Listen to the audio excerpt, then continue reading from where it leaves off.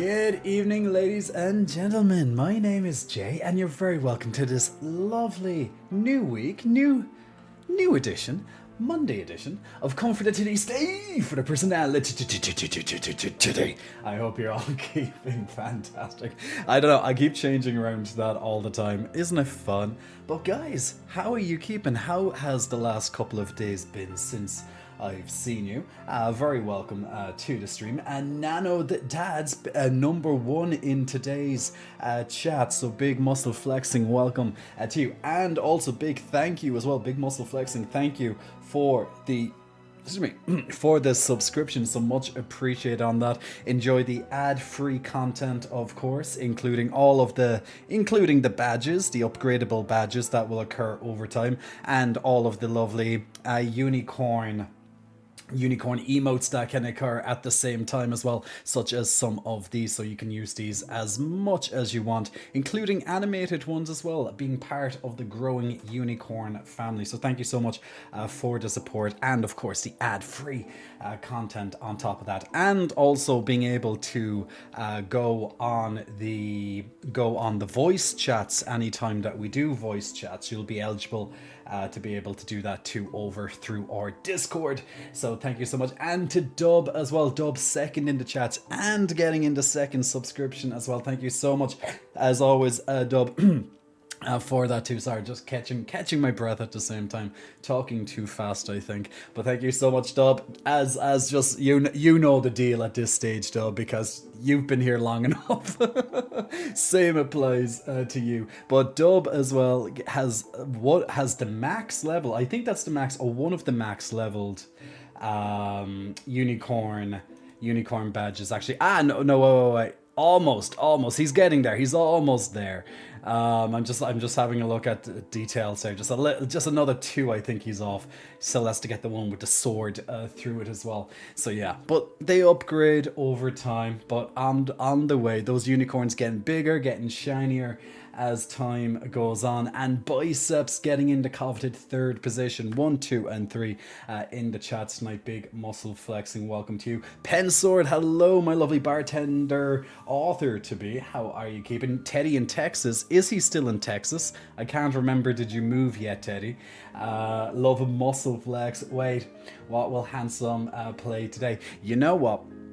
I had 2 different minds when it came to what games to play today. One, of course, being Astrobot, because Astrobot, and love a little bit of Astrobot, getting some more of the challenge levels done. I know that game seems to be like dragging out because I only get to play a little bit. I only get a couple of hours here and there with it, so it feels like it's going on a lot longer than what the game actually is. And since I'm trying to do 100% as well, finishing everything along the way, it definitely bulks out the experience just that little bit more, so we're taking our time with it. But also, we recently watched a trailer. Well, yeah, it was more of a gameplay. We can say a trailer, but it was more of a gameplay of the remake of Silent Hill 2, which literally just came out there.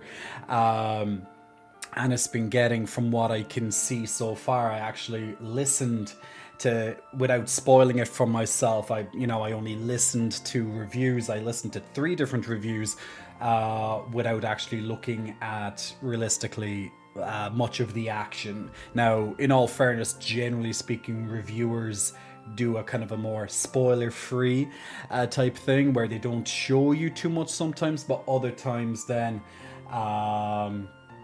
But there you go. There was an early drop for digital play. As in if you just purchase it on the PlayStation or whichever. I'm not sure is it exclusive to PlayStation right now or not, but is it if you purchase it on the PlayStation Store digitally you can play it now, or is it more the cover, the physical? Okay. So I'd imagine so. The digital edition's out today, and then the physical edition, where you can literally go into a shop and buy it. Will be out tomorrow. You know when I say that. Do you know what is so in a way, it's so irritating that everything's going digital, because obviously there's plenty of people out there who love that physical copy, and not just a physical copy, but they, especially if they really really love a franchise or they really believe in a product, they love those physical collector editions, right? Like you see, like if you ever watch some gamers content, some of the big YouTubers, and you look at at the background of their rooms, and they're just like covered in all this memorabilia, collector's editions, little Funkos, different teddy bears of all the different stuff, right? And that, it's becoming more and more phased out, where a lot of games nowadays are just released digitally. Or most of their sales is digital, so there's a kind of a lesser need to realistically print and make and distribute all the different discs. There's a good and a bad thing to that. Obviously, it takes up less space, which is always welcome, of course, if you are someone who maybe moves around a lot or has a small room or apartment and stuff, right? Like there are benefits to being able to have lots of these things on a digital space. But then there's also the downside that, let's say a game ever is removed, it's just gone from stores and such, and was ripped off the store. You can no longer get it. And if there is no, let's say, pirated copy, somewhere where you can maybe emulate it. Like you can emulate a lot of really old games nowadays. Well, then again, when I say really old games, it could be only a couple of years ago. But let's say if you wanted to go and play like a PlayStation 2 game or a PlayStation 1 game, or something on the SNES or something like that. You can find an emulator online. There's lots of these emulators online, and you can get the game again, and that's great. But the problem is when something is digital, if it is removed, then it can potentially be gone forever.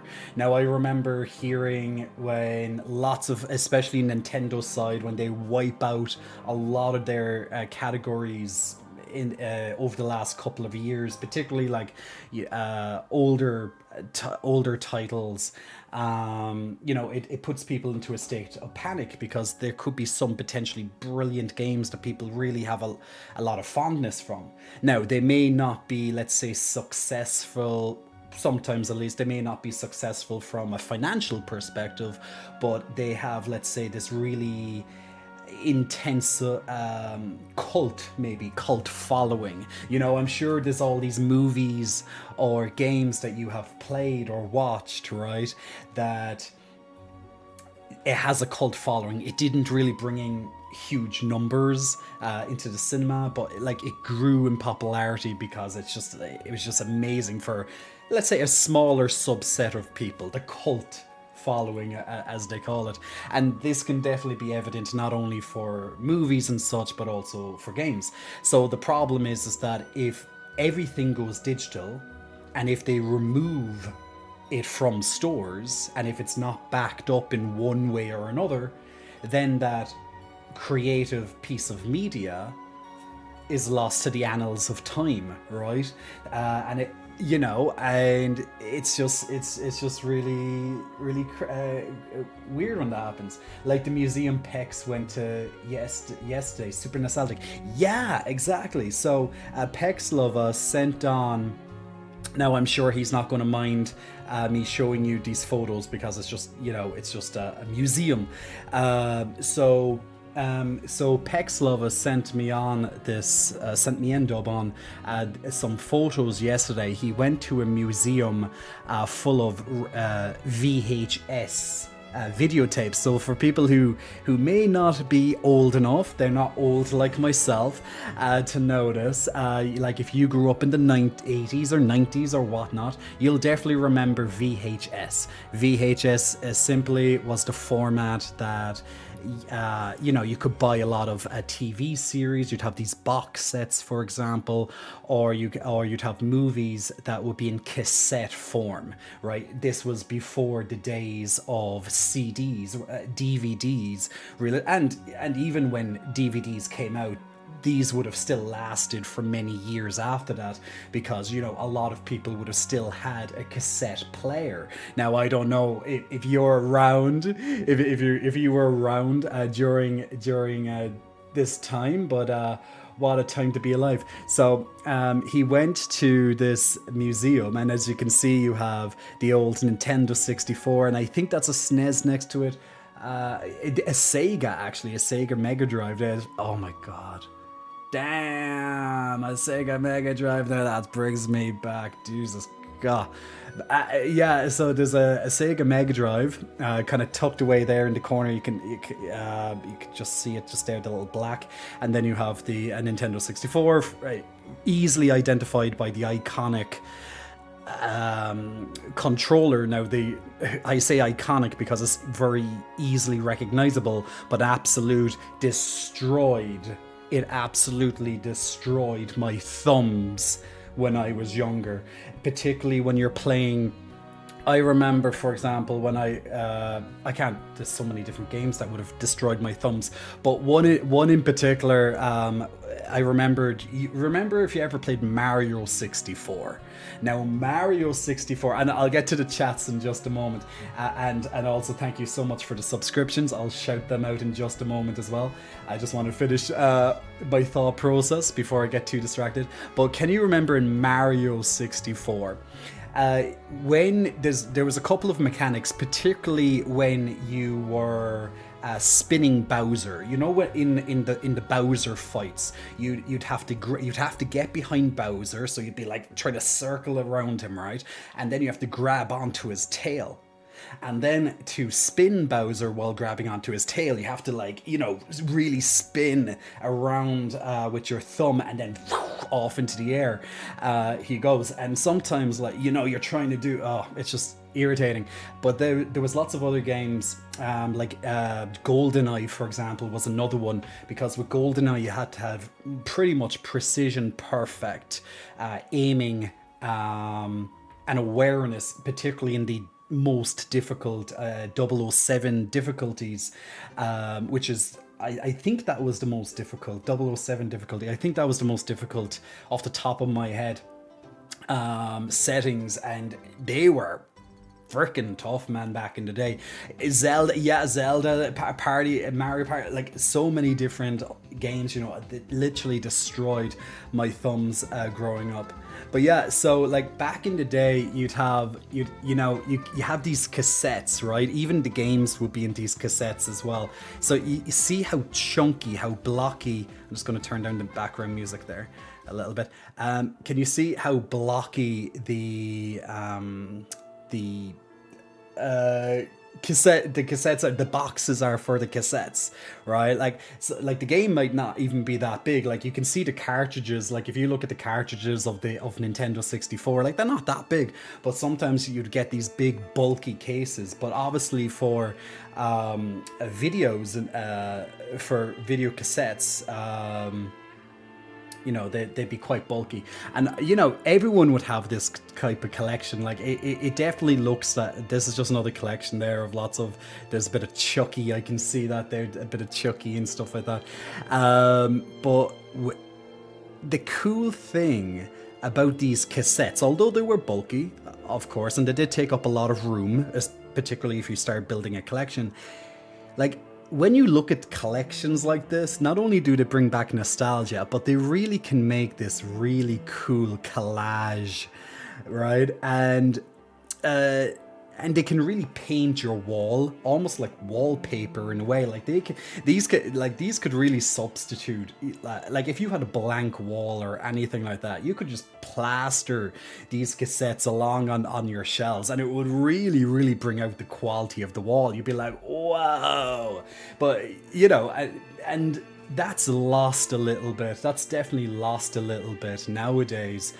Even because you'd have the reduction in size when it came to DVDs, and even like if you ever saw I'd have it inside there now, for example. But if you ever have cases of, let's say, PlayStation 2 games and onwards, the cases get a lot smaller. And even if you have a Nintendo Switch, a Nintendo Switch's cases are tiny, right? It just, although they can really look cool if you bring a huge amount of them together, or you have a mix and match of cassettes, DVDs, and games and all that, like, you could really mix and match and make it look probably really cool. But there was just something very special about all this blockiness.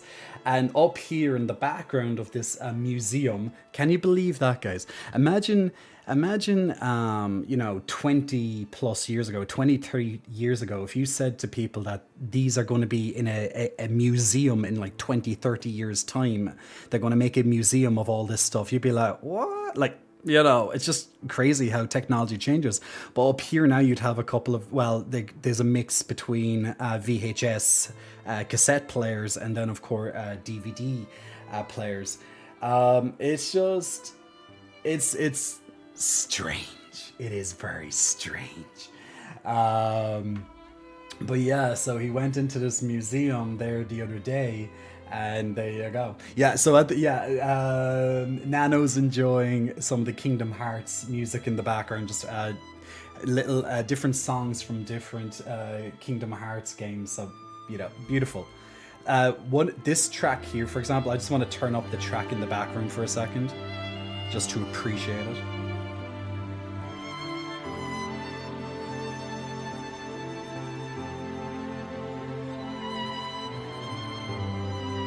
Like, man, like, beautiful, absolutely. Oh,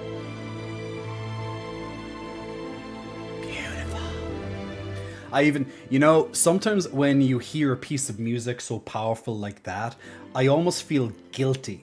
To speak over it. A lot of times when we're playing games, or if I'm watching a trailer or something, I try to comment as little as possible. Now, obviously, you'll have people on reaction channels who be a lot more vocal, be like, "No, don't go into the light, don't do that."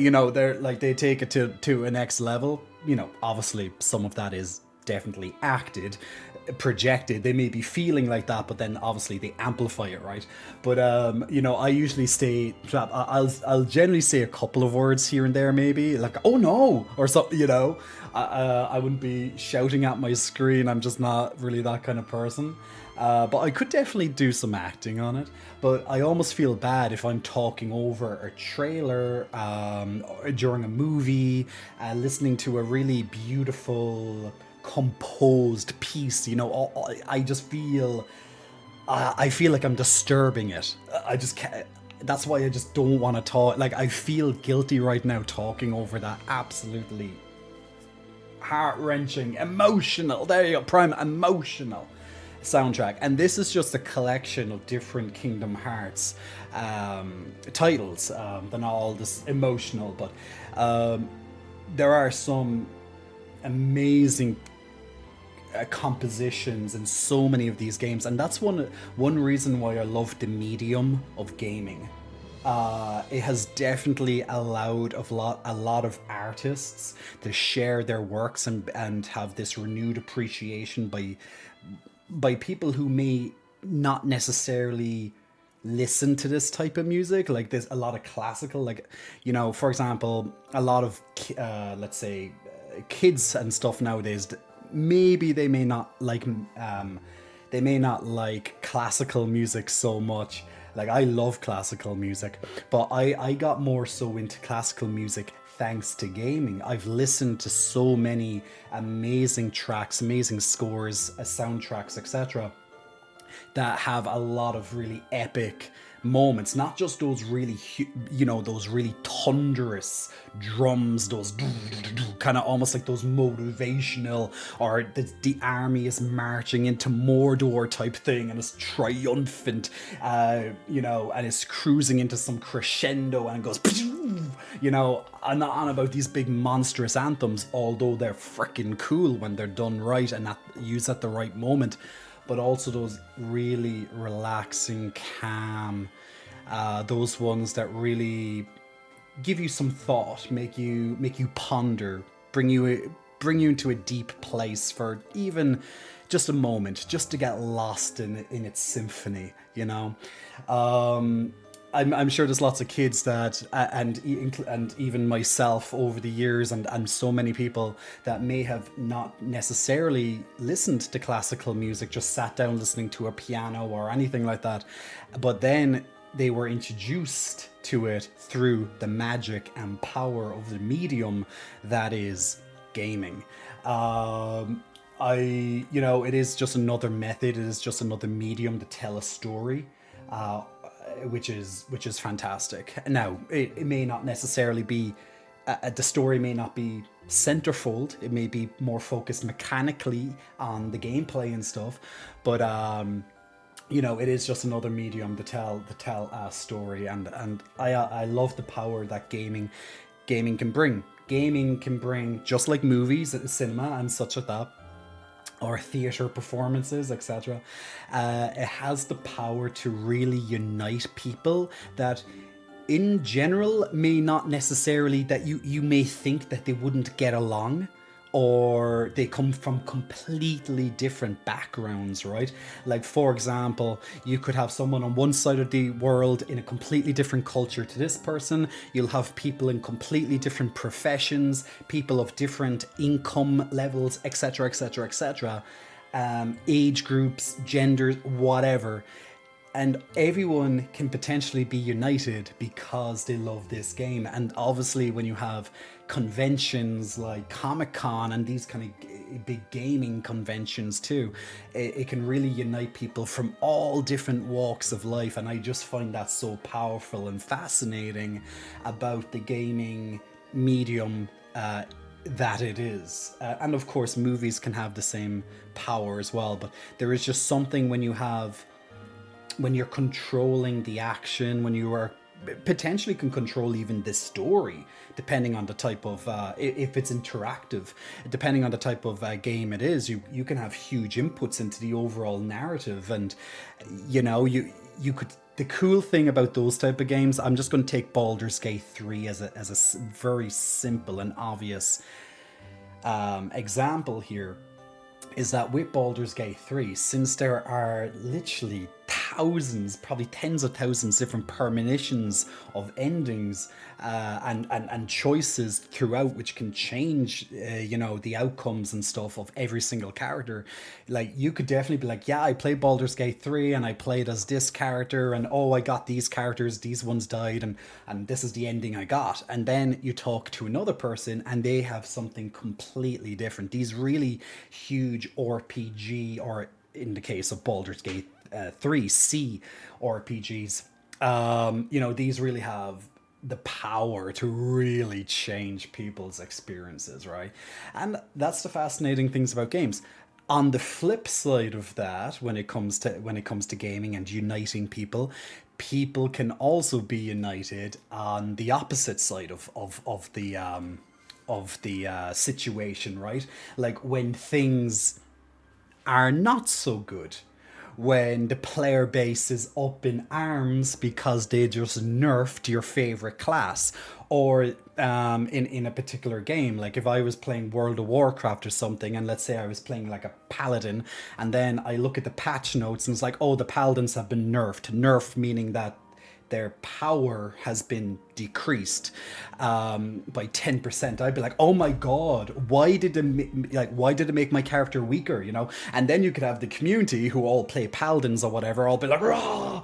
Or let's say there's a game that came out and it was in a really shitty quality type game. There wasn't enough QA done to it, quality assurance, so there was too many like bugs, or maybe the monetization within the game is just off the charts. Like, we've seen games here and there, like Genshin Impact or Diablo Immortal, dear Jesus Christ, Diablo Immortal in particular, and many other games just like it, where people can be united in their hatred Or you have Star Wars Battlefield, which will go down in infamy for its decisions, to say the least.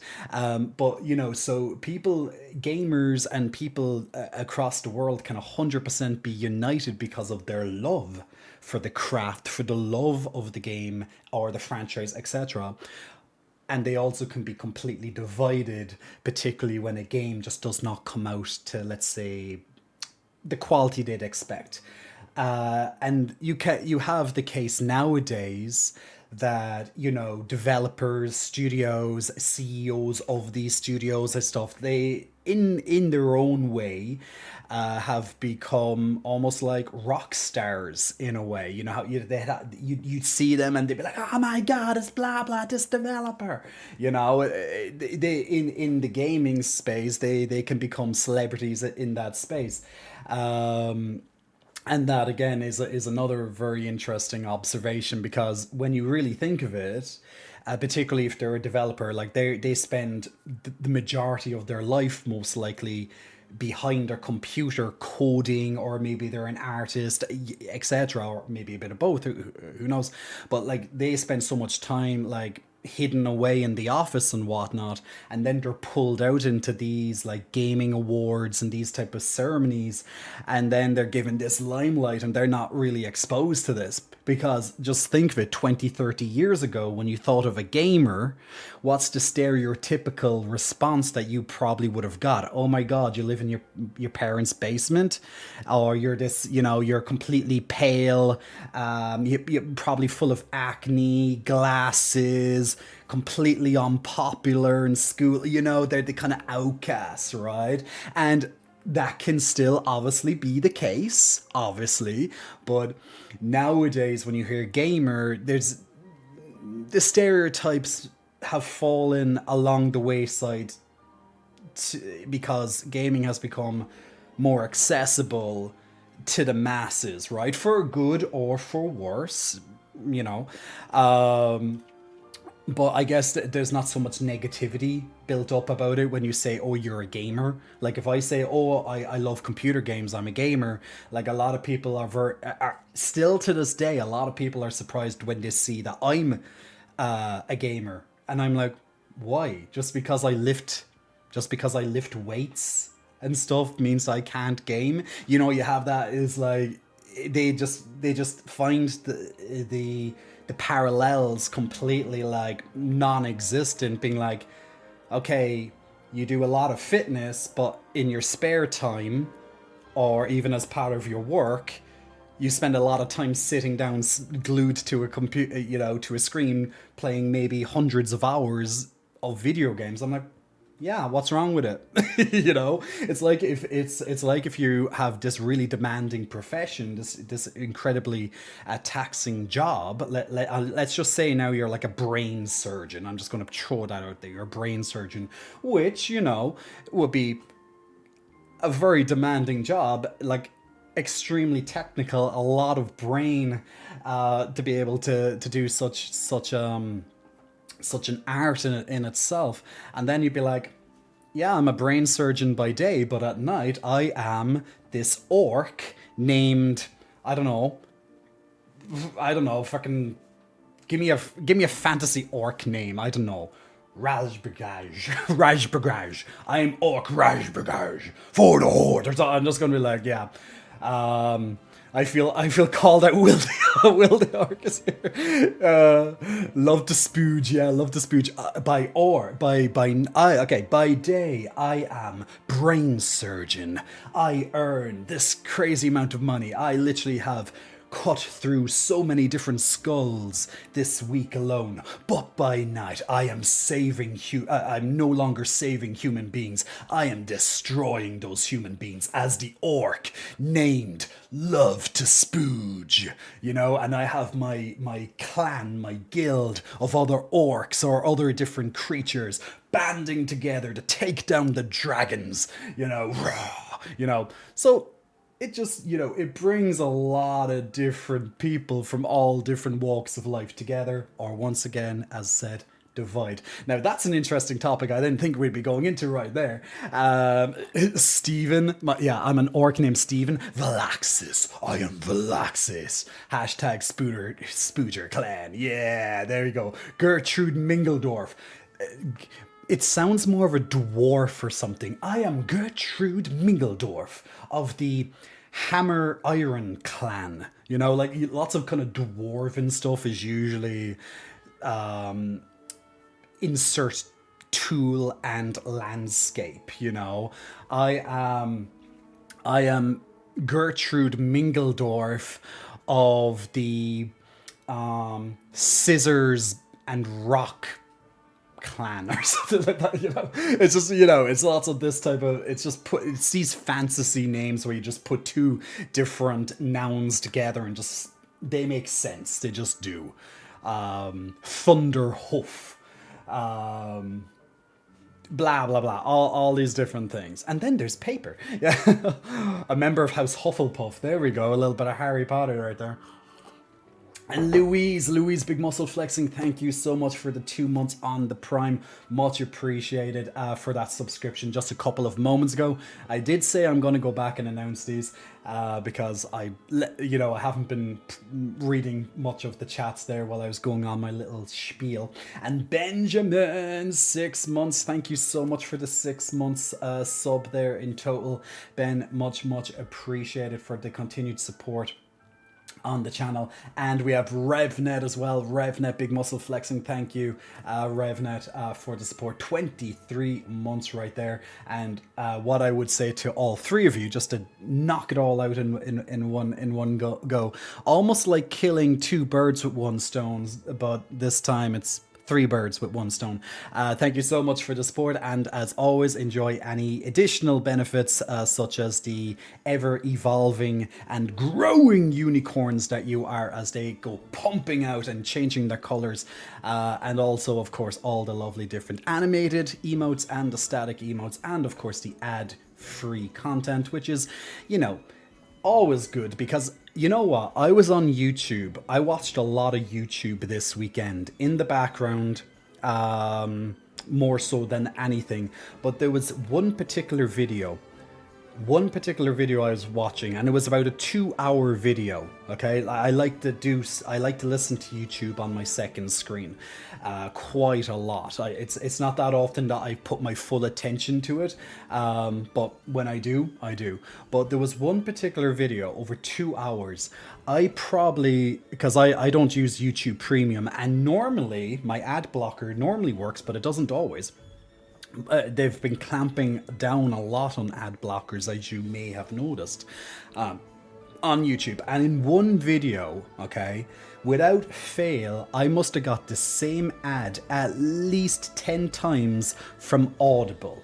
Okay, and I have no doubt in my mind that you have seen ads about Audible probably multiple times in a stream, or of course other different companies too, but Audible in particular because it's owned by Amazon. But on Google there was this, do you want to make money on Amazon kind of thing. It's like, oh my god, I made so much money on Audible, and I'm just like, oh my god, I saw this ad like 10 fucking times. Go with the IKEA nightmare is coming back. Yeah, Jared, you got like, I don't know how many back-to-back IKEA ads, right? But it's just so annoying when you get the same goddamn ad again and again and again. Now, obviously, we're using these platforms for free, right? So as I definitely have said before in these streams, that if you get something for free, you are paying for it. You're paying for it with your time, and because it is, you know, given to you for free, you are the product. So they are able to target ad you in particular and throw out, they'll be able to see your demographic, they'll get all the background information. Thank you, cookies. They'll store that information, and then they'll keep targeting you with specific ads again and again and again and again and again. So that way, of course, because they allow ads on their platform, they are, you know, able to then pay the bills, because websites, particularly huge websites, are extremely costly to keep going, right? When you, depending on all the different services that might be on them, particularly server costs and your employees, etc.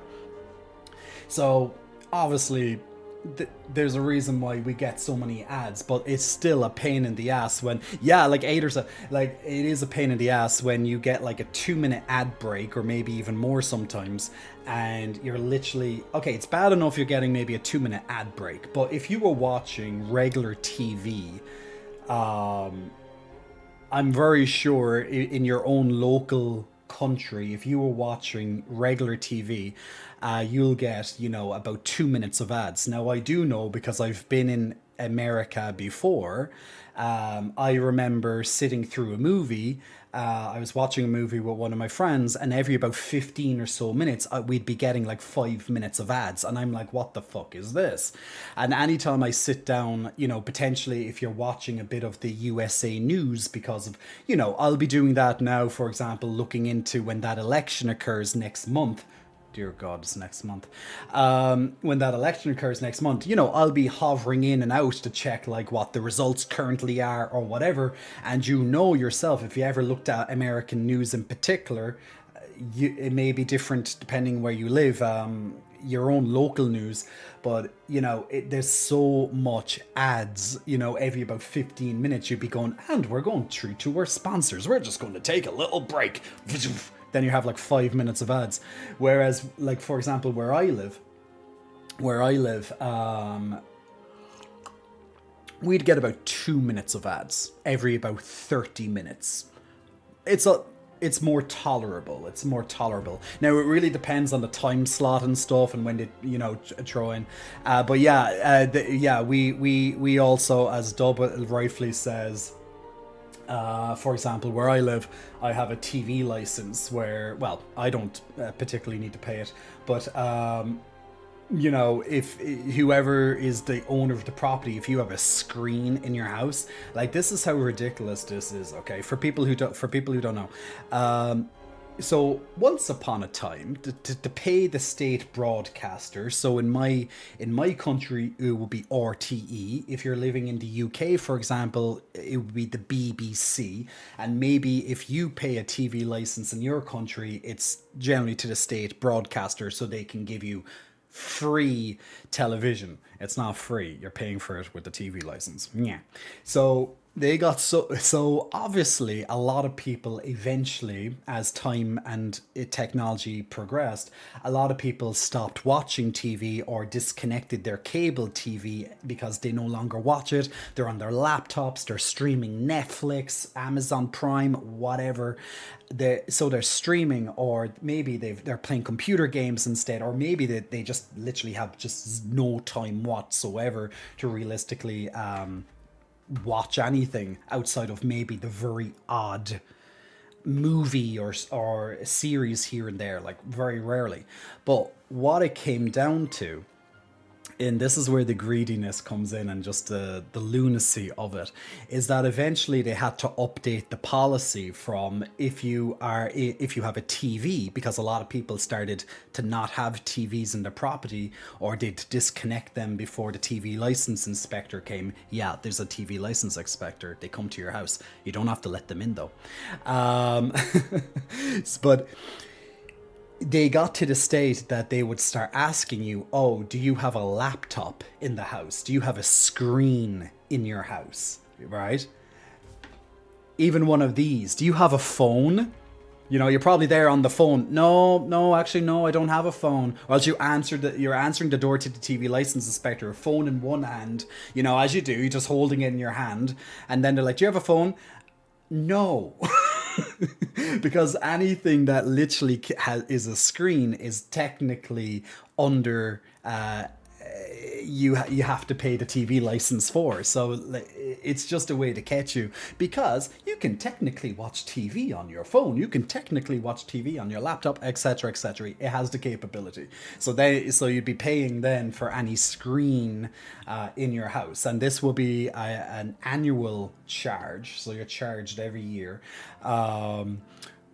But you know, a lot of people don't pay it or refuse to pay it, etc., and that's just another kettle of fish. So yeah, maybe you have a TV license in your country. See, the thing is that since lots of the local broadcasters are definitely on a huge decline over the last couple of years, they really need this injection of income, right? Because they're not going to be able to get income to fund the news, the local news, national news, or their programs that they make. Otherwise, realistically, they wouldn't have the money, the funds to actually create all this and pay all their employees and actors, etc.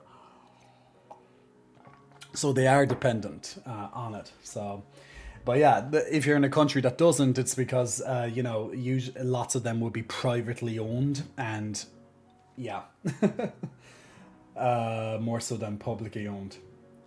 That's why I like Keck says that's why I like owning physical CDs or movies.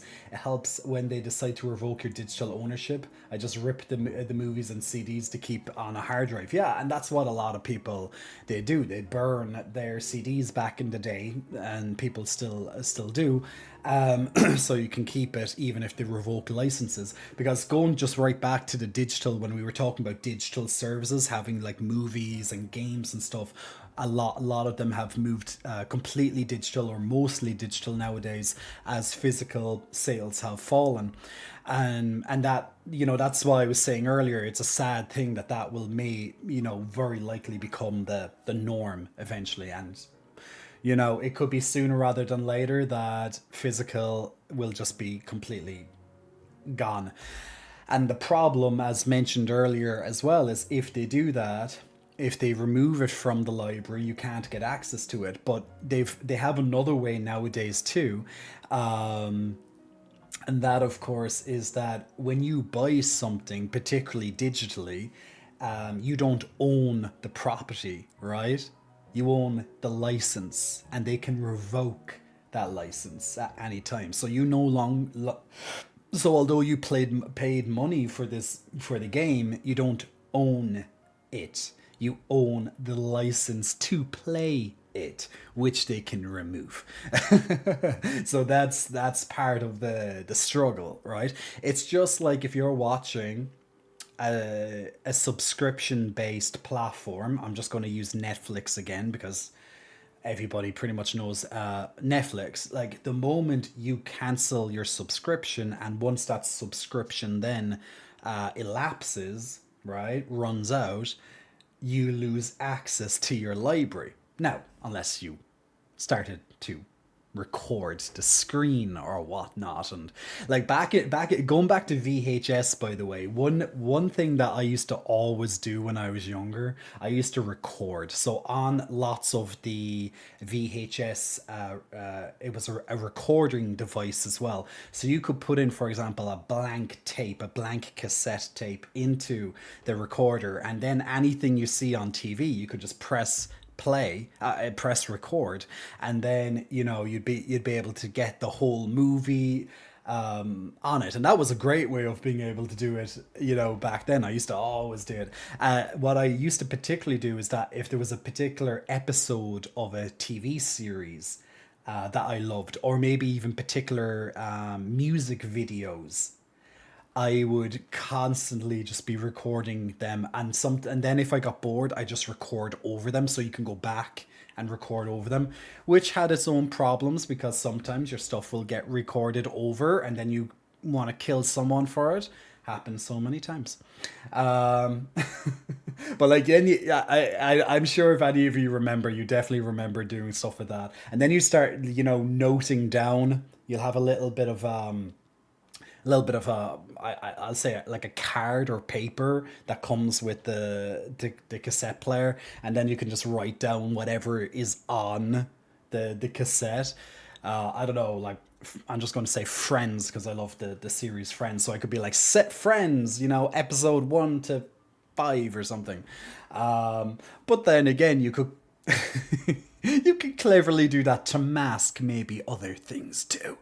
There may have been a moment or two in my life that I may have accidentally ventured into a certain part of the nighttime and a certain part of my library on cable. There's certain channels that may have been dedicated to certain regions we call, I believe the word is pornography. And there would be there'd be TV channels dedicated to little clips of this pornography, and you'd be up at 2 or 3 o'clock or whatever in the morning, and you'd just be recording those little bits accidentally, like my finger just slipped on that particular channel number, and then it just slipped on the record button on the VHS player. Complete accident, by the way. So sometimes you get in those little sneaky little clips, because that's all I bloody had access to now. Back then I had to deal with dial-up once upon a time, and it wasn't easy to get access to the family computer. Back in the day, you know, when you had one computer in your family. You remember this, guys? You had one computer, everyone in the family would share it. Yeah, it was hard. Like, particularly for me, I grew up with 6 people in the family in total. Now, fair enough, my mother and father would very, very rarely sit on the computer, but the rest of us would. You know, we all have to take our turn. So sometimes, you know, if you weren't using your imagination, sometimes you relied on these little quick clips or snippets that you'd get on these particular pornography channels, and you just record them and sneak them away, and what you thought was Friends episodes 1 to 5, because you were sneaky, remember, you were very good at this, it was actually a little bit of the pornography on it too, which, by the way, can then come back and backfire on you, because and I bet you know what I'm going to say here, right? Because one of your brothers, or maybe one of your parents, may have wanted to watch when they saw the little label on the cassette. Friends. Oh my god, it's Friends, episode 1 to 5 of season whatever. Oh my god. Their face, guys. If that happens, whoa. Damn. It's one of those things, right? Or you may have, or maybe one of your brothers may have bought this particular cassette back in the day, a particular VHS, one of these naughty VHS videotapes, and he may have bought it in a particular shop that's dedicated to adults, right? Or maybe your parents did, but typically it was my brothers. And possibly you may have one day while searching around the house just stumbled across this particular collection of adult VHS tapes. And interesting times may have occurred when you randomly found it and ran up to your room and giggling like a little schoolgirl and put it on, and you had a glorious time. It was heaven. It was heaven. You had a little moment of release. Yeah, no. You had access to this treasure trove, this vault of forbidden pleasures there, all locked away on this magical little box, this little cassette player, right? So yeah, these are the times that we're looking at. A Moonlight Fox, big muscle flexing, welcome to you. Thanks for pressing the follow button a couple of minutes ago. And Vesperian, thank you so. Oh my god, my water's. I need to get more water. I'm on fumes, guys. Oh. You have no idea what I just did. You have no idea what I just did. Alright, I'm almost on fumes here. What did Jay also remember to do before he went live? He brought in a glass full of water to sip on because he forgot. Cheers. You gotta love those moments, right? Now, I could have been very sneaky there and just pretended to you that I was completely in control, and I could have just easily just like and fill it up. But look, there we go. We had a little bit of a brain fart right there.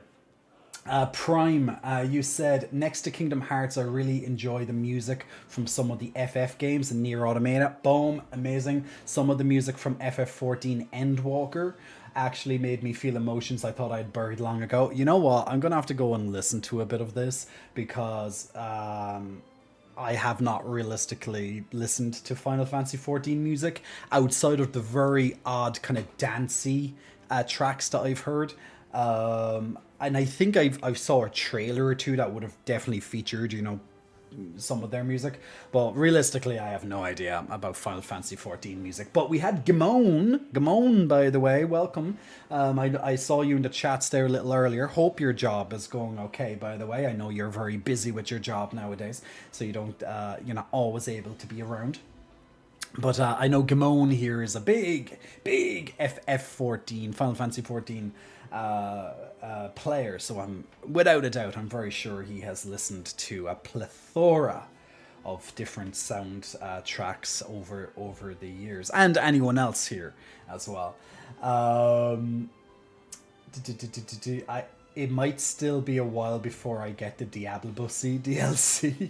Yeah, the Diablo DLC is coming out. Yes, the expansion. I would see if it's an expansion, I usually call it an expansion other than a DLC because it's an expansion, whereas a DLC is usually smaller. Now, you can definitely interchange, but usually expansions are this huge addition to the game, right? More so than just a content patch.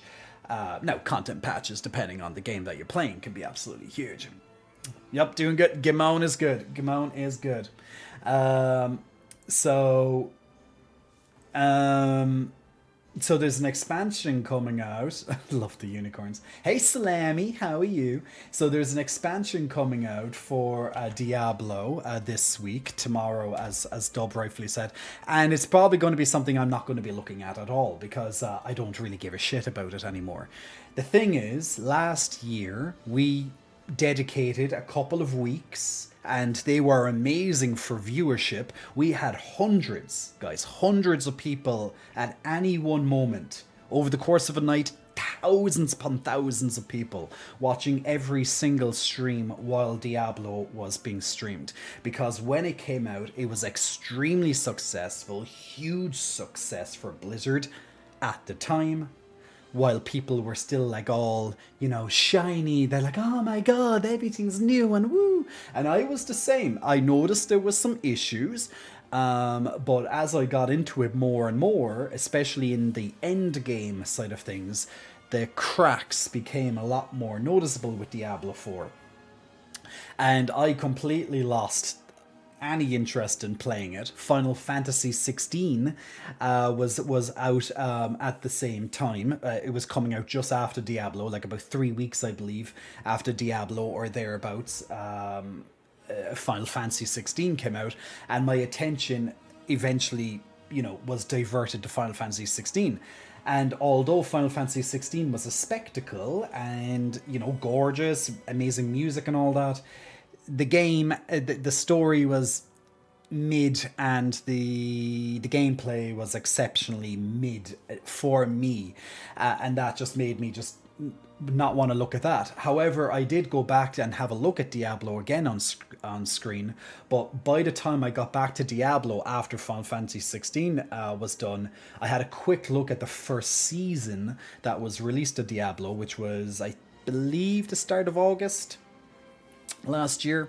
Can't believe that's a year ago, just over a year ago. And if you can remember, if you were on the internet, whether you were a Diablo player or not, you probably would have heard of it. But Blizzard completely dropped the ball when it came to Diablo. They done this, if you guys can remember. I'm going to actually try and see, can I find Blizzard Diablo 4 patch 1. I can't remember the exact I'm gonna see can we find this patch notes, but it was literally the first patch, like the first major patch, of Diablo 4, and it went down in infamy as one of the, if not the probably worst patch in existence for players back then. I don't know what is this it? This is literally a whole goddamn screen. 1.5. Wait, that's August 2024. No, that was no, that's not it. That's a different one. I'm just trying to find the actual patch notes just to give you an idea of what we're looking at here. Maybe it's this one. No, dear God.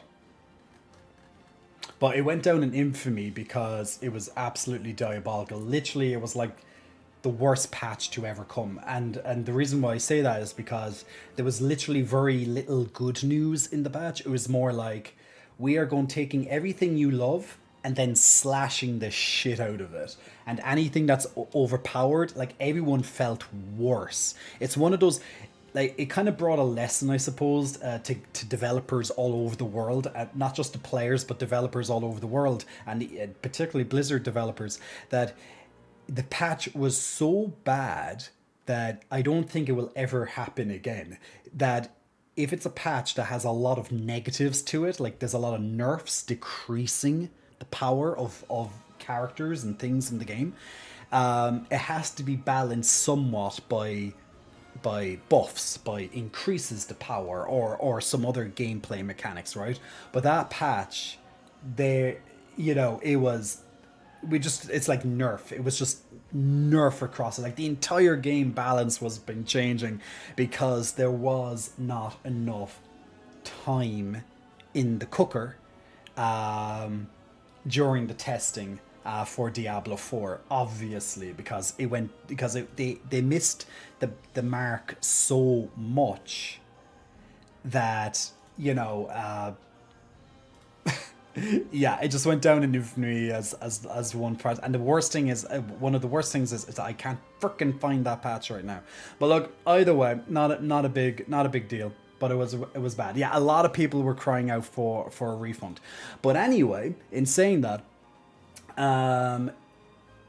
ever since then, and this is where I'm coming from, ever since then, and around then, when I saw those notes and when the community was outcrying, the amount of outcrying the community was doing based on this, like, this got a lot of attention worldwide because Diablo 4 was such a huge game. It's such a huge franchise, and the game was so big because, sold millions and millions and millions and millions of copies.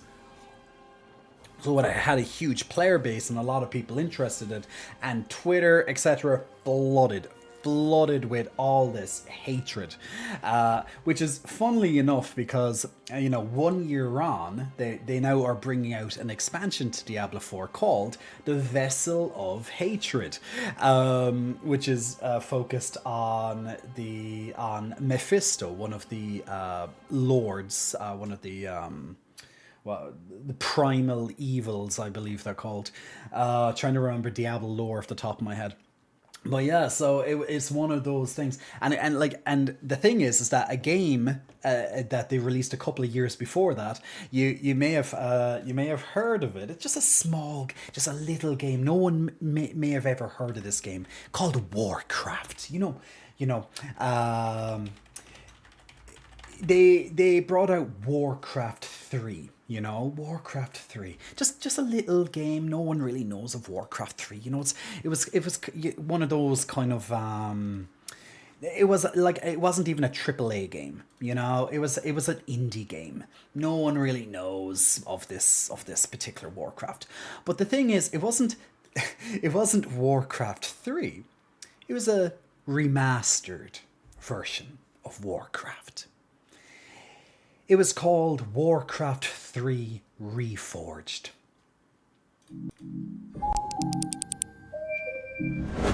And what you will see now on your screen, they done such a shitty job of Warcraft 3, so people were still feeling the sting from Blizzard at this stage. And before and after that, they released Diablo Immortal, so they were already going down a really bad road. Now, this was also around the time of lots of scandals and stuff in the company. We don't need to go into it, but people very quickly, literally within a day of them playing this came out instead. Warcraft 3 Refunded. So they changed the title from Reforged into Refunded. Absolutely mwah, chef's kiss, amazing, and that's literally what it is. So you had so many people. I actually even bought it myself, and I literally got refunded the same day. Um, the great thing is that I got to keep my cosmetics, so that was cool because I got like a few different cosmetics on different games. Because normally Blizzard does that, they kind of, when you buy one of their expansions, usually they throw in a couple of extras on their different games, but I got to keep mine, so that was fine. So that's the least they could have fucking done. But even to this day, and this might surprise you, Warcraft Refunded. Even to this day, it is still not fixed enough. It has received some polish, but nowhere near the epicness that was the original, which just goes to show how badly they have fucked up. So from Warcraft 3 Refunded, scandals and all that stuff aside, from Warcraft 3 Refunded to then the disaster of Diablo Immortal, the mobile game, which is you probably would have heard back in the day, Diablo, I can't even believe I'm going to looking this up, but yeah, Diablo Immortal costs, maybe it might come up here if I do it. So you may remember that back then you would have had these type of this would have came all over, like, 2 years ago. Okay, this is 2 years ago. This would have came up all over media. All right, you would have had these videos, particularly if you saw this, you may even remember it. They would have had these videos about how much it would cost you to max a character. Okay, so they were estimating it was even higher than this actually, but to get one character through microtransactions, buying stuff in the game, gems and stuff like that, right? For one character to be maxed out, it would have cost over $100,000 to do that for your free to play mobile game, right? So they already had that type of disaster to look at. Now, if anyone has ever played a mobile game or lots of games that have cash shops, these type of things would look very, very familiar to you. These images here, right, where you can buy like gems or some sort of in-game currency to trade then for your real cash, right? So for example, £90, which would be about €100, which will be about $110 or so, for like 6,000 gems, your make-believe currency, right? And you might not notice that you just spent €100 or whatever on your in-game currency, because you don't see that part. You see it just for a moment, but then when you're actually spending it in the cash shop, all you see is the gem cost. Oh, it's going to cost 500 gems. You're like, oh, don't worry, I have 6,000 gems or whatever. 500, no problem. Because you kind of sometimes quickly can forget that you literally had to spend money that came out of your bank account. It's literally on your credit card or debit card or whatever right now, out of PayPal or whatever. You might forget that little sudden sting, because right now you're addicted to playing slot machines in your gambling game or whatever the case may be, right? So you had the sting of this type of shit coming out, right? And the money they were making from these microtransactions. Nothing micro about those transactions, by the way. And then you had the shit show, which was the launch. Well, it took a while before it properly kicked in, which was the launch of Diablo 4. Amazing when you've just jumped in because it's all new and shiny, but very quickly, as I mentioned, the cracks started to show, and then mass exodus of the player base. There was I believe there was estimates that about 1 or 2% of the player base remained after the first season. So basically, by around October, which is about 2 months later, roughly, because they had that disastrous patch, the nerf everything, and then they had a really shit lackluster first season. that most of the player base was gone. Now, since then, they've been trying to polish a turd, and apparently, it's in a much better place now. The problem is, and this is where I'm coming from. Long story there, I know, but the thing is you already stung me.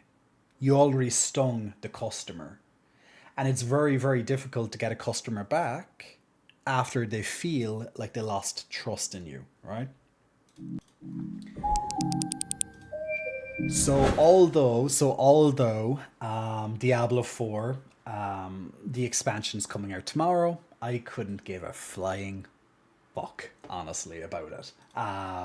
May I look at it at some point in the future? Maybe. But sting me once, shame on you. Sting me twice, well, shame on me then. But yeah, I'm not going to fall for the sting. I already like it's the same with Cyberpunk. I remember Cyberpunk. We were streaming Cyberpunk a couple of years ago, when I was new to streaming, and when that launched, that was a fucking disaster as well. And then obviously they released, an expansion there last year. This time last year they released an expansion, and apparently the game is in a lot better, healthier place. The problem is, I was already stung about 2 years previous to that, or whatever the time frame is, because they released such a shitty product, and that's the problem. That's where we're coming from. You may release an expansion, you may release a DLC, but if your game is already shit to begin with, not a lot of people will return to look at your shit, even if the shit apparently is way, way, way better. Unless you're willing to give a second chance. But the problem is, for me, let's say with Diablo 4, it's not a second chance because I'm looking at Blizzard, and I'm already looking at the second chance. I gave Blizzard a second chance with Warcraft 3 Reforged. I gave Blizzard a second chance with Overwatch. I gave Blizzard a second chance with Heroes of the Storm, Hearthstone. I gave Blizzard a second chance with Diablo Immortal. You get where I'm saying. I've already given them plenty of chances. So if I see that their product is in a very fucking shitty state, I most likely am not going to want to play it. There is one small exception to that, is with the World of Warcraft, which is another huge Blizzard title, biggest MMO out there, dominated the markets ever since the early 2000s. Warcraft, for people who ever played even just a little bit of World of Warcraft, it's definitely one of those games that had its peaks and had its extremely bad lows, troughs, right? So you had your peaks and you had your troughs. And that game, I've always looked in at the latest expansion, even just for the first month, and then usually signed off it, saw the stuff, and there you go. Very rare that I'd, want to keep subscribing. They brought out an expansion last month, in August, towards the end of August, and that expansion it's actually in a much more healthier space. If you look at any reviews online, you'll see the vast majority of reviewers would agree that it's in a much better place. Not perfect by any means, but at least it's not an absolute shit show like some of its previous expansions, like the Battle for Azeroth, Shadowlands, the Warlords of Draenor, things like that. So with MMOs, there can be a bit of leniency, but yeah, I'm not going to definitely be looking at Diablo 4, and I definitely have to be logging in a hell of a lot less to things like World of Warcraft. Not that just because I get addicted far too easily to MMOs in general. So like I really just need to limit any time near an MMO. But yeah, let's have a look at. Oh, and Pex Lova, Big Muscle Flexing. Thank you so much for the 10 months, my man. Much appreciated for the continued support, helping the paid electricity and the internet bills, as like all the other subscribers tonight. Thank you so much for helping out there, keeping the channel live, keeping me able to pay those bills. So much love for you there. You're welcome. So I'm in the, I have to go back through my chat history. There's been lots of I've literally been talking without even like about 5 seconds of silence in the last hour and 15 minutes. I've had not even 5 seconds of silence, I'd imagine, since I literally opened up my mouth. I just keep going and going and going, and that's why I love streaming. I can literally talk for fucking ever. But yes, that's when I get really excited and passionate and I want to tell a story. I can tell stories, guys. I'm a storyteller. Something I definitely want to improve upon, indeed, for especially for YouTube purposes. I can write a good story. By the way, did you actually know that I used to write books? Did you know that? Nice little fact there about me. Now, not published books, but I have wrote my own little works. One day I may go and actually try and get them published. It would actually be nice to get them out there, since I've spent so much time writing them. But I used to love it. I used to love it so much that I bought books, like self-help books, to kind of help with the overall process on like how to write this, how to write that, how to write a compelling blah blah blah. All these little books. I have a little library of these self-help books back in my parents' home. So I was trying to get better at the craft, because and it absolutely definitely helped, these self-help books, which is why I love self-development as well. Like, for people who've been watching me for a while, every so often you might tune into different streams and you'll hear me talking about some sort of growth, some sort of self-development work, right? And anything that I'm learning, I usually love to pass on to you guys in my community, and because maybe some of the stuff that I'm learning, or that I'm aware of, or that I've experienced, maybe it may help you in your situation. Yeah, and that's another big reason why we changed direction with the YouTube channel. By the way, guys, if you haven't checked out yet, we do have a lovely YouTube channel, and we have videos there more or less every week at the moment.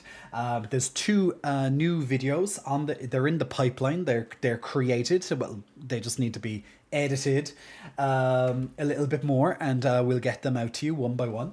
But we have there's a lot of different topics there, and we're going to keep expanding with different topics. But two of the new topics coming out on our YouTube, thanks for link. Dub has just has graciously linked the YouTube stuff if you want to check it out sometime. But we have lots of different and we have a growing, expanding library of God, I'm all like chesty today, guys. I'm chesty. Did you notice that I'm a little bit chesty? I'm a little bit chesty today. It must be because of my appointment that I had earlier. I'm a little bit sniffly. I'm a little bit sniffly. It's been annoying me. But we have an ever growing and expanding library there, and a lot of the topics that I'm going to be diving into are going to be kind of self-help. They're development. They're to help people, and it's one of the reasons why I actually changed course with YouTube to bring some really cool, just bring lots of cool topics that may be able to help people as well. Because I think those videos can potentially impact the world more so than my gaming stuff. And as much as I love gaming, of course, but we will still be bringing up some gaming things here and there, but a lot of it is definitely focused now on the kind of development side of things, and we'll see how it goes there from different human life experiences, as I like to say, to self-help and development, personal growth, health, fitness, all this stuff. Ricky Connor, by the way, Big Muscle Flexing, welcome for your first time in the chats. If you're still here, sorry, I'm only seeing your hello now. Naughty J watching men getting it on. It was straight Keck. Unfortunately, they didn't really have the gaze on the TV back then for me, so I had to put up with the straight people on their straight pornographies. By the by, I still just as an FYI, I still watch straight pornography. Just as a FYI, why not? Every so often, I like to put it in the mix. It could, different, exciting. I do like personally speaking when it comes to pornography. I've definitely over time I have my moments. But hetero porn, barf. I have my moments, but I do try and limit my overall exposure to going on to onto porn. I'm trying to wean off it a little bit. Not saying it's bad.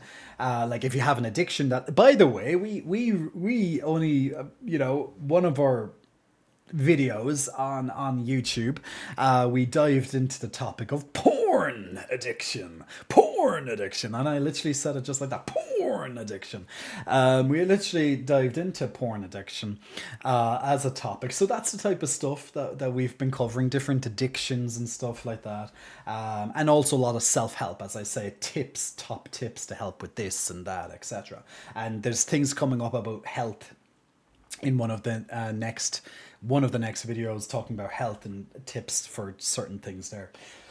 But obviously, if it's becoming an issue, then definitely weaning off it is not a bad thing. Now, I'm very much aware that I may dabble in this particular industry to some degree. I'm very much aware of that. But there's a little bit of a difference when you participate in it, when you are the creator of it versus and the producer of it versus the consumer of it. There's a bit of a difference there. But I'm no stranger to my awareness that I am definitely involved to some capacity in that medium, right? So let's I do dabble a little bit, just a tad in my own little way, do my own little thing, but I would never call myself a porn actor. I would never call myself a porn star. I would never call myself porn as such, but I may dabble into it and have my own little giving people different fantasies. That's how I like to think of it as. But yes, I do like to watch every so often hetero porn. It's just, the thing with hetero porn, it annoys me at the same time because the women just don't shut the fuck up. No offense to the women, but sometimes you really have to turn down the volume a little bit because some of them are just a little bit. Now, to be fair, I have watched on the opposite side where some of the men their volumes could definitely be tuned down massively. But with the women, it's more so with their acting, and it can be a bit off. So sometimes I have to really lower down the volume. You know what I'm saying? Jay, why is your mind aligned with mine? Just how it is.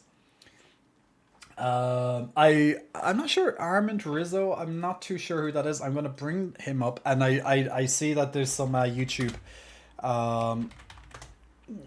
clips there to be watched. Armand Rizzo. I'm just gonna bring up his. No, I haven't seen him before. I just had to have a quick look just to see who it was. I've never seen the man.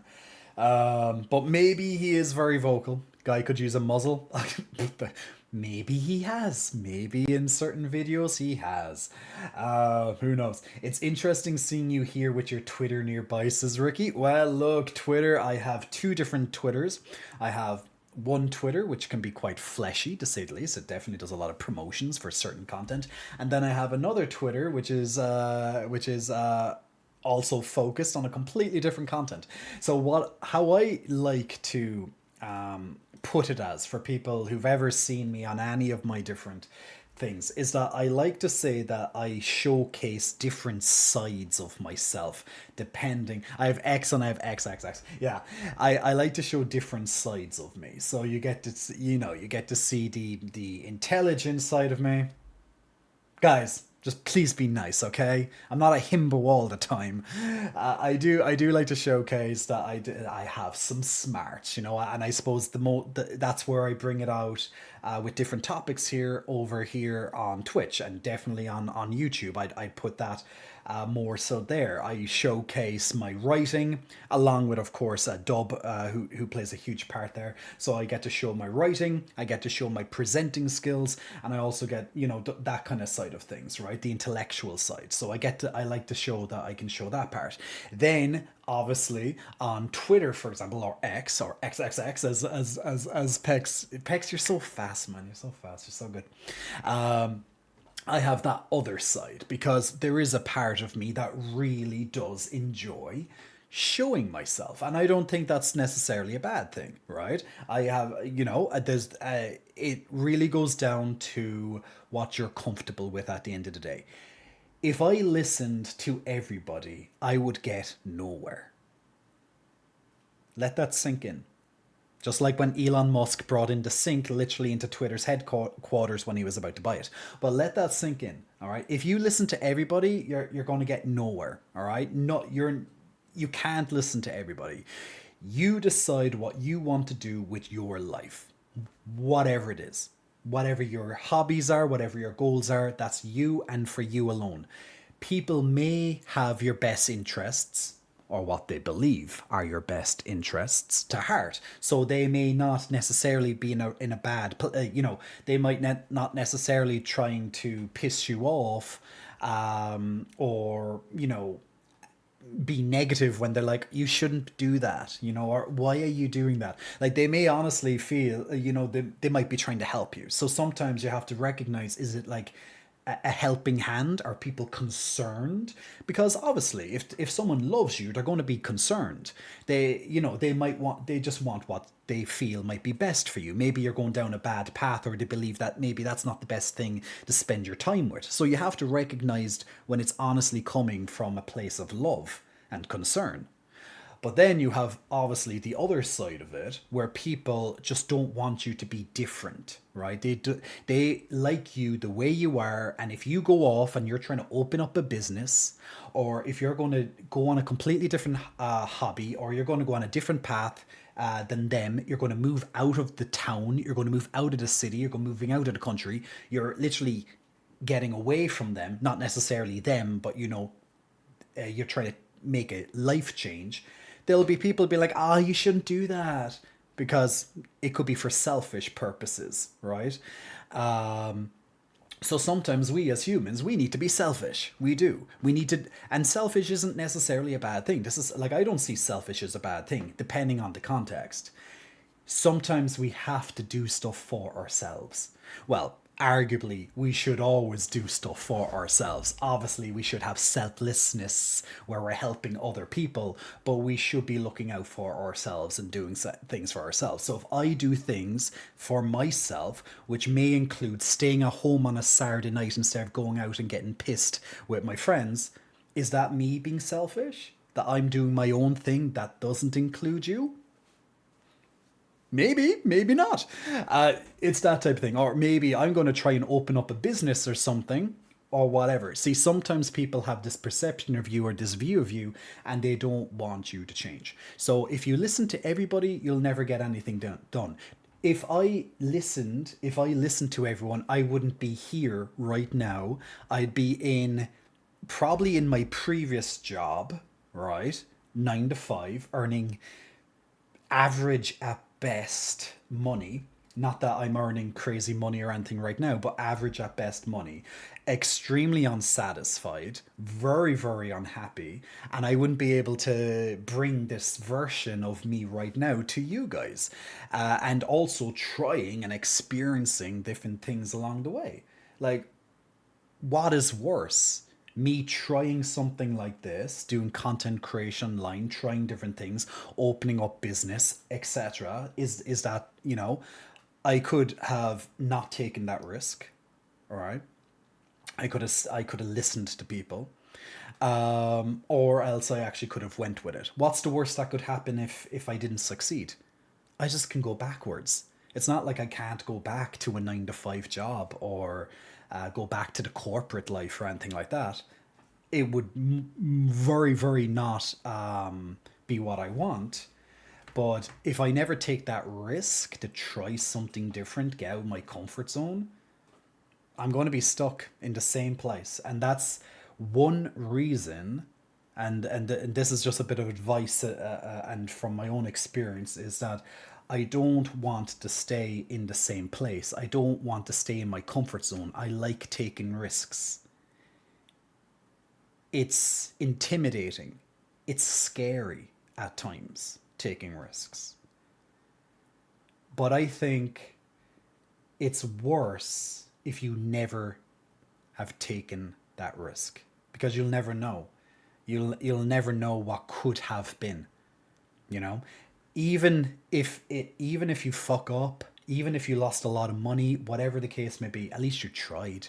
It's better than being like, oh, I wonder if that would have worked out, or oh, I wonder, you know what I'm saying? It's nice to try different things. It's nice to try and say yes to some things that you generally would say no. Also, it's good to say no to certain things too, right? So, the point is that if you listen to everyone, you're going to get nowhere. So just do what you need to do, wherever you are right now, accept where you are right now, and then make those baby steps, if you're ready, or if you want to, of course, for those changes. So like if I didn't start up my social media, I wouldn't be here right now. Yeah, okay, it can be silly, it can be fun. Yeah, look, I'm like taking a video and I'm like, yeah, guys, boobies. I love my boobies. I honestly fucking adore my boobies, and I'm so thankful you guys love my boobies too. But I know there's more to me than just my boobies. I know it's a bit as such, right? I know it's a bit. You guys, most of you guys, definitely know it's a bit, and that's why I play around with it. Come for the titties, stay for the personality. It's literally all there. And I have fun with it. So as long as I'm having fun with it, okay. I got lost for a second. Okay, I'm just gonna talk like this divine beast. So as long as I have fun with it, that's the most important thing. What, Jay? I didn't hear you of the sound of your titties. I always come for the titties. Yeah. So it's good to take risks. It's good to not listen to everybody, because let's take this a step. I know this is going a bit deeper than I thought. I'm just going to give you a very quick one here. I remember when I wanted to start the gym for the first time. Wow, he wants to get fitter. Whoa, big fucking deal. Back then, all right, in the in the around 2000, what year was it? About 2010, 2011, was it that, something around that line. Fitness was still quite taboo, especially where I lived. Not that many people would have known what a gym is, or why are you lifting weights. That would have been I come from a very small town. Now, for anyone here who's listening right now, you most likely have been through this if you have lived in a small town. There's this phenomena when you live in a small town. We call it like a mentality, like a small town mentality, right? You might have heard of this kind of phenomena before, but it's a small town mentality. If you try since the town is small, everyone knows each other, type of thing. Like, oh, everyone knows your mother. for example, that type of thing. When you're in a small town or you're in a village, a small space, a couple of thousand people, maybe even a couple of hundred people, whatnot, right? But everyone knows each other, kind of thing. Everyone knows each other's business, type thing. It's like if you have a community pub, that local pub, everyone kind of knows each other, right? So that's a small town mentality. If anyone tries to deviate outside of this small town, they're doing something different against the norm, against the social structure, that construct that was created within the town, the community. If anyone deviates from what they expect of you, guess who's going to be talked about? You will be talked about.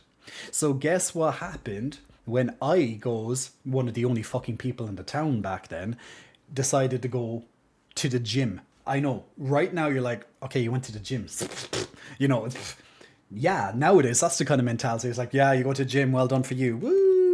Yay! It's not such a big deal. Just like, I suppose, being gay in many respects is not such a big deal like it used to be. Being like, oh my god, he's gay, my life's over. That can still happen, of course. But back then, going to the gym and getting fit and growing bigger, it's like, oh my god, it was just unheard of. So when I started going to the gym and I put on a tiny little bit of size, a tiny bit, a couple of kilograms, I started to kind of fill out just a little bit. I still quite small, but people were like telling me, why are you going? You should stop. Are you on steroids and stuff? I'm like a year in the gym.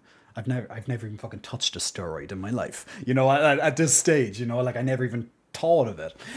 People were like accusing me of being on steroids even 5 years into the gym. Still haven't ever touched a steroid at that stage.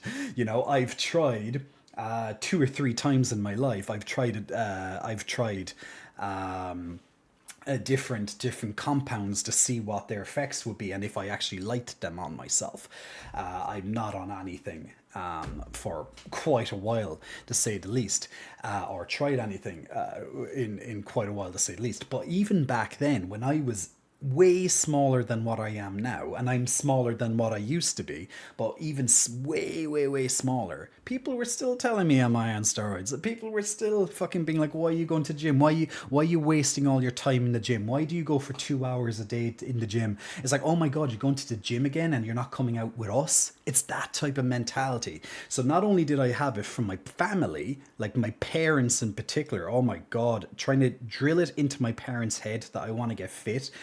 That's another story. Even trying to like ask my mother to kind of make some more healthier food for me. Because normally when I was going to college, by the time I got home, my mother would normally have the dinner ready. So me trying to ask her for like a little bit more meat or some more vegetables or something like that, it was like, what the fuck? Eventually I ended up just making my own stuff or adding my own stuff because I had, but like I'd always get those remarks from friends, from neighbors, just when I'm out and about, from people who kind of know me but don't. Yeah, so like it's that small mind mentality that when you're growing up in a very small population, if you try and deviate with anything, even if you get like a taboo job, like my brother, for example, he was one of the first IT guys in the area. Like he was learning how to, be sufficient with IT. So he was still in his early coding days and stuff. Eventually, he started getting more knowledge in the hacking side of things, so he could become cybersecurity. And that's his actually job nowadays. Is that he actually works in security. But I remember even for my brother, like when he was telling people, he wanted to work with computers, people were like, what the fuck, computers? Why are you spending all the time on your computer? I was the same thing growing up, just being, if I was on my PlayStation back in the day, people would be like, yes, why are you on the PlayStation? So it's this small mind mentality. If you do anything outside of the social norms, you'll be talked about. So I got comfortable. Eventually, I had no fucking choice but to be comfortable. I had to get comfortable with everyone talking about me, and that's where I'm coming from. If I listened to everyone, I would not be here right now. I'd probably have a stomach way out to here, eating fucking shit still, or else maybe I'd be absolutely like a rake. It will be either one or the other. Probably the big gut, to be fair. And I would be working in a job that I'd probably still despise, and I'd have no personal ambitions or hopes, or even dreams for myself.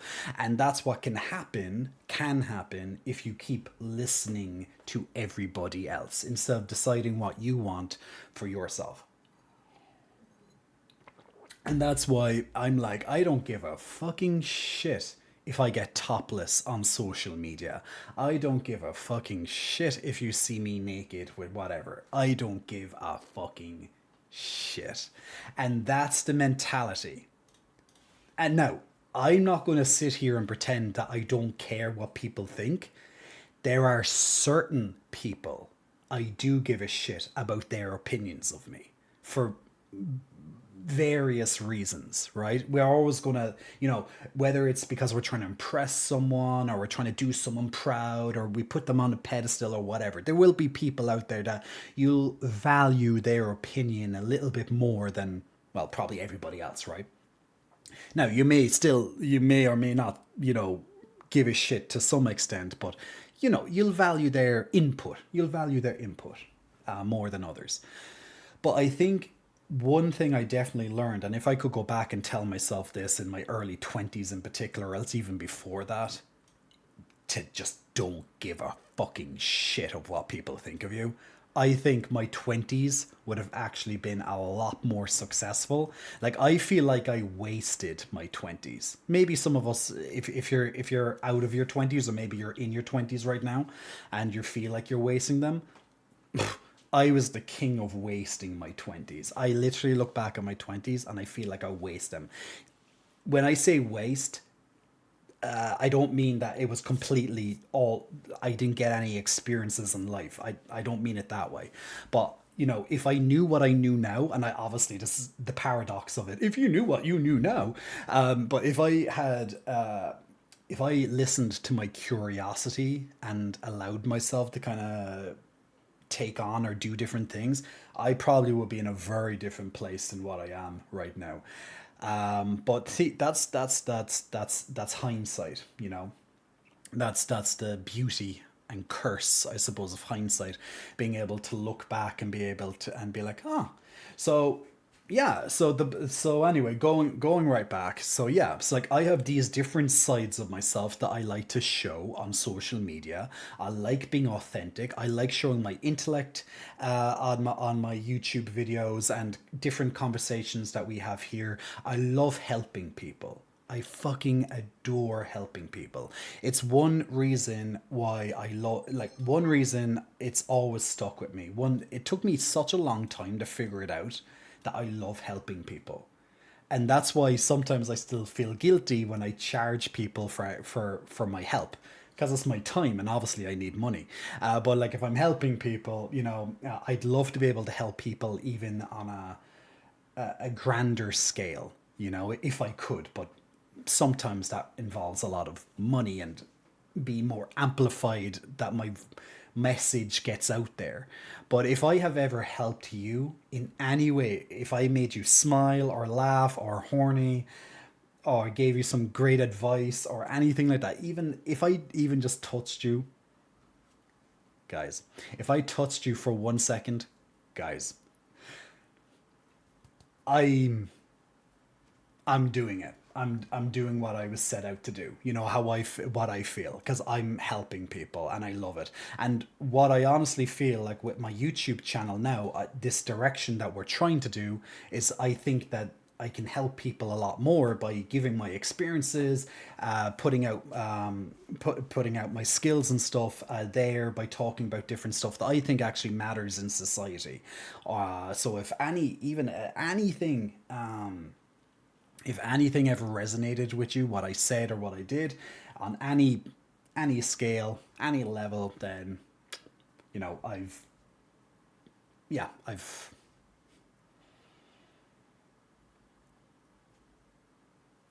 changed the world in a way.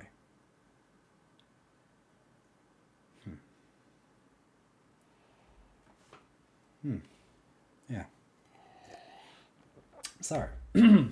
So yeah, so that's just kind of like my worldview at the moment, is that that's the way that I want to that I just want to help people in some way, and I will figure it out. I know I'll figure it out one way or another. I will figure out how I'm going to help people. I help people in lots of different ways already. So we'll get there. The way that the whatever the main thing I want to do, but maybe it's a bit of all this. Maybe that's what I'm meant to be keep doing. We'll see. But when I'm helping people, I honestly feel happy. It brings out this, yeah, it brings out this joy. It brings out this happiness within me when I'm helping people, or when I felt like I helped someone, right? And it's not a people pleaser. It's not like a people pleaser attitude. It's just I honestly love helping people. Like I wanted to be a teacher when I was much younger. And I'm not sure if I ever said this to you. And maybe I've said this to some of you, but if you never heard it before, I'm going to check your chats in just a minute. But when I was younger, I wanted to be a teacher, and I still wanted to be a teacher until I got into secondary school. Now, secondary school would be high school for a lot of you, and when I saw what kids like myself were like, as in watching these little shitheads at the back of the class, like messing and that put me off wanting to teach people because I wouldn't be able to handle a room of 30 teenagers just get me the fuck out of here. And the same with kids as well, right? Yeah, I wanted to be a teacher. And then eventually when I got into fitness, and I was a trainer for years. Well, I still do online training, and I definitely will start helping people in person again.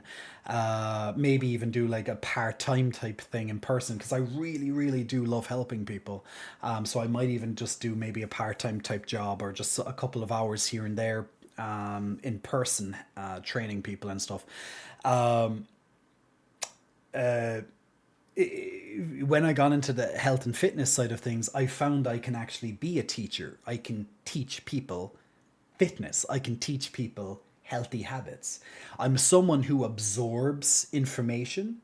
I can absorb information quite easily, depending on what it is, if I have interest in it. And then I can send it out again. So I can absorb it, I can learn it, I can put it to practice, and then I can teach it. And that's what a teacher is. That's what a master of a craft does.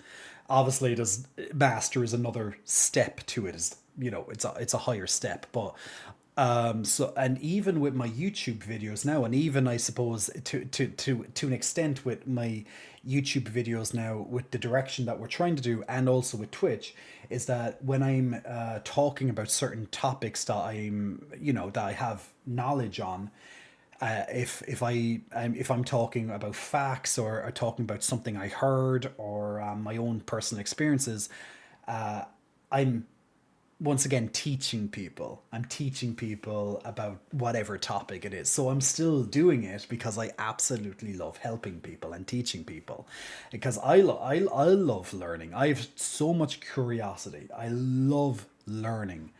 The problem is that I have to focus on stuff that I want to learn about, because I listen to too much stuff. So I think I need to be a little bit more targeted, a little bit more focused. Although there's only so much information I can take in before I go crazy. Let me have a look at have a look at some of the chats there. Nordenheim. I'm really enjoying playing WoW again. To be honest, haven't enjoyed it this much since Legion. I know that's a little while back. Once upon a time in the land of unicorns and potatoes. No matter what you do, Jay, you're still an icon. So put out content that fits best your schedule. Prime, thank you so much for that. There's some really hot straight porn stars. Looks like I came at a good time, says Ego. Hey, Ego Jalapeno. Sorry for only saying hi now. Also to Yutsu, Big Muscle Flexing, welcome to you. Thanks for pressing the follow button. Lucky Art, wanting a pec flex. I'm going to pec flex while I am reading through some of your chats and acknowledging them. Guys, I'm usually not this bad when it comes to chats, but I've been just like non-stop talking. Like, remember when I said I've been talking for an hour and 15 minutes without a 5 second bit of silence? It's now 1 hour and 50 minutes. And it just feels like I just started talking, 5 minutes ago. So yeah, I haven't been I've been eyeing chat here and there, but I haven't been really acknowledging it. Fefi, hey Hottie, how are you soil? How are you soil? Because I want to plant my seed in you. Oh. Oh my. Yep, you want to do something different? They will burn you on a stake in the town center. There's the small town mentality. Homer Simpson seeing the word gym. Gime? What's a gime? Absolutely amazing. Have your traps grew? I don't know, chaotic neutral. I don't. Maybe I'm not sure. I haven't measured them. There might be a slight difference, maybe. Then again, I'm probably a little bit leaner, so they might be showing a little bit more. So that's also a big possibility. Hey, Doodle Happy Davis. Hope all is well, man. Love me some Green Acres. So you going to the gym was more of an issue than being gay. Yeah, Keck. That was probably a bigger issue. That was definitely the right. This was definitely the right stream to catch. Bouncies everywhere, says Divine Beast. Technology in a small town. Burn the witch, says Fefi. Hi Jay, been a while, says Aquatic. Hey Aquatic, that's a good. There's a face I haven't seen, or should I say username, but you know what I mean. That we haven't seen in a little while. I've been going through some things, but hope you're continuing to have a good life. Aquatic, I hope those things are settling a little bit for you. I hope it's been nothing too traumatic, but I was talking about this on a stream. Could have been the last stream. It was last week anyway. I was talking about this recently on a stream about suffering, and I've learned to appreciate suffering to an extent. No one wants to suffer, right? But sometimes in our suffering, in the negative times, it can definitely spark growth, be that impetus to change, So sometimes we need to suffer before we fucking rise, Like I've had a lot of suffering in my own way this year, in particular, for multiple different areas, and this has been a tough year for me. It's been a lot of growth, which is fantastic because I'm more aware of a lot of things now. But it's also been really fucking tough in many respects too. And the great news is, and applies to everyone, is if you are suffering, is you'll get through it. You will get through it. I'm not fully through all the stuff yet. God knows if ever I can honestly say I got through it all. Can we ever say that? God knows. But sometimes we just have to not be so hard on ourselves. Like we're already criticizing ourselves a lot. Sometimes we just need to kind of quiet down that voice a little bit. And suffering can help us focus. Once we get over the kind of initial shock aspect of it, once we get over that the initial stages of suffering, then we can start to see the light, hopefully, and we can progress from there. Now, depending on what it is, of course, it could be something that lasts years, depending on what this particular type of suffering is. But like from the suffering that I go through, normally speaking, it really, really helps me. Not initially. I have to get over the initial shock, as I said first, and that, but then I start to, change. It helps me change. Whatever the suffering is, it could be something so small, or it could be fucking life shattering, right? But either way, I hope the things that you've been going through, I hope you're on a bit of a better side, let's say, to them at the moment. But good to see you. Helping people doesn't pay the bills, though, says Keck. Non-profit is the same. People need money to live. Yeah, look, we need money to live. We do, absolutely.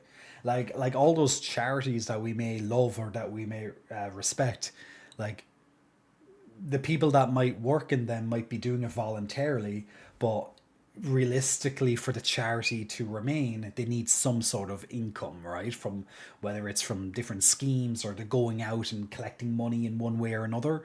Like, for them to continue doing their work they need money, because I don't know if you guys know it or not, but we've been going through quite the economic craziness over the last couple of years, in particular, but particularly with the cost of living crisis, with inflation and all that lovely shit. But yeah, it's been a very expensive time to be alive. So yes, we all need some sort of income. So yes, if we have a skill, we should charge for that skill. Now, we may do a certain amount of it for free, just like look at lots of, let's say, the content creators on YouTube that have certain skills, or they eventually will make a business if that's their, side of things. They'll put out a lot of content for free, which is pretty much everything you see. And then if you want more of it, you can support them by buying their plans, buying their courses, going onto their websites, giving them money, supporting whatever it is, right? And that's the kind of, in a way, I do the same. It's like, if you want to support me further, these are different ways. Like, if I'm streaming, I stream for free, but there's a certain amount of you who are able to, you're financially okay to be able to be like, here's, a few dollars or whatnot, and that helps me out. But even if you're not in that place to be able to give a couple of dollars, you're still here, which is the main thing. And you watch a couple of ads here and there, and I get a little bit of that ad revenue as well, and that also then helps the pay the bills and stuff, because electricity in particular, electricity is freaking awful at the moment. The price of it where I live. So yeah, but yeah, it's like, look, we all have our bills. We all have our bills to pay. But yes, so you should charge. You should charge for your skills one way or another. It's your time. It doesn't mean you need to charge for every little minute of something you do. Not everything has to revolve around money, but you know what I'm saying. Yeah, electricity, exactly.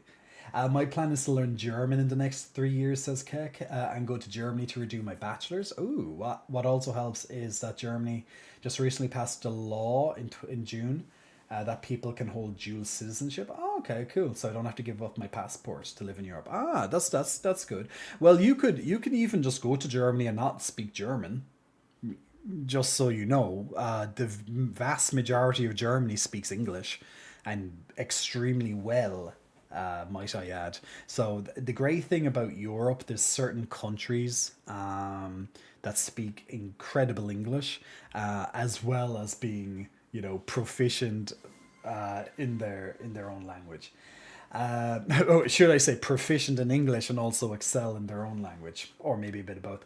Catagarian. Hello. Hey Jay, loved your video about decreasing phone usage. This debate is so necessary in our society right now. Catagarian, thank you so much for enjoying my most latest YouTube video about decreasing phone usage. Guys, if you haven't seen the video on YouTube, which was just released a couple of days ago, I'm going over some easy to implement tips about decreasing your phone usage if you are struggling in particular with decreasing your phone usage. Now, obviously, if you are, if you're able to put it down and it's not impacting your life there it is right now, right there. So so I give you 5 habits. There's going to be more. I'm definitely going to do an extra video on that, because there's definitely a lot more tips I can give you on phone usage, but it's these are type of tips that I implement in my own day to day usage. Like right now, I have my phone. One of the things on one of the tips I mentioned having my. You can put your phone on do not disturb, or one thing I normally like to do is just put it upside down. So a lot of the times, particularly if I'm trying to do some work, I have my phone upside down or out of my sight, like away from me.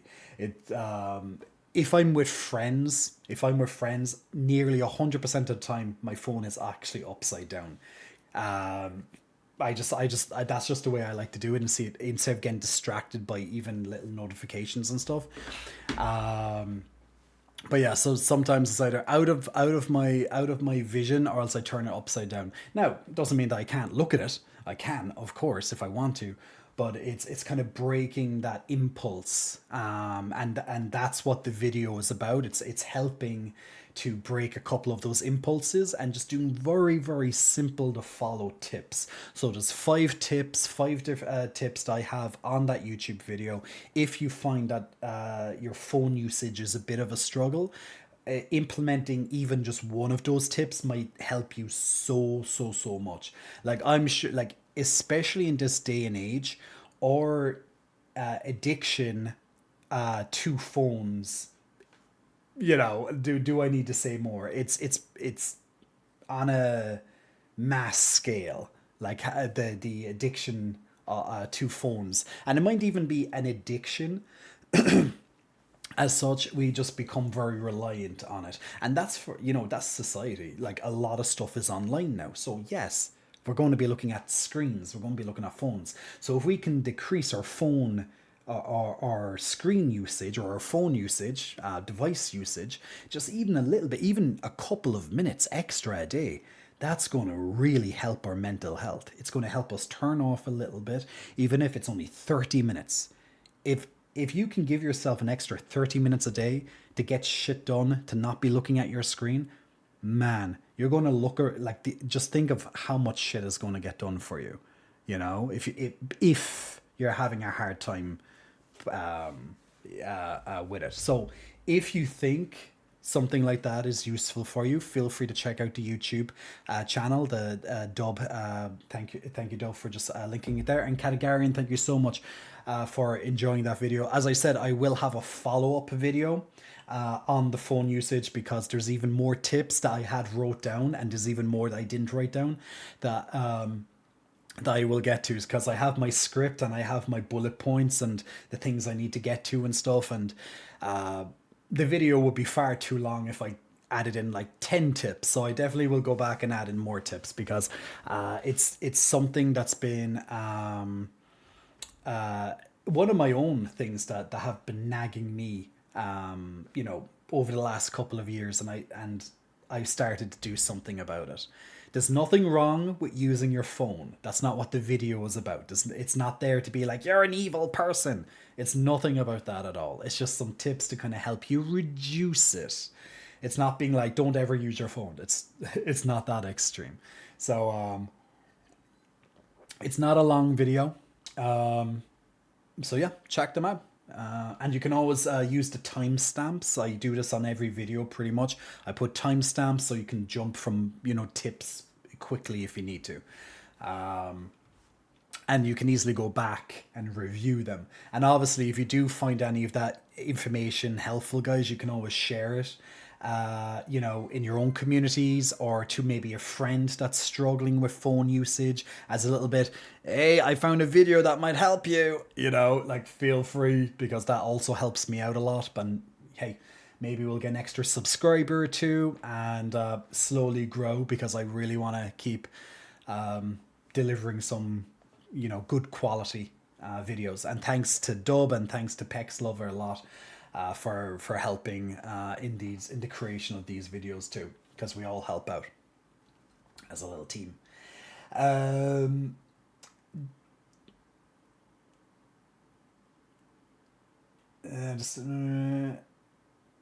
How have you gotten hotter? This is chaotic neutral. I don't know. know. It just happened. It just happened to me. You know, a fairy came along one day and goes, "Bing, you're hotter now." I don't know. Maybe I'm hotter. I don't know. I don't know if I'm hotter or not than I was 2 months ago. God knows. I don't know. Is it the shaved? Is it that I shave my head like every couple of days? You know what? You know what? Actually, I keep it so short now. Instead of doing the full buzz cut, I just trim it. I just keep doing it. I'm just like, this is so. I literally, it takes me like 3 minutes. It takes me like 3 minutes to do this. Man, the amount of time, and I remember saying this to you guys as well as some of the reasons when I started shaving my head, as like the amount of time that I save on a daily basis, not needing to worry about how my hair looks. That I don't need to, go and wash my hair, blow dry it, style it up, getting all the products, or even going to the barber, or blah, blah, all the stuff. The amount of freedom of just shaving your frickin' hair. It's liberating in its own way. It's liberating. Now, obviously, if you have a lovely head of hair and if you love doing all the styling, fucking power to you. I'm just talking about my experience. I don't know. I think it is it that I think it's that says Ben. But look, some people are going to love me with the longer hair. Some people are going to love me with the shaved hair. That's the point. The point is, it's still me. I'm still all J. I'm still all J. Some people will have loved me when I was that big beefier bear. Like, I was looking back at one of my videos there recently. Yeah, I know I have lots of videos of myself. Yeah, how narcissistic can you be? I was looking back at one of my videos and I was like, fuck. I was like looking at it. I was like, damn, you looked good. Like, I was looking at my body at that stage. I was like, I need that. Yeah, I need to go back to whatever I was doing then, whatever my plan was or whatever. It's like that. I really, I remember just looking at one of them. I was like, oh, fuck, that looks good. Well, obviously at the time I would have been like, criticizing myself and all the usual bollocks. But yeah. We're on a mission. We're on a mission at the moment. We still got those big ditties. We got those big ditties right there. The big old biddies. Big old biddies. Or the BMTs. If Doodle Happy Davis is still here, we still have the BMTs. Doodle Happy Davis, bulk medicated titties, bulk medicated titties, bulk medicated titties. Remember that stream, dear God. Fun times. But yes, we will be back to the bulk when my arm is 100% fixed. Then we'll be back to putting on a little bit more mass. But that's one of the reasons why I'm losing weight. Focus on a little bit of a trim, a bit of fat loss, because I can't realistically give the same effort that I was before I had my injury. It wouldn't be logical sense. So I remember. Prime. So glad I saved my Prime sub for your stream, Mike. Thank you so much, Prime, for the subscription. Much appreciated, guys. I have to keep on the track for calling that stuff out. But Prime, thank you so much for the support. You get an upgraded badge maybe at this stage. You actually do. You're on the orange badge at the moment. You have a little brownness, and if you look at the unicorns, you'll see he has a little bit more bigger, and then he gets bigger and bigger, and then the colors change. And then he gets a lovely different crown. And of course, you get access to all of the lovely different emotes and animated emotes. And of course, ad-free content. So thank you. So, slay. And you get extra pop-ups on the screen, which is also nice. See, extra pop-ups. You get extra nice things. Unfortunately, the animated stuff doesn't appear on the screen. It just takes one little piece of it. But down there it does, at least, so you can still see it on the screen. But yeah. Libro, Big Muscle Flexing, welcome to you. Thanks for pressing the follow button. Also, Louise is asking for a pec flex too. I'm catching up, guys. I'm almost to the top of the chats. Yeah, but job prospects is harder if you don't know German. From what I read and I looked up, many companies want people who speak German. Ah, okay. Well, look, um, yeah, if you can learn it, awesome. I learned German in school for many years. Very difficult subject, very difficult subject. The headbanging unicorn looks constipated when it goes like, on the screen animated. True that.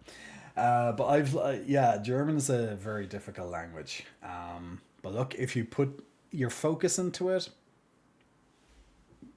you'll be able to do it. Hey, Pup Mephisto, hope all is well. I'm here, but lurking while at work. Thank you so much for the lurk. Now, guys, lurking is always a nice thing to do if you can ever do it. It's when you have the stream on in the background while you're doing your other stuff. Helps me out and costs you nothing. So never be afraid to lurk. Now you don't have to literally type lurk to lurk, but a lot of people just like to do the exclamation lurk, just as a kind of a little like a little just as a kind of a little notification to myself or other people that they're here. Just they're busy right now, but I'm here in spirit with you.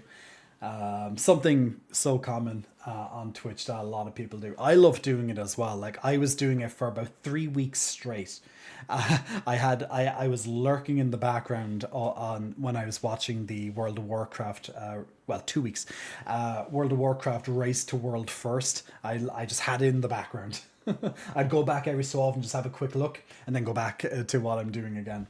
But yeah, definitely lurking. Good times, good times.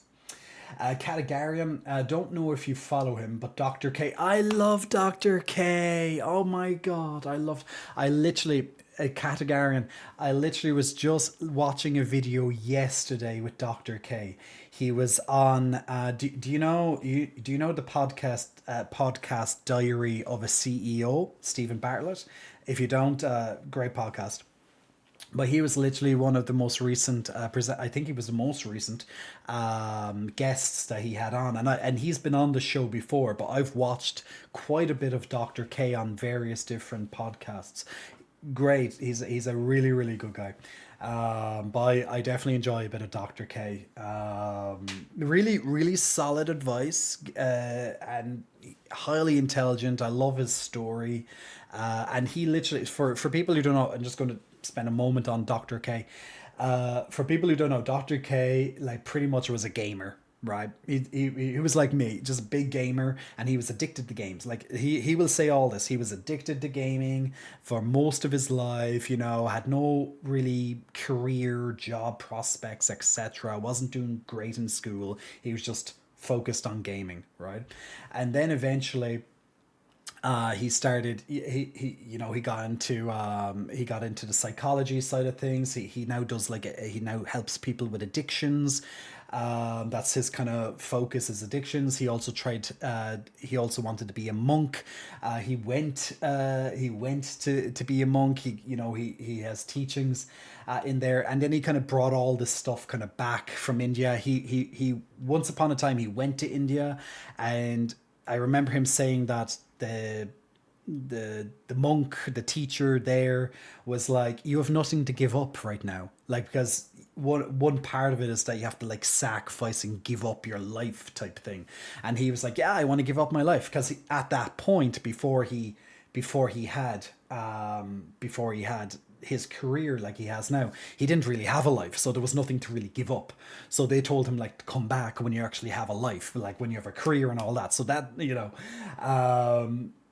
so it's just really really cool to have someone like that, super intelligent, well spoken, gives some very great, some really really good advice. Seems like a stellar guy at the same time, and he's funny as well. He has his own little quirks. I like him. But yeah, Dr. K is someone that I really really enjoy. Anytime I see him on a podcast, I'm like, that's in my watch later. If I don't get to watch it now, it's literally in my watch later type thing. But yeah, I've saw so many different podcasts with Dr. K. but it seems like a really cool guy, and it's even better that, like, it's even great that he comes from a gaming perspective too, with lots of things, so he can easily put a lot of it, a lot of his explanations, kind of into a gaming format.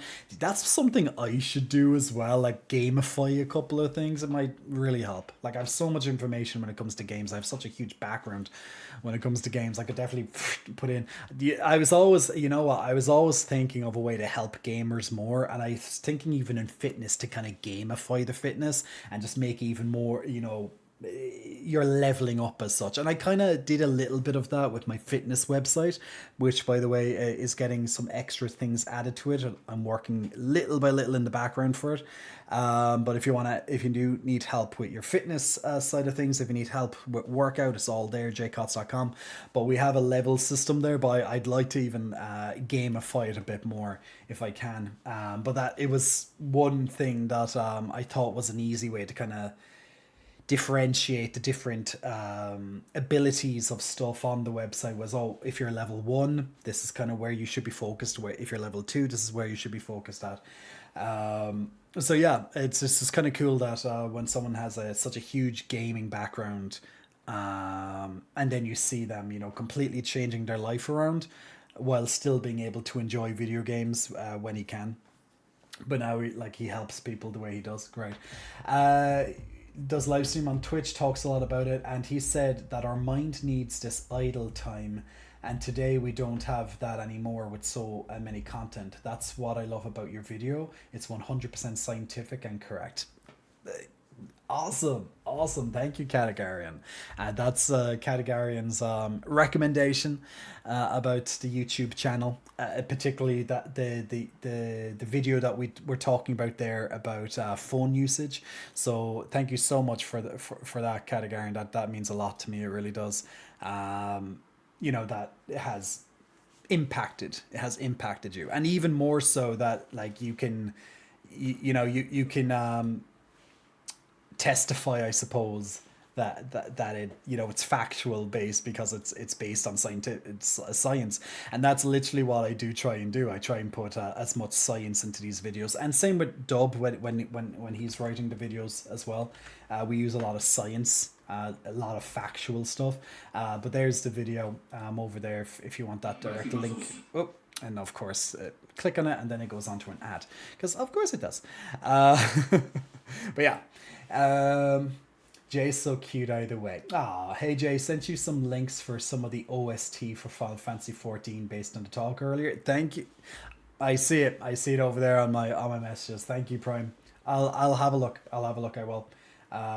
When I'm in my kind of chill mode, and when I'm gaming, gonna be not the ad. I know, not the ad. I know, goddamn YouTube. So trying to learn beginner German in a book that has their instructions in German isn't helpful. My problem is that a lot of the A1 and A2 books are in full German. They don't make it easy. They say Germans are efficient. That's bullshit.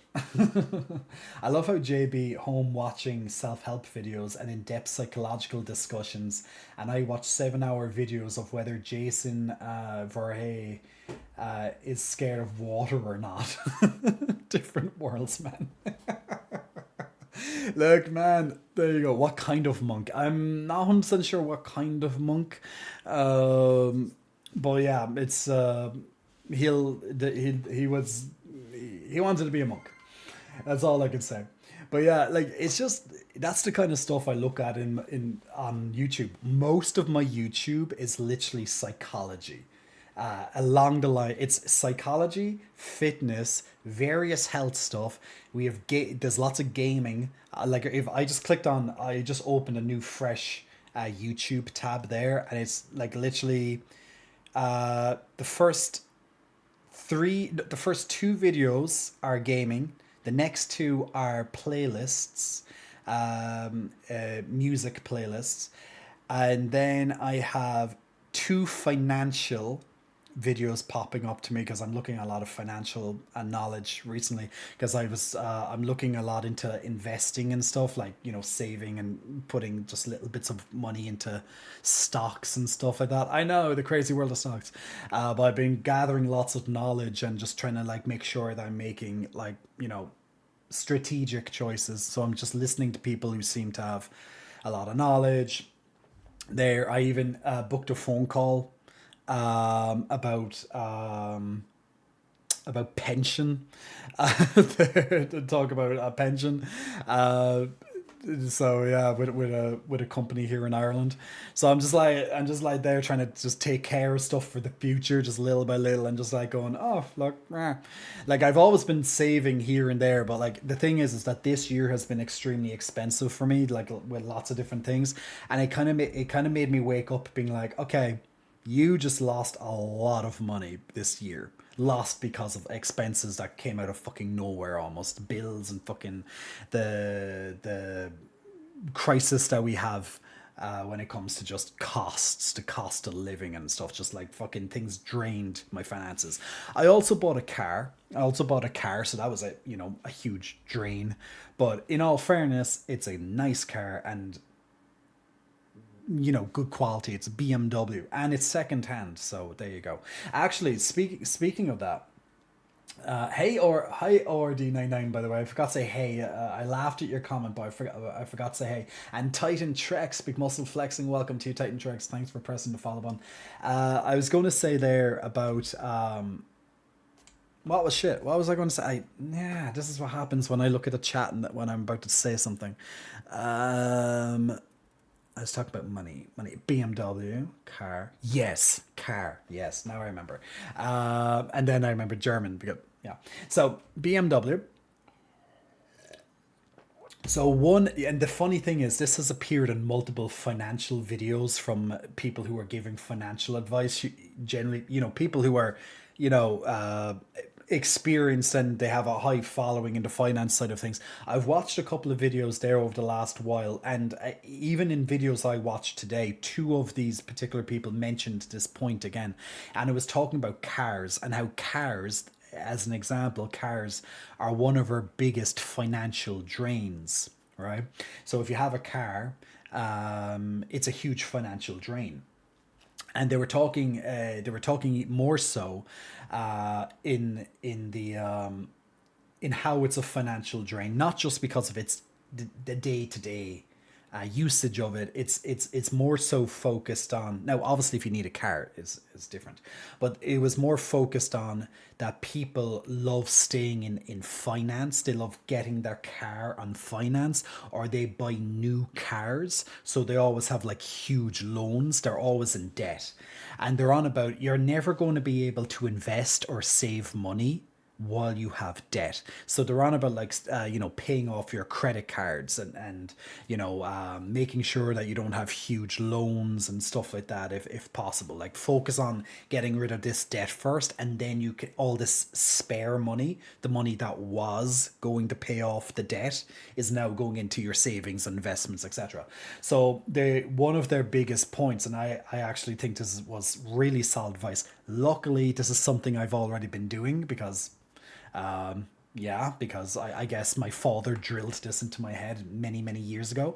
But one thing with cars, okay, is a lot of people are going for status, right? A lot of people love status and show big flashy cars, luxury brands with their clothing, whatever, right? So a lot of people are really driven by their status, right? And that's what keeps them poor. Now obviously if they're extremely wealthy, if they want to buy a freaking Ferrari, then let them buy the freaking Ferrari, but that's different, right?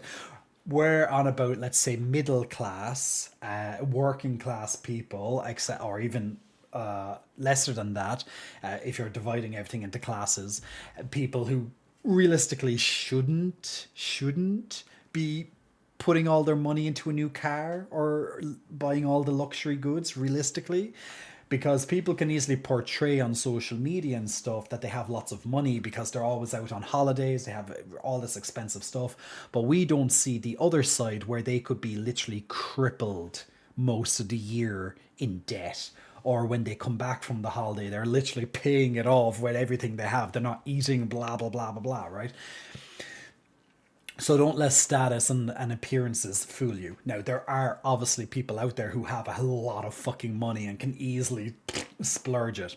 But outside of that, if you're getting a car, if you're in the market for a car, okay, don't buy if you want to be financially, if you want to be more successful financially, all right, one of the big tips that I keep hearing again and again, and this is something I've followed with any car purchase that I've got, is never buy a new car. Now, let me tell you why that is. Now, you may already know this, particularly if you have driven cars. Now, there might be some of you who've never driven a car before, you've never needed to, or you have just zero desire in it, which is completely fine. It's probably better in certain respects. It's probably better, but if you need a car to get to work, or it's just you live in an area that's just really shit with public transport, you name it, and you need a car. But if you're in the market for getting a car in the future, all right, don't buy a new car, because you may know this, but I'll just say it anyway. The moment you buy a car and the moment you leave the dealers or wherever you're buying it, the moment you leave, it immediately depreciates in value hugely, because now it's no longer new, now it's secondhand. So even if you like try to sell it again, you're not going to be able to sell it at the same price. So you've already lost money, all right? It's already become a liability. So there's no point, realistically, outside of status, realistically, there's no point in buying a new car if you are concerned about financials, right? If you don't give a shit and you just want to splurge, you do you. But there's no realistically, there's not much of a point outside of status. Yes, of course, if it's a new car, everything's shiny, new, the things aren't going to be broken. You have a warranty or something like that. There's benefits, yes. But realistically, you could buy a second-hand car, okay? Now, when I say second-hand, that could be through multiple owners. It could be 10 years old, it could be 15 years old, it could be 20 years old, it could be 5 years old. Now, yes, obviously, when you're buying an older car, a second-hand car, yes, it can come with its fair share of troubles. That's why you need to do your research before you buy the car. Like, you want to see the paperwork, you know what I'm saying. But even if you do that, sometimes cars can just be a bitch and they cost you a lot of money anyway. Repairs, breakdowns, you have to be ready for emergencies like that. But besides that, you could buy a brand new car for like 50,000, right? Or you could buy a second-hand car, which is a couple of years older, like an older model of this particular car, for like a freaking quarter of the price. If you got it, let's say just because I got a BMW this year, it's not a new car, it's a second-hand car. But let's say I got a 2024 BMW, right? That could have set me back. This particular car could have set me back about 60 grand this year if I bought it this year. Brand new, 2024, this particular type of car. About 60 grand. That's a lot of money. If you bought it right out with cash. Now, if you can buy something out with cash, then you can afford it. If you need to put down payments on it, you can't afford it. That's how it works. But we're all fooled into, but look, if I pay 500 a month through 5-year installments or whatever, like I can pay. People will reason just to kind of back up their bad financial choices. We'll always reason, and we'll all try and see, can we get away with it? Be like, but it's only €500. You have to pay extra month and blah. That's €500 that you have to pay every month. It adds up. Anyway, so I could have bought a 60,000 well, not that I could. I wouldn't have had the money to do that. But if I bought it this year, it would have been about 60,000. All right.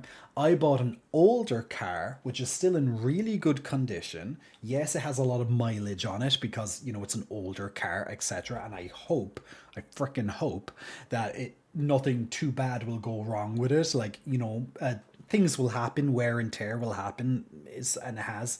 But overall, I paid like a quarter of that price, just for a couple of, it's just a couple of years old, quarter of the price.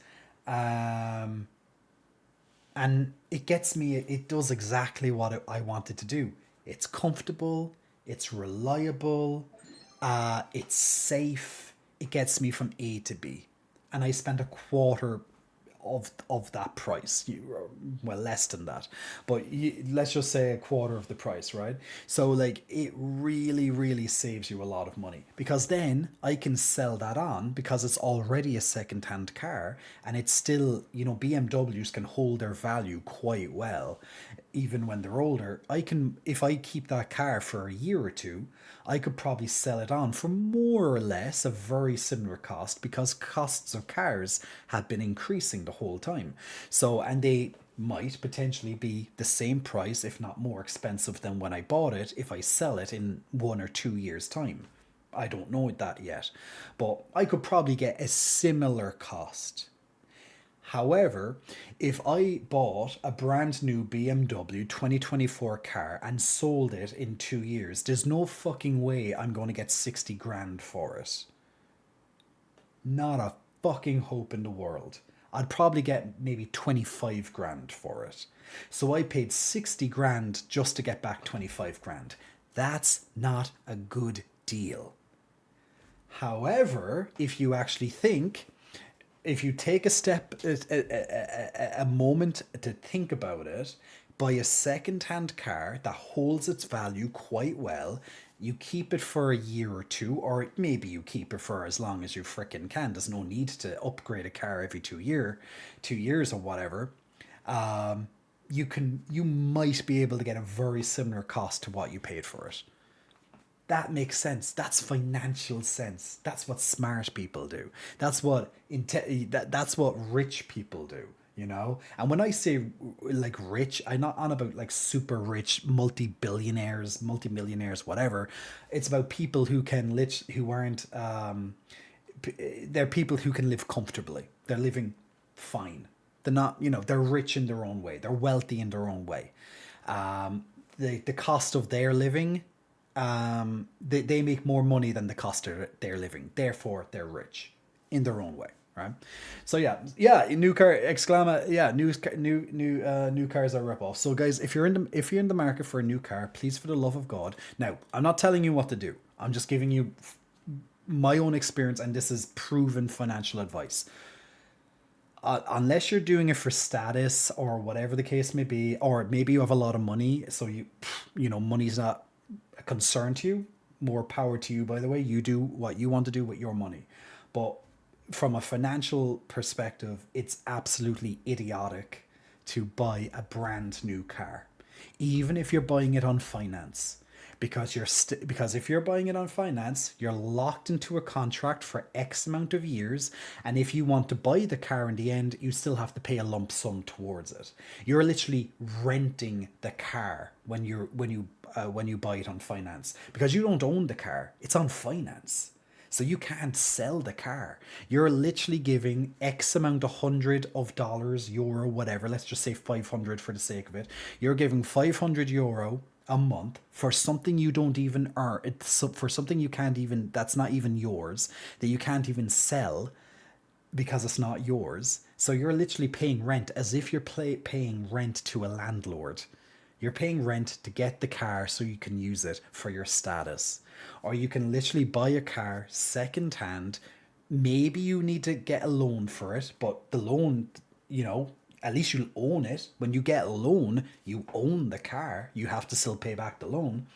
But it's a lot better than you're renting, you're financing the car, because that's literally what you're doing. It just does not make much sense. But people will do it. People will go on finance, and then every 3 or 4 years or whatever, they'll get a free upgrade to the next model. And people live like that. And people, they might be able to afford it. They might be comfortable. They might be okay. But it's such a waste. It's such a waste of money. It really is. That's if you're looking for something to improve your finance. If you have zero, now this is what I'm saying. If you have zero issues with money, you do fucking you. And even if you are having money financial issues and you want to buy a really fancy status card to make yourself feel good, you do you. I'm not telling you what to do. I'm just giving advice. Okay, so don't think that I'm trying to tell you what to do. But just don't fucking buy a car. A new car. I'm telling you what to do now. Don't buy a new car. I will come and beat you up if I see you in a new car. I'll be like, what did I just fucking tell you on Twitch, guys? What did I just fucking tell you on Twitch? You know, the moment you drive that car outside of the dealer space, it's already depreciated in value. What did I just say? Why did you spend 60 grand when you could have literally spent 10 grand or 5 grand and got a decent car? Or it could be a little shitty bang bang, as I like to think of them. My first car was a shitty bang bang. You ever see the movie Chitty Bang Bang? Shitty bang bang. Usually, if it's your first car, you're going to get a piece of shit. The reason why you get a piece of shit for your first car is because that's your learning car. That's where you have your training wheels, so to speak. That's where you make your mistakes. That's where you rub it off the walls. That's where you bash into things, into those little those little what you call them, the little thingies, the things that go up and down, the little tube thingies. The tubes. Can't even fucking think of the name. It's like the little fences, but they're like tubey thingies. When you don't see them. Cocks? No, not cocks. I know I'm doing this, but no, unfortunately not. They're not tubey thingies. But, you know, the little barriers things. There's a certain word on those. That's where you bash into those. That's what I did with my first car, actually. I remember it was nighttime. It had one of these little barrier things, the little circular barrier things. Didn't even fucking see it. It's nighttime. Bashed into it and a lovely bump. Bollards, that's the one. Bollards. Telephone poles. No, bollards, that's the one. I couldn't freaking remember the name of them. But yeah, you have one of these little bollards. And we were backing into them. Nice little dent in the back. And actually, my car was low. The car was low, so it actually broke the back window. Fucking fantastic. But look, that was my first car. That was my training car. So, you know, insurance paid out for the rear windscreen, so it's all good to me. You know, I was paying my insurance anyway. And that's another thing why you shouldn't buy a new car. It depends on your insurance, but lots of the time when it's a new car, it can be more, you know, you'll have to take out a bigger insurance because your write-off, the value of the car is going to be extremely a lot more expensive than the, let's say, the second hand. Like, if I could go, oh yeah, my car is worth 10 grand. So if it gets, let's say, if it gets into, if it becomes undrivable, it gets messed up on the road, it has to be taken off the road, and they have to cash out, you get 10 grand, right? They'll give you the 10 grand. But so that's what your insurance will do. But if you go, oh, I just have a brand new car, 60 grand, if you have to write down the value 60 grand, guess what they're going to do? They're going to most likely, depending on your insurance, they're going to have to increase the cost of your premium because totaled. You're going to have to increase the cost of your premium. So not only are you going to be paying for the new car, maybe the finance if you didn't have the cash for it, you have to pay a higher insurance on it, most likely. And depending on the type of car, maybe your tax might be more as well. So, gotta love it. And then also depending on the make and model of your car, some models of cars are more expensive to change parts for. Now BMW is quite expensive, but it is reliable, so I hope I have to do as little of that as possible. I got a flat tire there a few months ago, so I had to get a new tire. Actually got two of them, for fuck's sake. So I had to pay for new tires for both of them. Luckily, I thought it would be worse. Well, one was a bit on the steep side. But yeah, that's shit happens that way. Anyway, there's so many people buying pickup trucks and then drive them like sports cars. It's annoying like AF, says Doodle. Don't be looking at me hides the limited edition Exorcist 2 Blu-ray I picked up earlier. Just a computer unless you build your own. Just like a computer unless you build your own. Like every year, like the fun thing for me is that my accountant can depreciate all my equipment every year when it comes to tax, because when it comes to tax you can negate for depreciation on certain things, so you can lower your tax just a little bit. So let it sometimes depreciation's good. To be honest, I have a finance degree, says Keck. The best thing to invest without having to worry are the index. I literally just in I literally Keck, you're going to be so proud of me. Well, I hope you're already proud of me, but I hope you're going to be more proud of me, Keck, because that's literally I just bought ETFs today in the S&P 500. So you might be proud of me. I literally went in and I put a little bit of money, not much, but I put a little bit of money just to kind of be like, yay, I did it. I felt a moment of like, oh my god, what am I doing? And then at the same time it's like, okay, all the people are telling you do this. All the people are telling you do this. It's not just one source. You've literally looked at all of the fucking sources. Just do it. And I was like, okay. And I did it. I bought it. I bought those fucking ETFs. Yeah, welcome to investments. Now I already have a little bit of stocks, but we're talking about tiny numbers here. But it's somewhere to start. It's somewhere to start.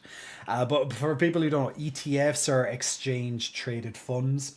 They're index funds. They're pretty much funds that I'm not, obviously I'm not a financial advisor. Keck will be able to tell you better than me, but literally they're like their certainty to increase over time.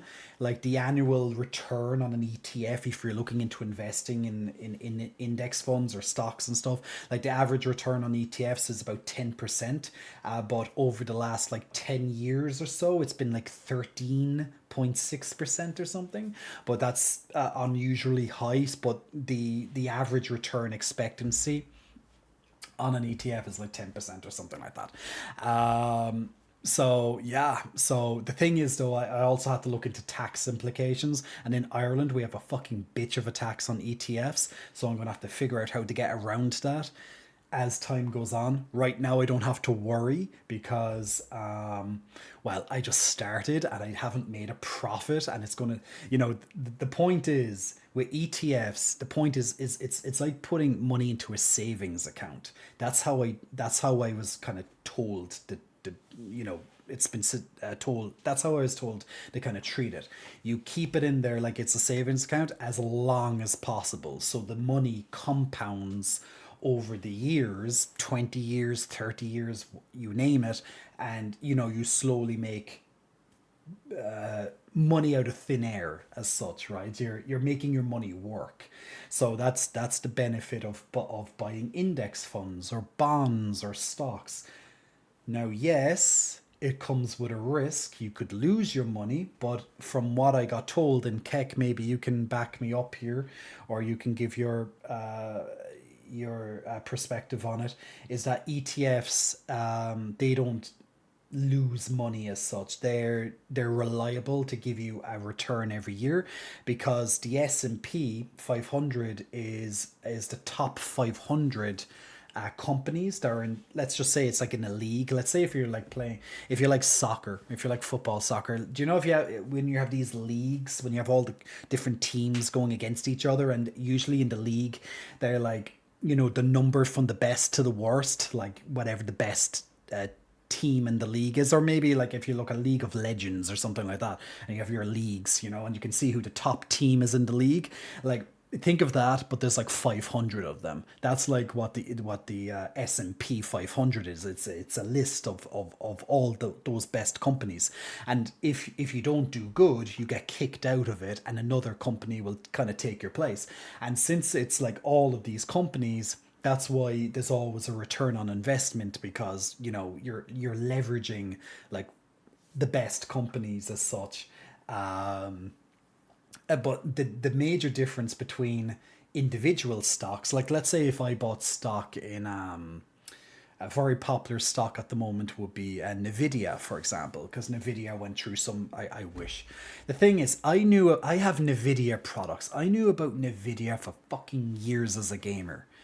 If I could go back 10 years and invest in Nvidia, being like, oh, I'm just going to put a couple of euro into Nvidia every month, I'd be fucking oh my. But I suppose we could all do the same. It's like if I was literally investing and if I was giving them like €5 a share like 10 years ago, their shares are like €130 now. I could be a fucking, maybe not a millionaire, but I'd have hundreds of thousands thanks to that. But anyway, it's like, but see, the thing is that although, for example, Nvidia would be in the 500, the S&P 500 as one of the top companies, since you're not investing directly in Nvidia, you don't get the, let's say, the benefits of it, but you also don't get the risks of it as well. Whereas if I went and bought stock in Nvidia, then I'm in the game of that volatile market that if they go up in price, yay, I bought in and then they went up in price and I'm like, yay, I made a profit. If they go down, I'm like, oh shit, I just lost my money. So you're not in that volatility when it comes to the stocks, but like, stocks are risky. There's a reason why they're risky, and that's why you can lose all your money if you don't make sensible choices. Now, I don't know much because I'm only learning right now, and this isn't going to become like if I can give a little bit of financial advice, it's going to be years before I can give proper financial advice. You know what I'm saying? Provided I'm doing decently, then I can feel like I'm like, okay, guys, I just learned this. I'm going to help you. But I can give very basic financial advice, like don't buy a new car, or don't spend like €3,000 a month on rent. Like I can give those basic, like the obvious kind of things, or like, you don't save money. Like you should save something if you can. I know like people are living paycheck to paycheck. You know what? I heard the statistic there today. What was it, 46? What percentage was it? I could be wrong with this. I think it's 46, or was it 70? Oh man.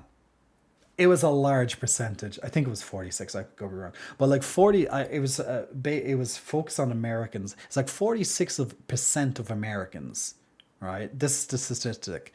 Once again, I could be wrong with the number, but the minimum was 46. It could have been really, really higher than that. But 46% of Americans are living like paycheck to paycheck. I was like, when I heard that, I was like, what the fuck? Like, that's like over 100 million Americans are living paycheck to paycheck. I'm like, wow. And that's no shade to America. Lots of people here and in the UK, etc., are living paycheck to paycheck. Like I hear numbers all the freaking time. I'm like, fuck. So I'm not surprised when people can't save a little bit of money. So if I'm like, guys, you should save money, like that would be very shitty of me being like, guys, you should save money. Like it is correct. It's factually correct what I'm saying to you. It's like you should save money. Like in case shit happens, you have an emergent, like I was talking about this on the last stream, you have like an emergency fund, saving for a rainy day, saving for your future. In the it is factually correct. Like that's what it is. Sound advice, financial advice is sound financial advice that you should do that. But not everybody fucking can do that, can they? Particularly when you're hearing like hundreds of millions of people are living paycheck to paycheck, and there's tens of millions in America in in poverty, and that's just America. Like in Ireland, we have, it's about 15,000. I think it's like 15,000 people are homeless. In Dublin, like what the fuck? You know what I'm saying? Like, bang, and that's homeless. Like that's literally, they have nothing. Now that can be a mix. That can be for so many different reasons, but still. And we have like housing, we have a gigantic housing crisis over here. The cost of everything is fucking crazy. Like most of my like, I'm not going to say most of my money, but like a lot of my, like a huge amount of any money I make goes straight out my fucking pocket. And I'm someone who's trying to be very conservative and being, you know, sensible with lots of my purchases nowadays. Like it's fucking surreal, you know. So although it's sound advice to be like, you should save money, which is what I'm trying to do, and now I'm trying to invest some money too. When I'm like, oh, I'm investing money, it's not like I'm going, yeah, I'm just putting 50,000 into stocks. I'm like, I don't even have fucking 50,000 to put into stocks. You know, you know what I'm saying? It's like if I could put a couple of hundred here and there away, that would be amazing, you know. So I put money into my emergency fund, I put money into my savings, I put money into my investments, which is rather new. It's only been a few months.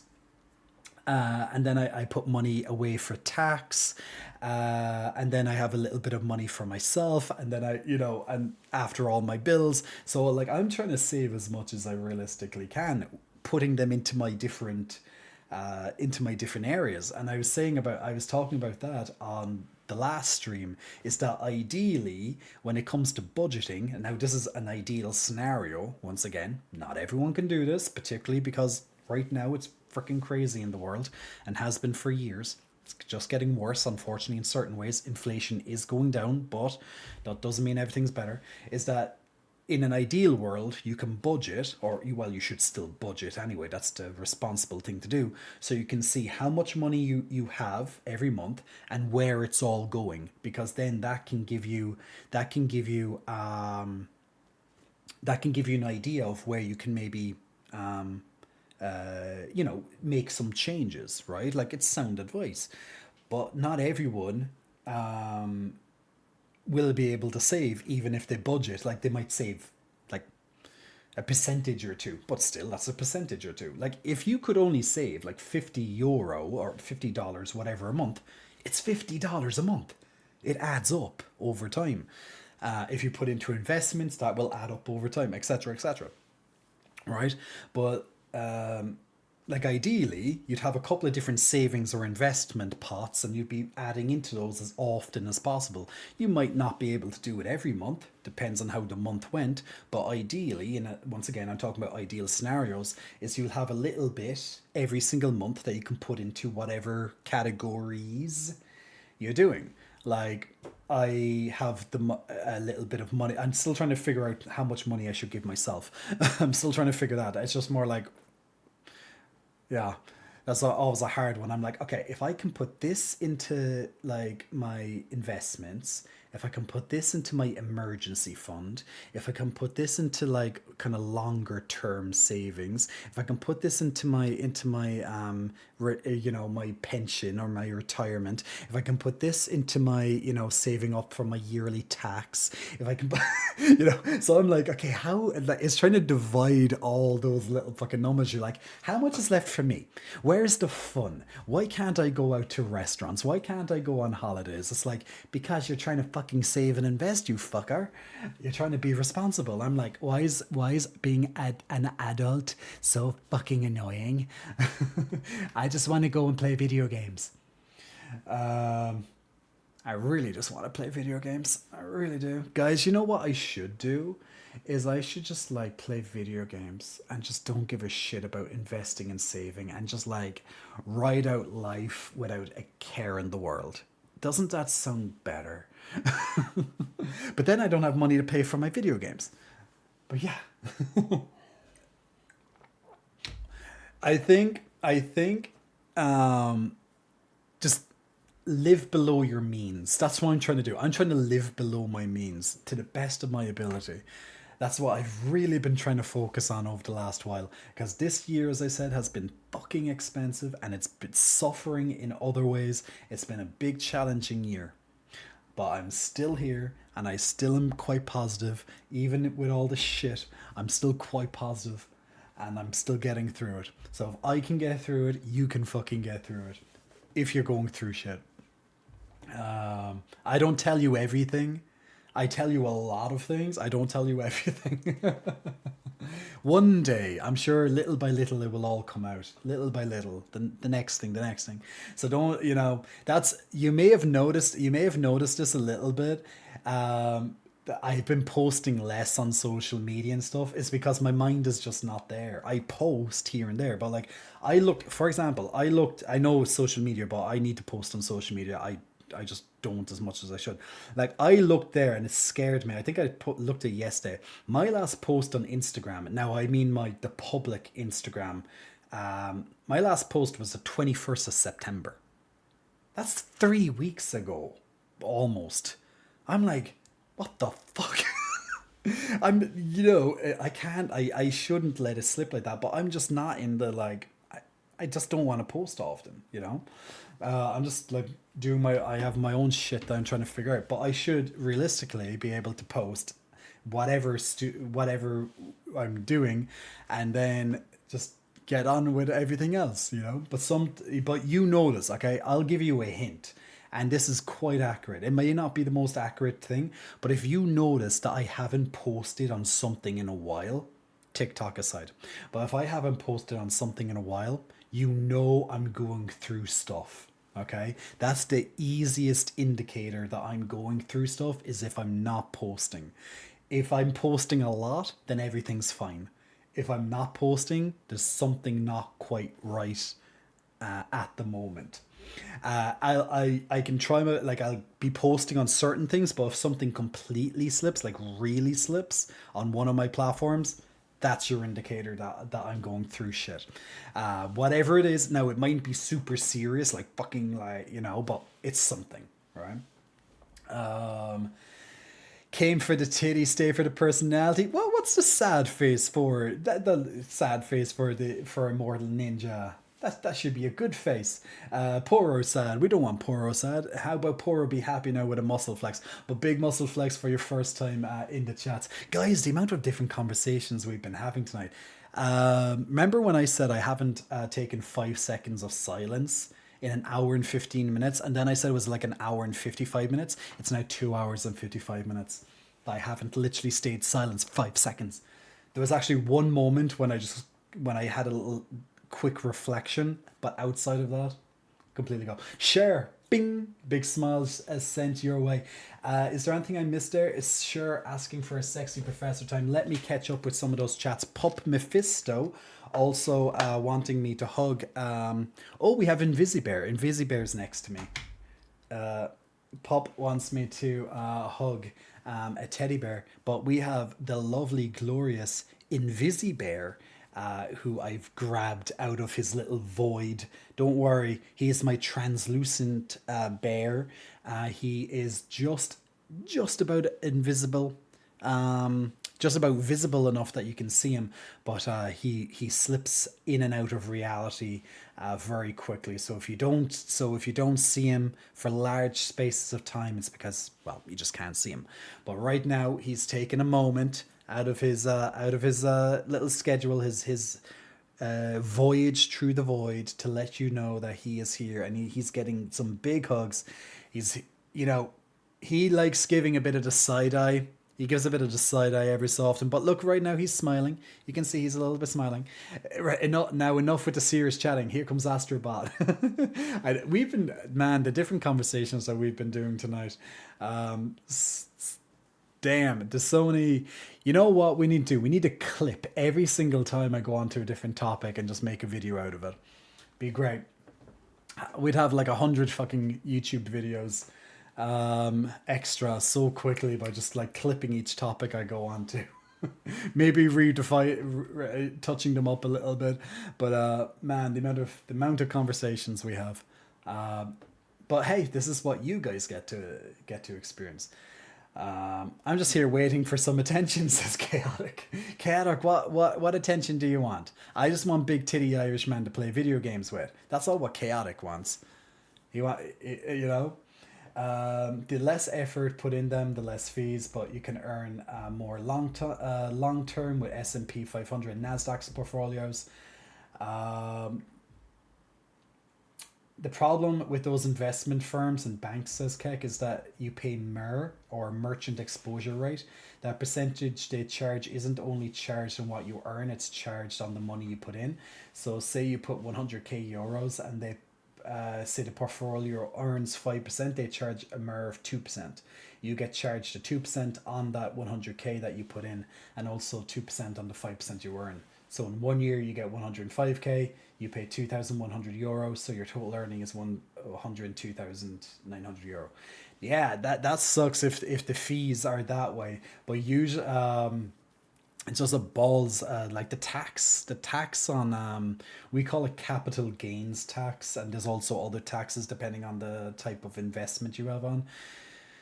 Governments do not want you wealthy. They say they want you to have money. They say you should be saving for this and that.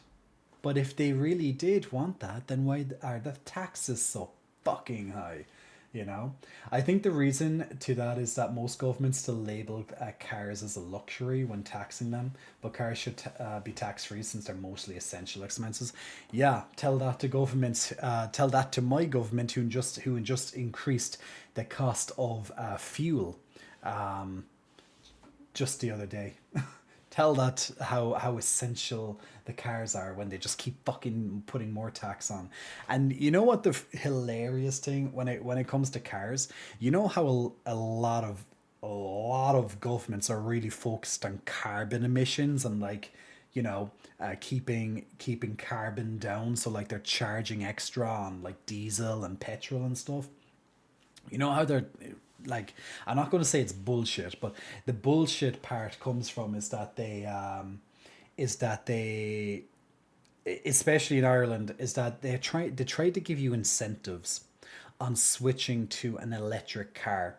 The problem is that we don't have enough charging points for them. And also what they don't tell you about electric cars is that it's almost impossible to sell them secondhand. As a dealer, you will not be able to sell them secondhand, and the cost of the batteries are fucking ridiculous for them. They don't tell you that stuff. So not only are they like trying to push it in your face to buy electric, and that's great and all that, but at least in my country, they are not equipped to handle them. So if something goes wrong, you're fucked with them. So they'll keep charging the people who don't have electric cars more, whereas they don't have the infrastructure to really handle the electric cars in the first fucking place. Fairness. This is why we hate governments. This is why we fucking hate them. Well, I don't hate. Hate is a strong word. They're just muppets. Incompetent. Now, I can't say that I do any better if I was in government, but I think I could in many respects at the same time. But I'm not aware of all the politics involved and the blah blah blah blah blah. Doesn't interest me. I can't speak for Ireland, but in America, the market has grown for electric cars. Yeah. Well, I don't know. Do you have more infrastructure than us? Maybe you do. But yeah, we definitely don't anyway. My first car was older than me, says Exclama. Its model year was my birth year, and my birthday is the second half of the year. Um, to be fair, 1980s and 90s Toyotas were reliable, especially commuters like Camry. Toyotas are still very reliable to my knowledge. Like, if you want a reliable car, Toyota. Like, my father always gave me that piece of advice. He said, if you're ever buying a car, buy Japanese for the reliability, and also the parts can be a bit cheaper too. But he always said buy Japanese. Um, so, Toyota, Honda, Mitsubishi, etc. All Japanese. And then they usually he usually said German cars for reliability as well, and that can also be true. That's why, but he always praised the Japanese cars. Still does. Indexes are just mutual funds, says Keck. What they are is that they pool money together so even poorer people can buy into, like the SP 500 costs two k, and you only have 200 if the S&P costs 2k, you only have $200. Jay has 1,000, Dub has 400, and Pex has 400. You pool all that money together and you can purchase it together. This means that Jay owns 50% of the fund, Dub 20%, Pex 20%, and you own 10%.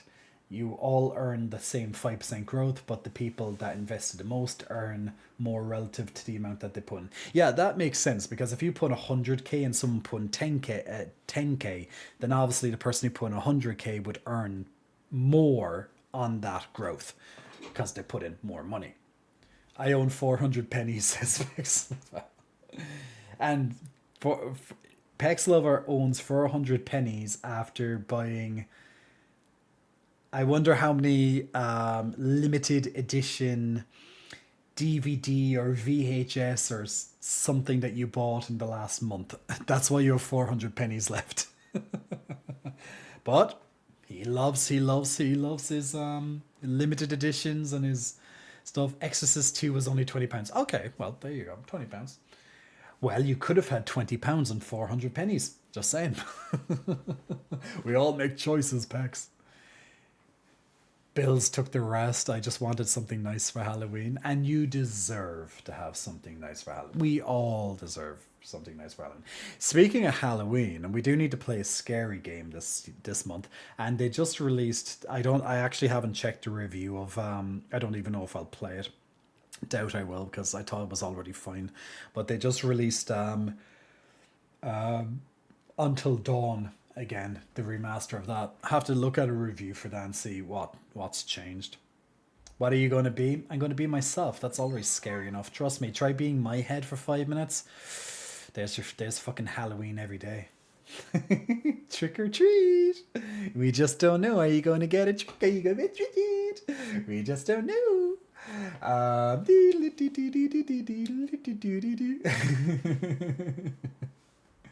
Whoa, titties tonight, says Optimus Dark. I was less than 2% of my paycheck would go into my savings account, and those were paychecks on average of 900. Yeah, it sucks, right?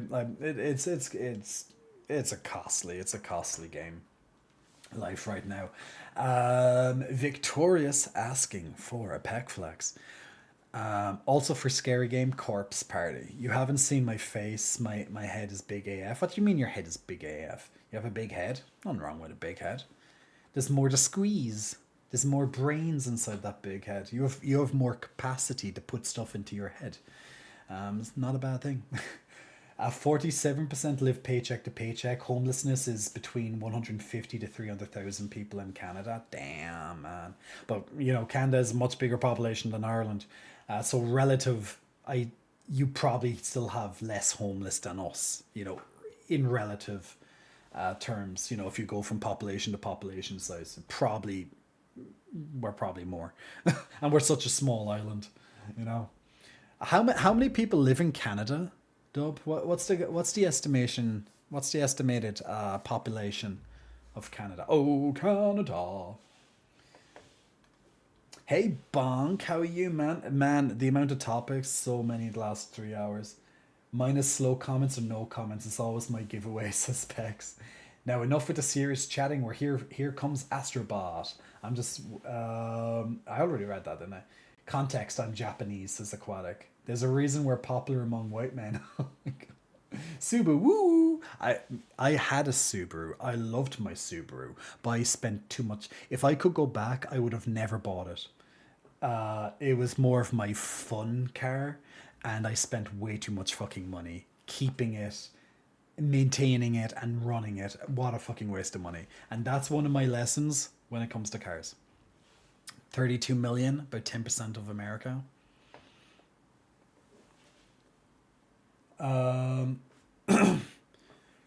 32 million. Okay, and there's like 5.5 million or so in Ireland. Yeah, relatively speaking, I think we'd be, we're probably on the same ballpark with relative numbers, more or less. Subaru Macalanahan? Subaru Macalanahan? What the hell? I drive Subaru so that I can call it a Subaru. Yeah, yeah. Well, I used to call mine a Scooby all the time. Subaru. But as a ex Subaru driver, it's still my Scooby to this day. Have I? Oh yeah. What's by the way? I forgot to check this clip. Ben, if you're still here, I'm not sure if you're still here. You wanted me to watch a clip as well, but I lost it. You working on that sediment analysis? Not now, Nelson. I just joined a big party of night elves and we're going to explore the Tower of Azora together. The Tower of Is that a Zora. computer game? No, Artard. It's an MMORPG. These are real people I'm playing with. See? I'm Make a love, hunter not level Warcraft. 2. I can chat with all these other people. I can even wave to this guy, see? Hello. In the outside world, I'm a simple geologist. This is what But I in was talking about here, earlier. I am Falcorn, defender of the Alliance. I've braved the Fargo Deep Mine, defeated the Bloodfish at Jared's Landing.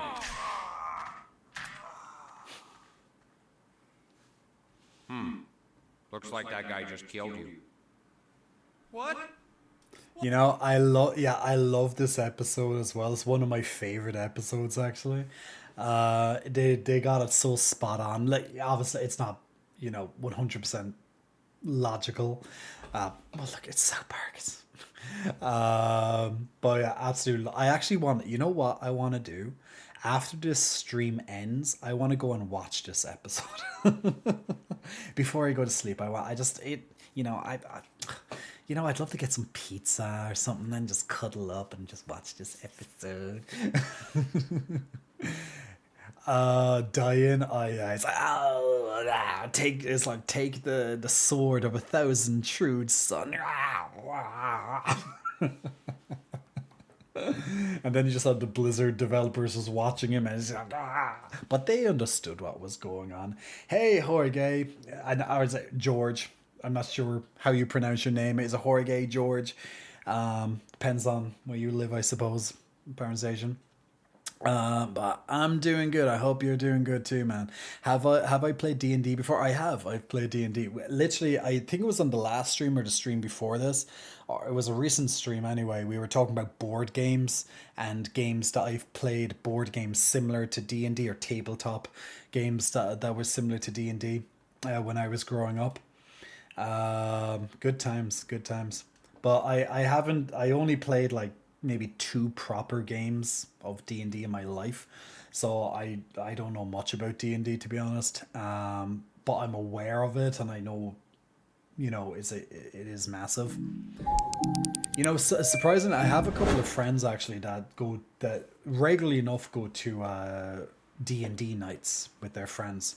I even have one who travels regularly, like actually flies over for a weekend to his friends to play it. Like, cool. Like, I think stuff like that's cool. I think you'd love it. Would you like to set up a campaign? Chaotic. I don't even have time. That's it. Yeah.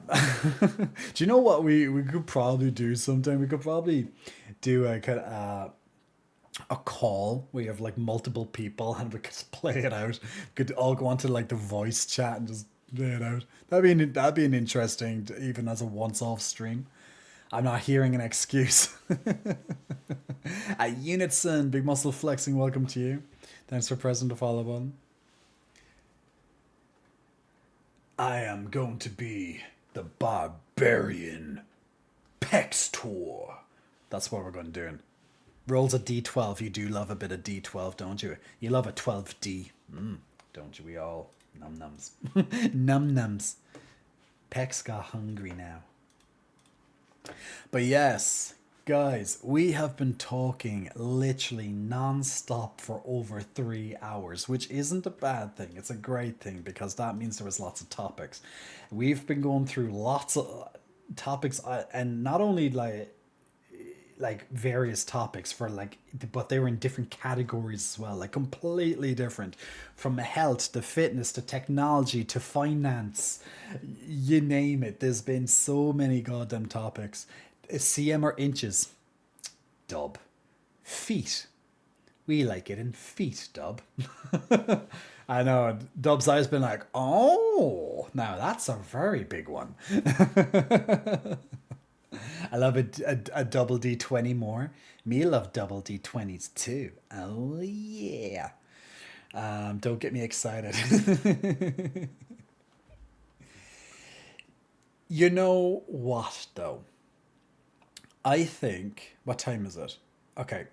I think we should, now that I've chatted for 3 hours, um, even though I have a little bit of I don't know, I'm kind of slightly caught up in my chest a little bit. Not that I'm getting sick or anything, but my appointment today put me on a medicine, and I think that's what it was. He's trying out something, and I think that's actually what has me a little bit. I don't know what is. I'll just say chesty. Well, everyone knows I'm quite chesty, but you know when we say chesty, it's like you're kind of caught up in the chest a little bit. There's something not quite right. It's probably just the medication. I'd imagine that's it because there's no other real reason for it. So I'll have to take note of that. But I have to try this for a week. And yeah, chesty Mac titty jugs. Chesty Mac titty jugs. We do love it, bit chesty Mac titty jugs. I just want to know how they are live if it's 12 feet. Well, Dub, I don't know. These are the questions we need to ask in our lives and find these people, because that would be a marvel to look at. Like, wow. Just, I'd be scared to even look at it. I'm like, I don't know where to look. I don't know. Yeah. But what we're going to do, we have still an hour or so of streaming left. What we're going to do, we're going to take a break from all of these topics. Now, we can still talk about topics, of course, but we're going to do a little bit of gaming. And we're going to play a bit of Astrobot. Now, what I might do on Wednesday... Oh my god, it's 80? No, is there... No, that's Deluxe Edition. No, surely there's a 70 euro. Yeah, okay, there's a 70 euro. So, geez, I know it's only 10 euro more, but the fucking games, man, it's so expensive. It's like 80 euro. Fucking hell! I was like, no, I'm not paying that for a game. But what we might do on Wednesday is we might check out the new Silent Hill game. So we have our scary game for Halloween type thing. So we'll play some scary games. So, but I the thing is that I'm torn because I want to play Astro more. But also it's also October, and I know people really want to see me play some scary shit and see me cry or yell or scream or whatever, and you know, so that there's that kind of thing, and I'm like, Silent Hill could be interesting, or maybe a different game, but you know, Silent Hill would be popular right now too. But might check that out on the Wednesday stream, and we'll dedicate the stream to it. And see what it's like, the opening of it and stuff like that. Wait, so am I making a campaign or am I getting blue balled? Oh, and then here's me logging into Elden Ring then. Why did I log into Elden Ring? Don't ask me why. Oh, because it updated. Yeah. If you know, you know. Silent Hill is a bit weak though. Come on, Jay. Let's have a group watch of a Serbian film. A Serbian film? Sorry, it's very loud. Jesus Christ. So loud on my screen. A Serbian film. What the hell is a Serbian film? I don't know what you know. I have no idea. But I'd imagine it's filthy. Pop Mephisto. Pop. You can handle it, Pop. I'm sure you can handle it. Optimist. That's one where the director had to prove his actors were still alive, right? What? It's a film, one that haunts you for life. What? What's it called? What's the Serbian film called? Or is it actually called A Serbian Film? I doubt it's called A Serbian Film. The director is lovely. eBay wouldn't let him sell the dead baby prop. That's what it's actually called, a Serbian don't show anything of it on stream. I'm not going to show. I'm just a Serbian. I'm going to Google it. A Serbian film. That's a bit of a weird name for 2010.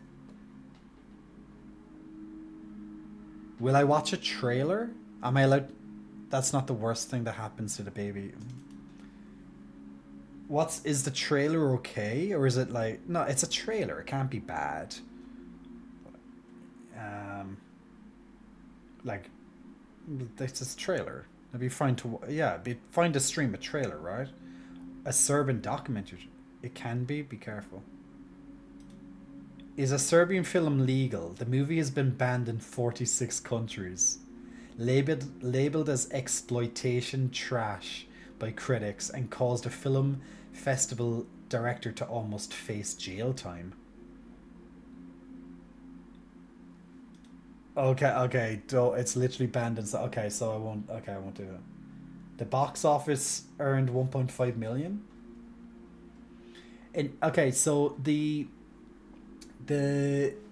description, the blurb of this: an aging porn star agrees to participate in an art film in order to make a clean break from the business, only to discover that he has been drafted into making a pedophilia and necrophilia themed snuff film. Ooh. Yeah, when you're saying there's a dead baby, I'm kind of thinking, okay, high art, you're saying. High art, yeah, maybe not. Huh. Okay, like, if it's been banned in 46 countries and, oh my god. I just read a question was asked, so that's a no. It's a no. What happened in the baby scene in a Serbian film is a question here. Later, Vukmir shows Milo another one of his projects, a film of Ra helping a woman give birth to a baby girl. Ra then proceeds to rape the newborn in what the director calls newborn porn. Milo storms out of his car and drives away. Like, what the fuck? Dude. The fuck? That's... It sounds worse in text. I'm sure it's very worse when you're watching it too. Like, how could that... Who makes... Okay, do you know there's some gratuitous violence in lots of these, like, you know, over the top, like, horror movies, like gore, like there's a lot of gore, like excess gore, and like I fucking hate excess gore. Like, it's not needed, but yeah, it's filth. I don't like excess gore. Like, a bit of, like, you know, people die, blood, whatever, but gore as in, like, really filthy, fucking nasty shit. Like, some of that stuff is just, like, for me, there's just no need for it. The levels of some of these films go to, but, you know, there's this, like, oh, but it's art and artistic. And then there's raping a newborn. That's another level. Like, I already despise... I think, like, with the excess... Like, there's a movie that just came out, actually. Well, like, it is very much high art, but it is something that requires a lot of context before the viewer is exposed to it. He's a lovely guy. Lovely guy with a warped mind, maybe. It's pretty much a rite of passage for horror fans. If you can stomach that movie, you can stomach anything. There was a movie that just came out. Pexlova, you may have already saw it, or else you're about to see it anyway, I'm sure soon. It's called... Terrifier? Terrifier 3? 3? Terrifier 3. I saw a trailer about it recently, and I was like, yeah, that already freaked me out a little bit. I'm very much imagining it's filth. Yeah. Yeah, the clown. Yeah, Art the clown. I like Art the clown. Oh, you like him? Is he your friend? Is he going to cut up some people with chainsaws? Terrifier is nothing but gore. Ugh, I don't like that shit, man. It's a beautifully made movie. It really is an art movie, but it's shocking art. There is a lot of cinematic value in it and satirical digs at the adult industry. It's just the shocks outweigh the context. I see. There's a question here. Is there any movie more disturbing than a Serbian film? And the answer is Cannibal Holocaust. Something. It's shock horror. What type of horror is a Serbian? It's shock horror. And driving the literal metaphor as far out as possible without really having all that much depth to it in the end. Damn.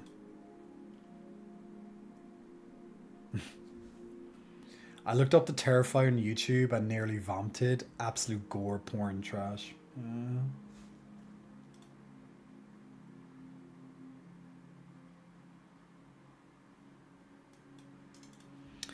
Cannibal Holocaust is only considered worse because it contains real animal deaths in it, which have been removed from most releases. Ah, okay. Yeah, like I honestly don't like gore. I really like. There's nothing wrong with a little bit of gore, you know, like yeah, a little bit of gore, like where it's kind of like, you know, it's like the most kind of I don't know if I can even I don't know how to even put it. A bit of gore. You know, it's not over the top. It's not gratuitous. It's not like Saw, where it's just constant gore, or maybe like this Terrifier movie. I don't like that shit. I find it very disturbing, and I don't even find it like, it's not disturbing that like, oh my god, I can't handle it. It's not that I can't handle it. I don't want to look at it. Like, there's a big difference. It's just disgusting. But that's me with gore. Like like when it comes to like when it's kind of gore done in terms of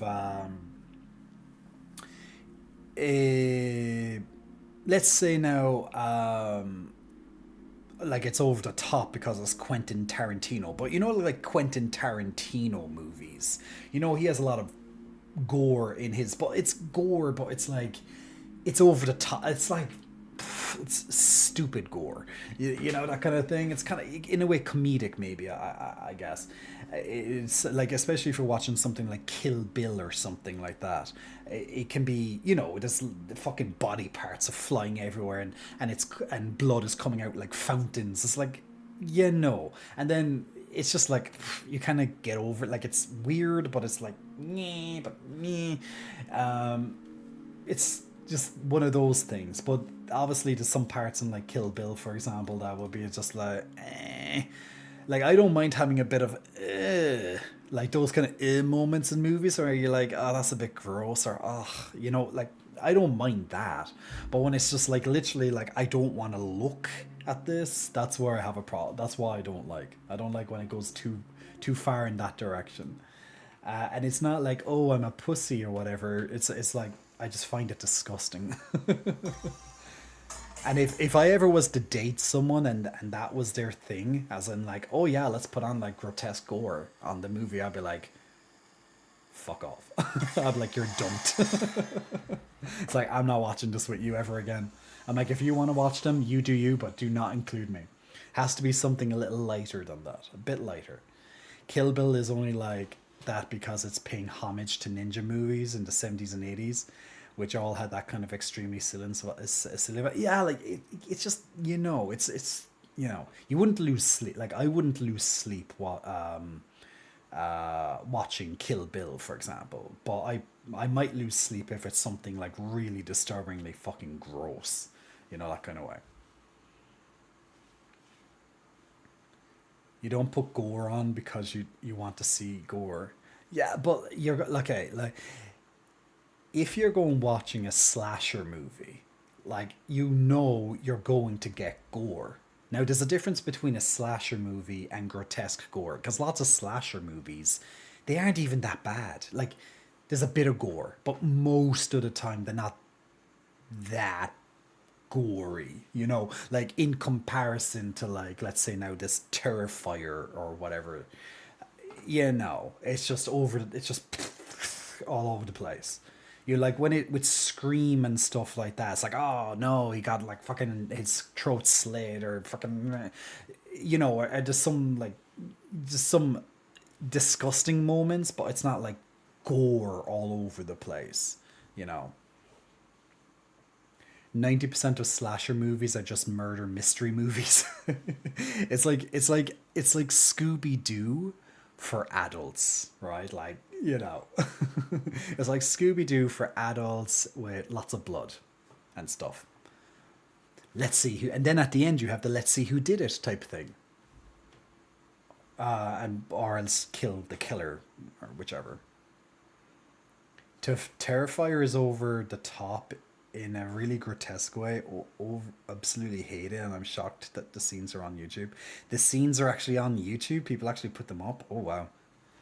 I guess they can't take them all off, but yeah, like I heard that I heard that at the start, like in the opening minutes, like a family gets butchered or something, in the, like over the top butchered in the first couple of minutes, and that's apparently not even the worst scene. It's one of the worst scenes, but it's not the worst one. But apparently there's one that's even more worse than that, and I'm just like, I saw in the trailer, like it didn't show it, but you know, there's this couple in the shower, and then the clown comes in with a chainsaw.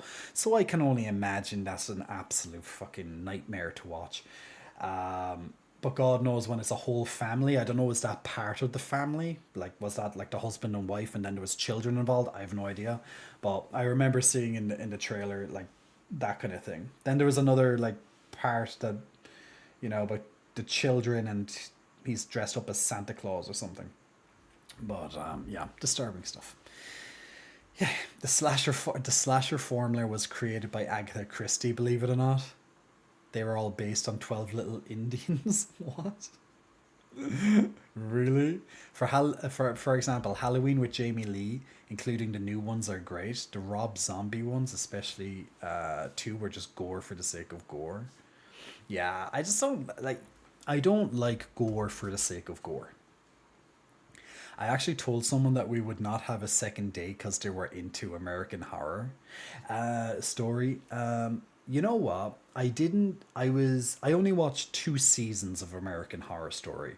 I loved the witches one. I thought that was fantastic, and there wasn't much gore in that. It was fine.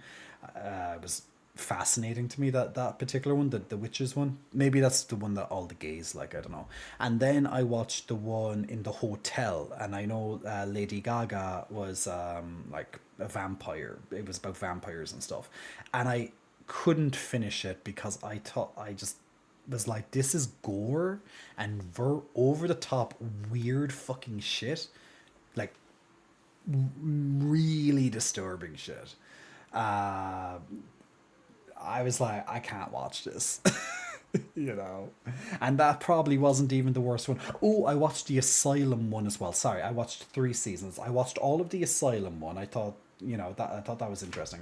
I watched the Witches one, and then I watched, well, I didn't finish it, but I watched the hotel one. But I just thought the hotel one was just, yeah, it was just, ugh, didn't like it. I only watched the first season. Most of the second season, I was like, okay, that's enough. Coven, yeah, that's the one. Coven. I liked Coven. Actually, I'd love to go back and watch that. I am that fucking supreme. Damn, spoken like a true boss.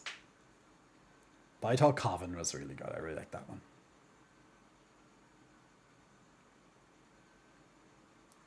And then there were None is a mystery novel by Agatha Christie. I know that novel actually. Widely considered her masterpiece and the best-selling crime novel of all time. The story revolves around 10 strangers, each with a dark secret, who are invited to an isolated island, only to be killed off one by one, mimicking the nursery rhyme 10 Little Indians. Ah, okay. which is the basic premise of slasher movies.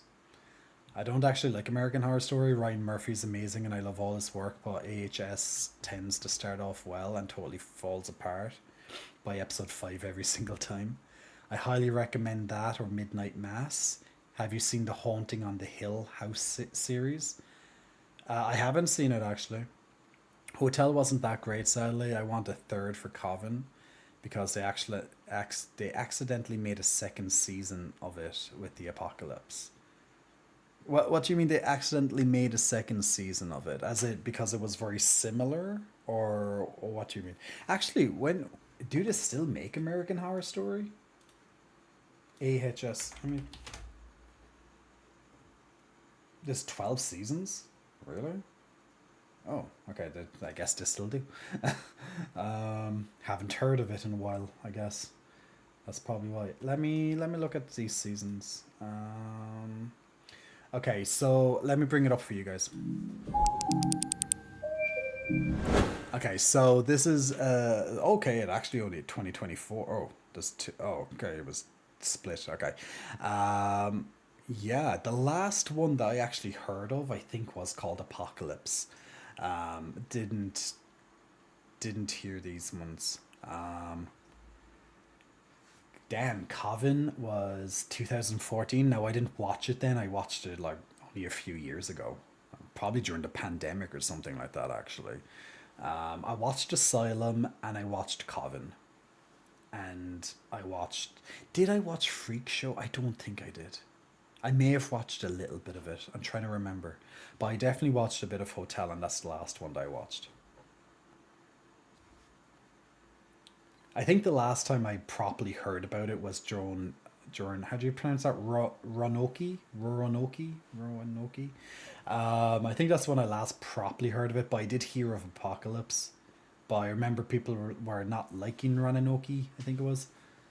But yeah, I know. What I like about it is that they kind of focus on a theme and they kind of run with that for the and the actors get to play a different person each time, which I think is always pretty cool. That gives sometimes the actors have like a bigger role, So I think that I think there's a coolness to it. I don't know if some of the actors are still the same, like if they're still on the whole way through. I don't know, is there any actors still there? Maybe there's a few, but imagine being on like 12 seasons and all these different roles. That would be really exciting, I think, as an actor, being able to really play lots of different characters. 1984, I love the first 4 episodes, then it went too nuts. Nuts in what way? I watched Murder House. I tried 4 times to get to the 3rd or 4th episode and gave up.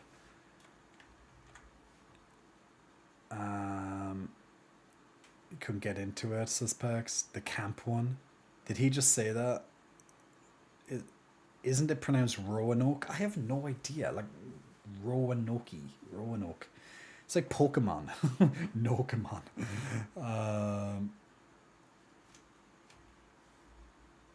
Nuts as in went too far off the original point of the story for the hell of it. That can happen. What's this?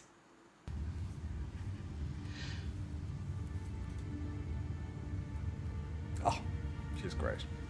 I love you.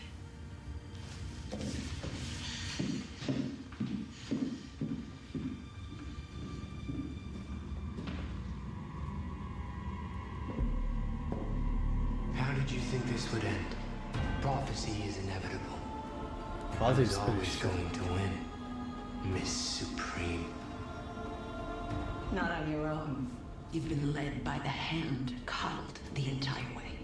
By your father, the Warlocks. I look at you, and I don't see a man. I see a sad, scared little boy so pathetic he couldn't even you're now kill gently down the stream. Yeah. But I never expected to. Like a cockroach, I knew you'd survive the nuclear fallout. I wanted you to. And now I'm gonna have the satisfaction of watching you die knowing you failed. You still don't get it, do you? Even now. There's not blood and stuff in this you one, think is there, there's only Ben? winning and losing, success and failure. Don't want that stuff on my But stream. failure is when you've lost any semblance of hope. You will get to watch me die, but you won't find it satisfying. You go, girl. Satan has one son, but my sisters are legion, motherfucker. You just said there's no blood in it. Oh, she just stabs herself. That has blood.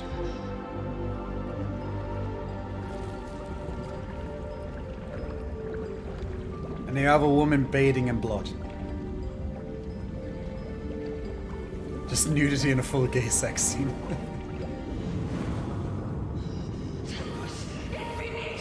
Okay, maybe a little. Oh, that's great information now and there.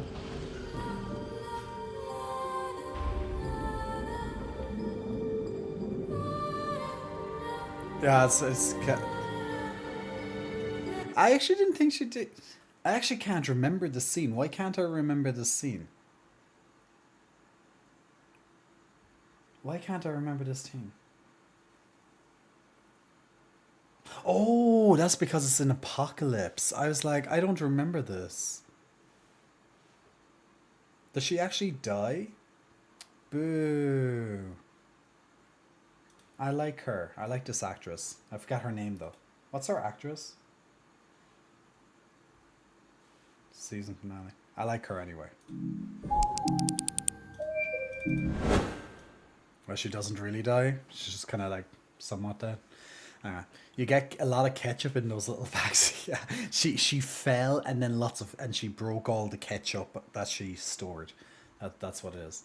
No, I when I said blood, it's because I just don't want it to be over the top because Twitch. So, you know, it's different if it's like in a game, even though sometimes that can be a bit, you know.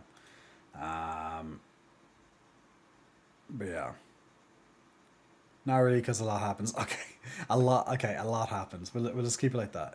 It's just raspberry jam. All right. Okay. Now, I know Keck has been like, Jay, where's Astrobot? We're gonna get Astrobot. But yeah, let's play a little bit of Astrobot. Because we don't have that much. We don't have, unfortunately, too much time to play it. But if we can get like 2 worlds out of the way, we'll try and get these 2 worlds done. Maybe even more if we can. But if we can get 2 worlds, I think that's some great progress. But yeah, it's you know, I love this game so much, but it saddens me that we don't get to play it as much. Okay, I remember the last time we were playing and we also were the chicken. Now this is one of the I'm just going to turn down the game volume slightly because it's a little bit loud here. The game volume, now the sound design in this game is absolutely incredible. I love it. It's just so good, but it's extremely loud at the same time because it focuses a lot on the sound effects, particularly in the controller. Now, if you haven't seen me play Astrobot before, it's a very cute game. You're playing this as this robot called Astro. I know, right? And Astro is on a mission to find 300 of his fellow robot buddies. And along the way, you're going to get lots of these different power-ups. It's a complete platformer type of game. So if you played a platformer before, like, you know, old ones like Crash Bandicoot and stuff like that, very much along those lines in terms of, you know, what's expected, you know. Oh, there's a bot in there. Can we get over to him? No. Oh. How am I going to get into him? Oh, he must be, you know what? He's probably in the other, yeah, he's down this one. So our mission is, so look, I pulled that out, so he's probably, there he is. Yeah. See? You didn't 100% the last world, missed a puzzle piece. Oh, I'll have to check that out. So on our way, we're going to try and find all of the bots. Now you don't have to get all 300 bots to finish the game or anything like that, but I made it a point of mine to collect them all. Like Pokemon, gotta catch them all. So I want to free all of my little bot friends because I feel so bad. They're just so cute. I just don't want to miss out on a single bot. So what we normally do is that we don't continue on with the game until we get all of the bots in every level. Now, if we miss one, we usually go back and get one right away. Oh, now they're hidden quite well. There's not that many bots in this particular level. Now, every so often you're going to get different cameo bots. Now, these cameo bots will be bots from different PlayStation games. So this one now, for example, is called Magical Graffitist. Their drawings really come to life. So does anyone know, Jay likes to have them all, yeah. Does anyone know who this Magical Graffitist is? Some graffiti artist? Is there any game that that you can think of that this guy could be in? Because I'm not sure. Now, sometimes I have a very good idea of who they are, but other times, no idea. Banksy? Is that really a character? Now, most levels that you get as well, you get a complete... Oh, we get a little photo op.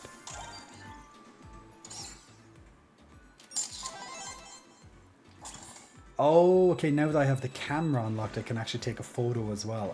Okay. But usually when you get... That makes a lot of sense. Before, there used to be just these kind of like random little, little points where something could happen. Just for a little bit of cuteness. But now they actually have a point. Now, as you can see... Oh, I got a puzzle piece. One of 2 puzzle pieces. So as you can see, it's extremely colourful, very cute, very fun. Oh, and I died. Because I got turned into an ice cube. Now, you only have one... you can only take one hit before you die. Oh, I hate ice. Now, you have infinite lives, so you don't have to worry about that. Wasted pop culture reference. It doesn't... Yeah, it doesn't help having a pop culture reference when I don't understand it. When I don't understand the context. Now, pretty much nearly every level there'll be a new kind of gimmick. God damn it. A new gimmick power. This one, I have this chicken jetpack. Oh, okay. This guy, obviously I can't just run into him. Oh, shit. Jay keeps dying. I'm gonna probably have to... Oh my god. I came out and I go straight off the cliff again. Yeah, this is fun. Poor Astro. Okay. Just couldn't run into him because of spikes. But he put up the spikes like almost instantly, so usually it's not that fast. Oh! Ooh, okay. See how creative this game really is? It's just, I just love the creativity in this game. It's just, you just never know what to actually expect. And since it is a platformer, they like to hide, stuff off the edges and things. So you'll usually catch me just looking around. So I try not to miss out on anything. But yeah, you can never really guess how the level is going to go because it's always so different. Yeah, that blew up very fast. And just the environments, like the graphics are so good. And just all the little fun things about the environments really stand out as well. Like, it's one of those games you can literally just stand and just look around a lot. Because it's beautiful, it's absolutely beautiful. It's such a treat to play a game like this. Which is great to be able to say. And lots of the enemies, now the combat isn't anything to really, oh shit. The combat isn't anything really to write home about. Like, it's not like, crazy combat or anything. They have to do some like really crazy moves or something to do it. Like, the combat's pretty basic, but it doesn't have to be anything more than what it is, It's great just for what it is. Now, to change up the combat, you do have all the different weapons and stuff that you get, the different gimmicks, as I say, that change up combat ever so slightly, and not just the combat, but also how you navigate each of the levels too. Now, if you've been watching me play Astro for the last couple of streams, then you'll definitely notice this. Now, some of the levels are quite challenging. Generally not the main levels. The main levels are, you know, they're not, you know, they're very friendly for everybody. But when it comes to some of the secret worlds, and especially the challenge levels, they can be a bit of a bitch. Particularly the challenge worlds, they can, yeah, they can be quite nasty. I can't, I'm trying to look for the, just to see there's probably something inside him. And I could have easily just bypassed him, but that's not my objective. Because I'm trying to see if there's something inside him, like a bot or something, or maybe even a puzzle piece. Because I'm trying to 100% each world, of course. Oh, okay, even the block can actually kill them. Okay, that's great. But trying to make him go onto the side that has the... I think that's the kind of puzzle aspect of it, trying to get him to go on the side that has the lever. I have to get him to go back. Back this way. Do it again, do it again. No.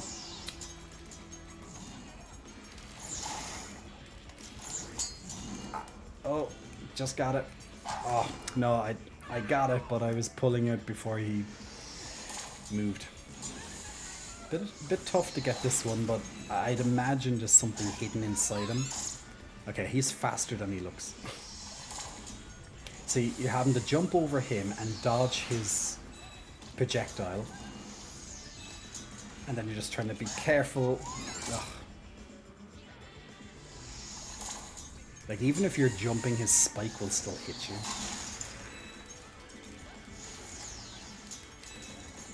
Okay. If I get him to go back twice here, I should be fine. Oh, it's so fast. Jesus. How am I going... That's really difficult to grab.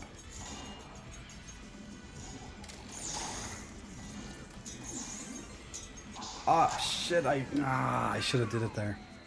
What I'm going to have to do is just wait until he's about to, oh, where am I? Oh. Oh. No. I kind of snuck up on him that time. Wait, maybe I can do it this time. Hey! Aha! It pulled off the platform, so there's something underneath this. Ah, look, there's a bot underneath it. Well, that's one way to do it, is save, and then you kind of jump him by surprise. I forgot that we changed the joystick color to gold.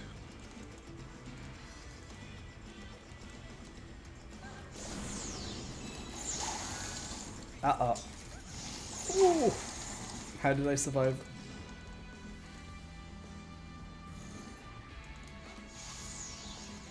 Ah. I'm trying to time it.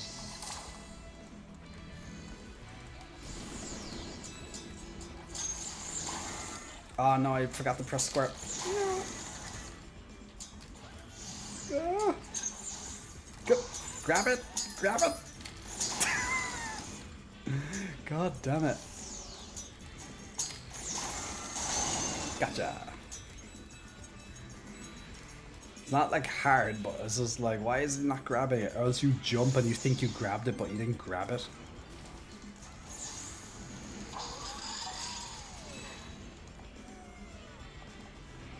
I think it's this side.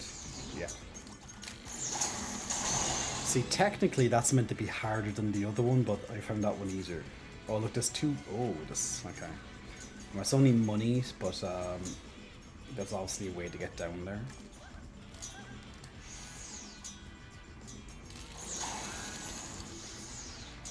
But me no knows. Oh, and there's the bot.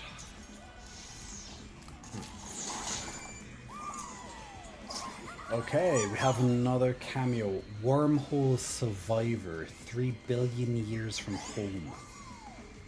Wormhole Survivor, 3 billion years from home.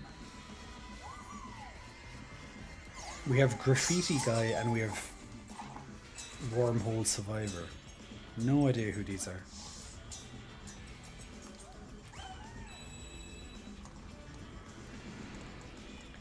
Is there any puzzle piece or anything down here? No, it doesn't look like it. Because if it's just money, I don't really care too much about it. Like, I'm not desperate for the... I'm not that desperate for the money. Money can be useful, but... Oh, there's a puzzle piece there. Ooh. Ooh, it's a double one. Uh-oh.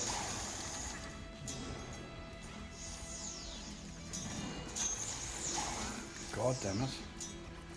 Because I think I grab onto it, but I don't grab onto it in time.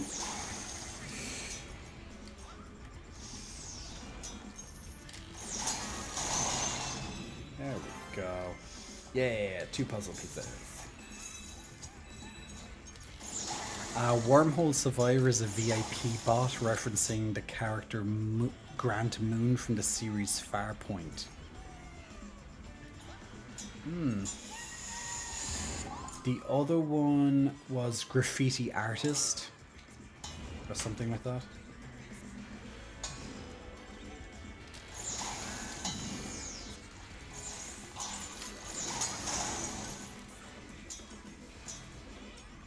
Oh, okay, this is interesting. Oh, okay. I'm gonna have to zap that and then get out before it blows up. Okay. Interesting. Oh shit. Oh no. No, no, oh no. Eek. Okay, that's an interesting way to do the bot.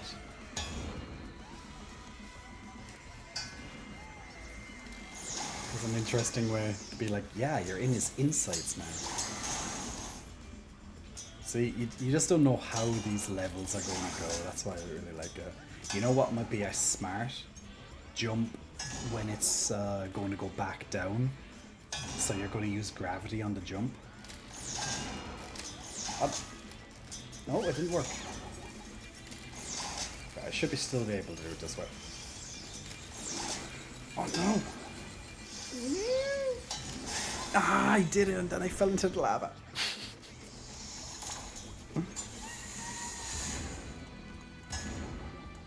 Goddamn physics. I knew I was never good at physics in school.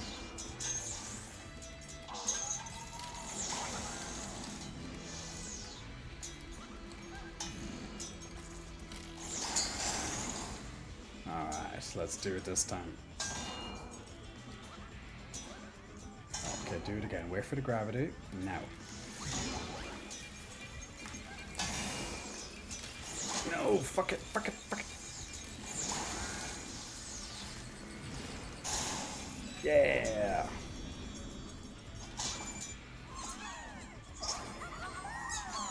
Okay, we've got another one. Living Relic. They'll leave you in pieces. Living Relic. I'd say these are all from a game. I don't know if this is from the same game, Grant Moon, but I've never saw those characters before.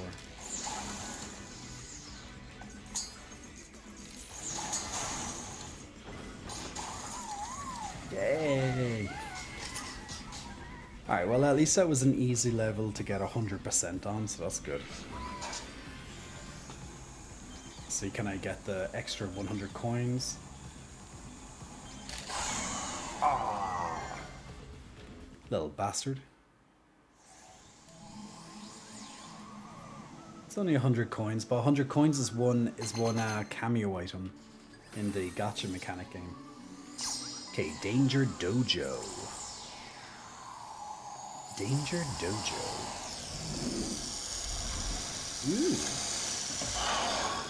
Ooh. Ooh.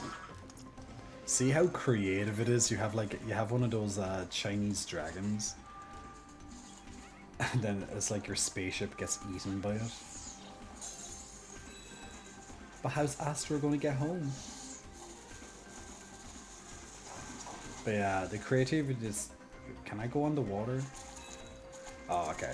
I can until this point. I'm not... Oh.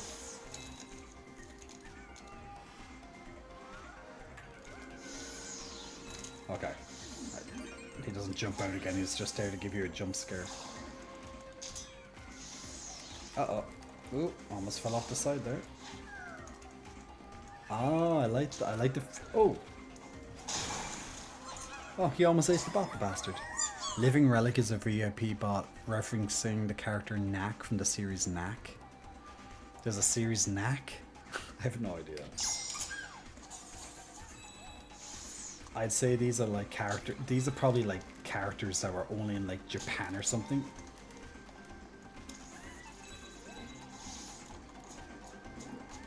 Because sometimes you get those games that are kind of like only been in Japan or something and you don't really know them.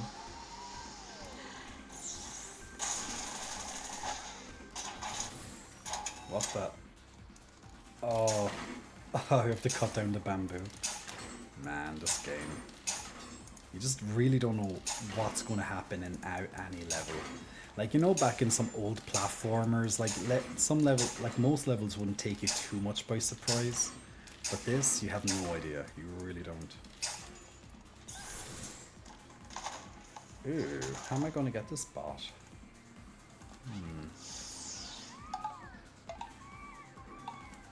Oh, I don't have the jetpack anymore. Ah. Oh, even the death is you falling and him. Okay. What I'm going to have to do is probably maybe keep... I'm going to have to keep the... this up just high enough. Maybe. And just be careful with how I chop these. Like, make it kind of like... God.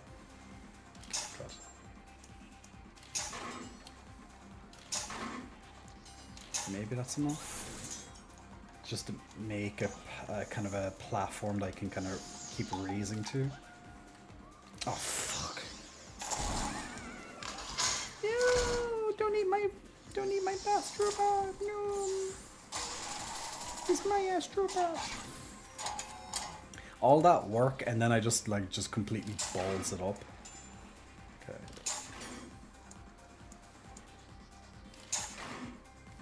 That looks good. Now just don't fall off the moment you jump. I got nervous because I saw I saw the slime. Ah, okay, I didn't even get to make it over there. Okay, that's a bit too far to jump. Okay. Well, okay, I know. That one's too far, so I'm going to make that one the tall one. So I'm going to make this small. A small one. This one is going to be slightly taller, maybe a little bit less, and then if I need to a little bit more height, I'll bring this one. But I actually should be able to reach it with the. That one might still be too tall. Let's see. No, good. That's using your noggin, Jay. Okay, so the next 3 bots are going to be VIP bots. Shit. Well, at least I got the bot, that's the main thing. I thought I could just jump that way, but apparently not. Oh, okay, it's saved. Okay, great. I don't have to do it again. Nice.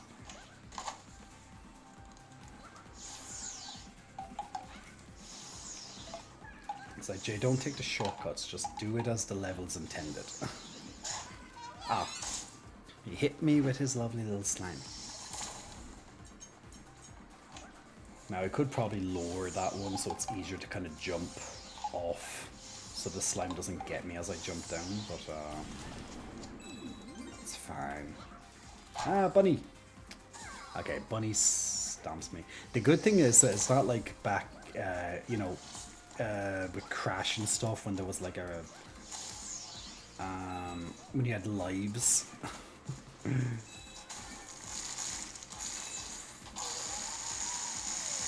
Because then I'd have to take it way more carefully if I had lives. Does he do something or is it just like... I think it's just a statue. Ooh. Ooh. Ah, puzzle piece. Nice. What's in here then? Ah. I just love the randomness. Is there anything else? Just see, it just goes to show exploring is extremely important. Okay. It's been a while since we had Mr. Flower Power. We're gonna have to hit his head by jumping up high enough. No. There we go. Then I freed a monkey of some sort. Okay, random monkey.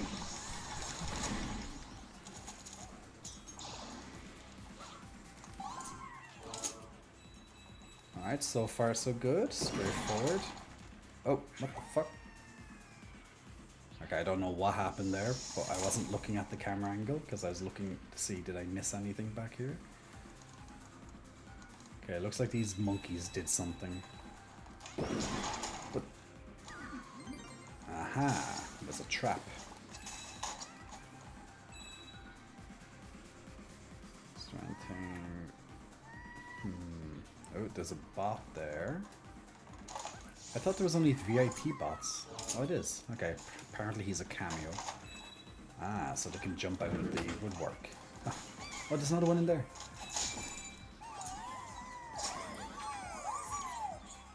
A vengeful spirit. A samurai no more. It's not an Omnimusha reference, is it? Don't think so. It's vengeful spirit. Samurai no more. I wonder if they're going to remake that game, actually, Onimusha. I used to love those games.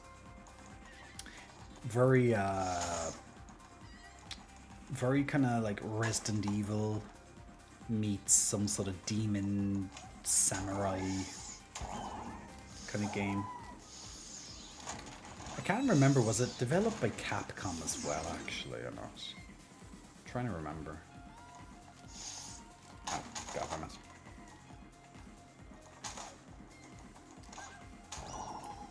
Trying to remember who the creators of that was.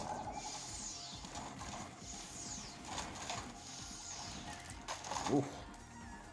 Vengeful Spirit references the character Jin Sakai from Ghost of Tsushima. Okay. Yeah, the mask would make a bit more sense. Okay, another bot. Who's she? Western warrior, a pirate and a samurai? Deadly. Western warrior, a pirate and a samurai. Is she also from Ghost of Tsushima?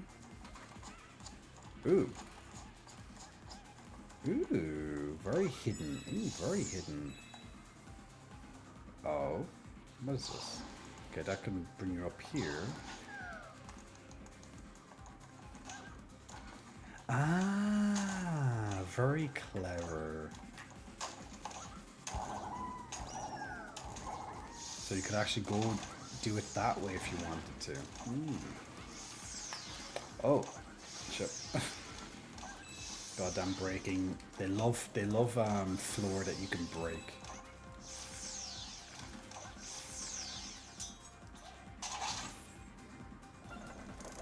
Oh, okay.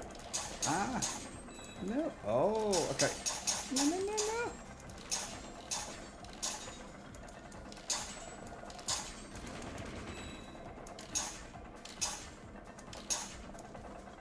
Okay, I'm assuming I have to, like, hit each of these. Shit. Oh, okay, and you only have a certain amount of them, I think, or is it a timer? Wait, there's no way I can... Yeah, I don't... wait, actually, I think I'm doing it wrong. I have to probably jump on all of them. So I probably just have to have, you know, enough just so I can jump. No? I'd imagine this stick. Okay, yeah, that's it. Okay, I thought it was like I had to maybe put them into all of the marks. Oh god. Well, that's clever.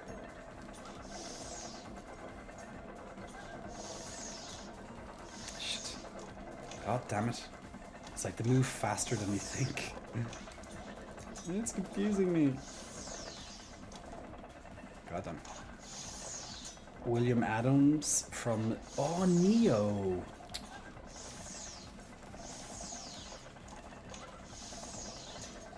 But William no, Western, that was a female. I thought that was a female character. Yeah, that's a female character, Western Warrior. So maybe there's 2 Western Warriors? Because Neo would make sense, but not for a female. Yeah, that's definitely a female.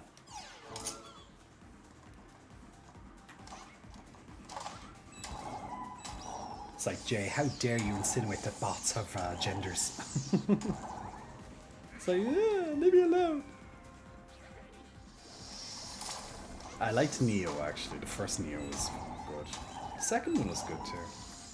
The thing with Neo is I usually get bored towards the end when it comes to all the grinding item part. Ooh.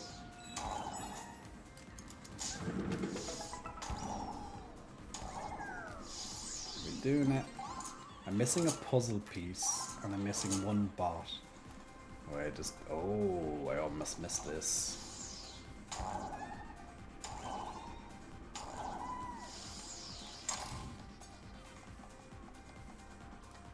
Oh, which one is the...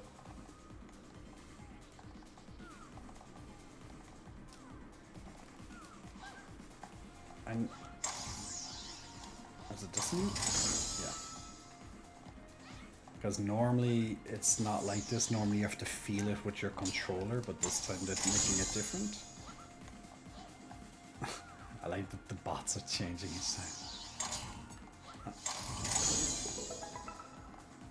Yay!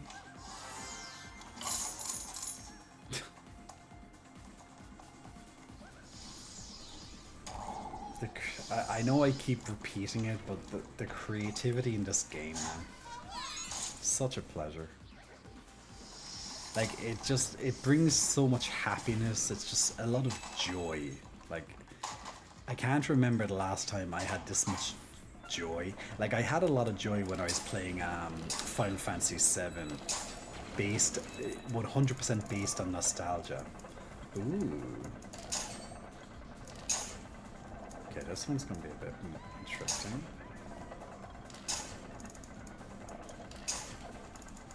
Okay, maybe that's enough. Go. Okay, maybe. Oh, God. Okay. I think I'm making this harder than it needs to be on myself.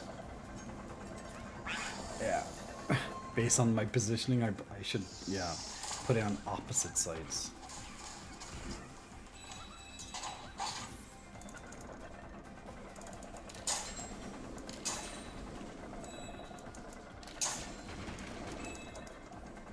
Okay, 1 here and 1 here.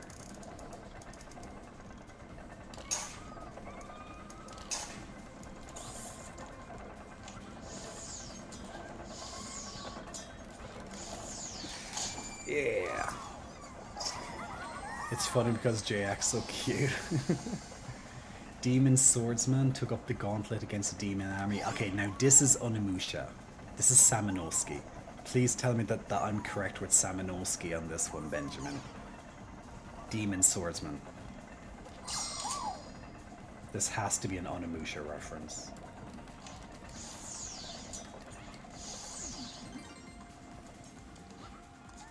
So they're getting in the 3 major samurai games, but I'm not sure about the William reference, because that's definitely a female. So I'm not sure.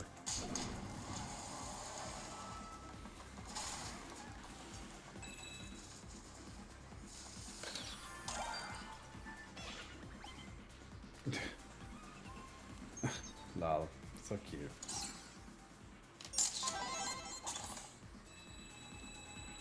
Take the photo and get some coin.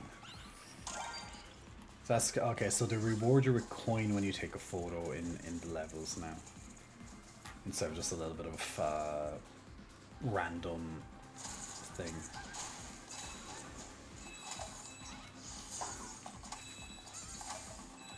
Well, we're still missing 1. Oh wait. Oh no, we have everything. Okay. Demon Swordsman is referencing the character Samanuski. Yay! They really need to remake Onimusha. I don't know, are they? But like, I thought the game series would have been quite successful back in the day.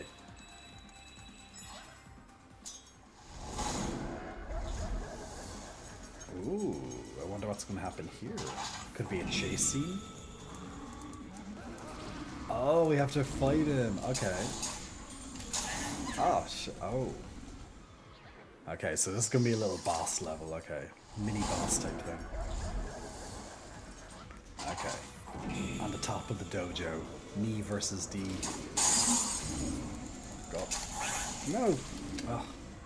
Okay, they're a lot faster than you think. Okay, Jay, focus on missiles.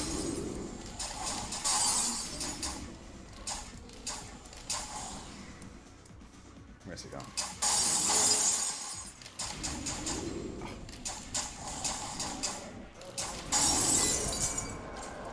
Yeah.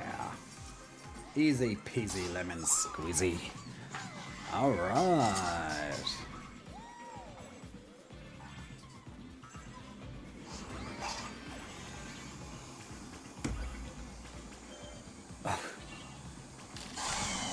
Ah.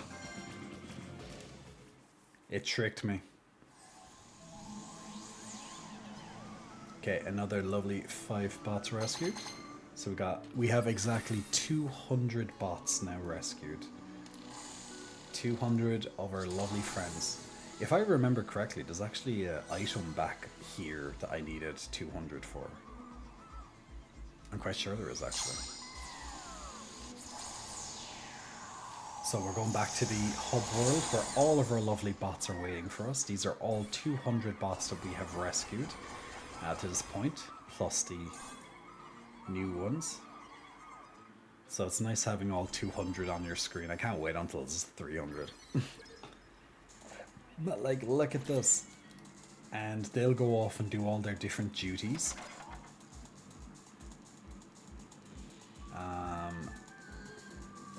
Which we can go and check out. Oh wait, there's... Actually, I like that they marked it on the map that there was a 200. Is it... I think... Where is it? Sphinx? Okay, it's behind. But yeah, so each of the cameo characters have their own little animations that you can unlock through a gacha kind of mechanic. Is that the guy that we just rescued? Oh yeah, it's the guy we just rescued. The 3 of them are just there, the samurais too.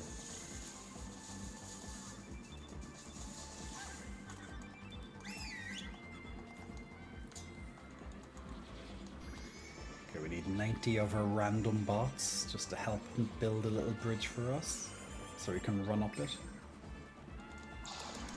Go bots! I just like that it's just random, that they just choose just a random whatever amount it is. It's gonna be nice now seeing all 200 for whatever this thing is going to be.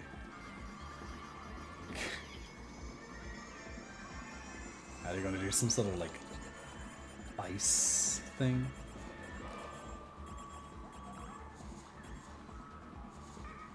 Okay, it just needs me. Oh, we're all lifting it up. Ooh. Okay. Lol, I can actually knock them off.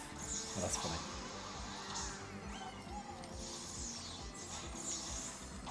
Get out of the way.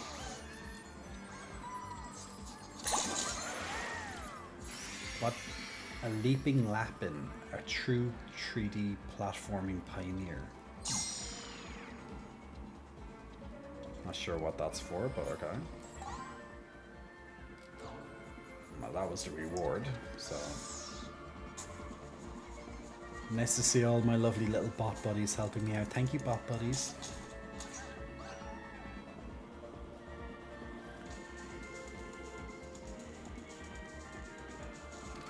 How much cash do I have? 400? Okay, let's do a quick gacha. We'll do 4 gachas. Might as well. Okay, let's see, can we get like 4 animations? Ace aircraft, ready to take flight. Got a drum set. For one of the other apes.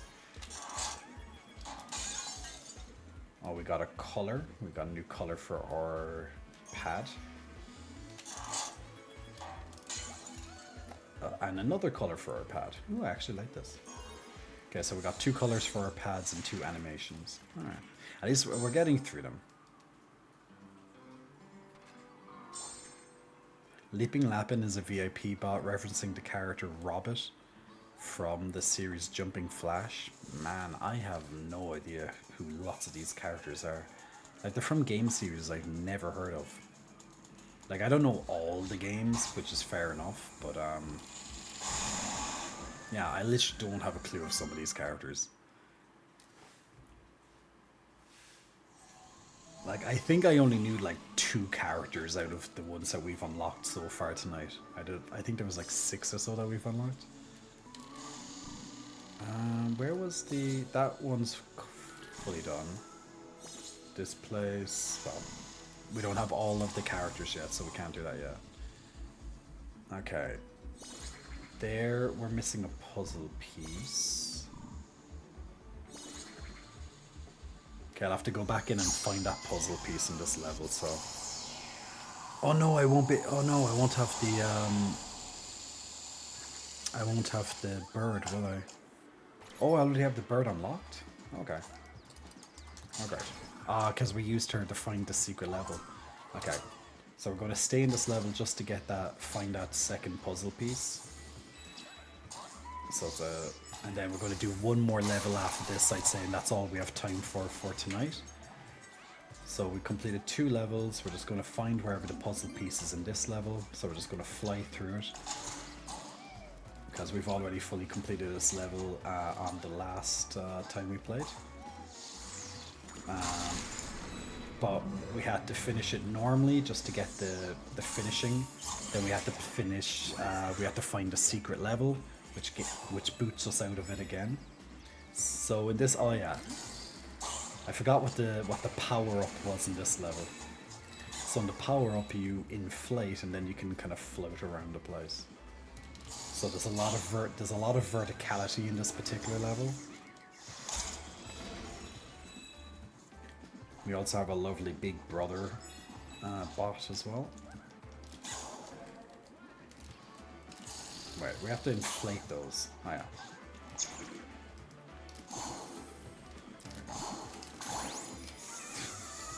No! I didn't do it right. Okay, open. Why is it? Okay, well, that's strange. Okay, why is it not staying? Okay, I think I just keep it 3 and that's it. 1, 2, 3. Yeah. Problem is I overinflated. Jay not understanding gameplay mechanics. Ben, sleep well, man. Thanks for joining in for a while tonight.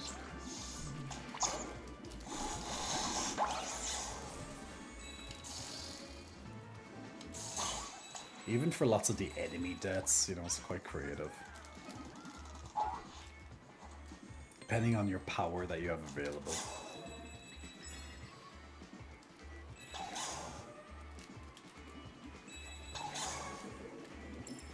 Oh, okay, great. Okay, the puzzle piece is near... Oh, well, that's fantastic. The puzzle piece is near here. Ah, God, man. I forgot that he does, like, he goes back and forth.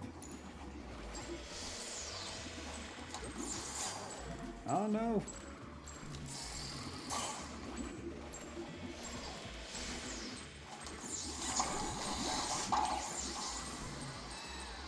Okay, so the puzzle piece is somewhere here. Looks like it's up there. For some... Okay, apparently it's here. Oh god. Okay, so it's behind that somehow. I'm gonna have to be careful because that guy is firing at me, so... Like, how the hell would you ever find that puzzle piece?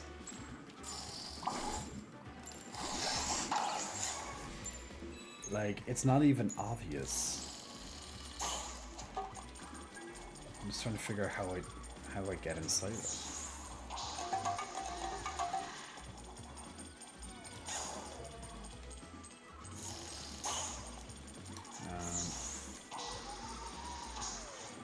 I'm not sure, is there like a... No, there's not another button I can use.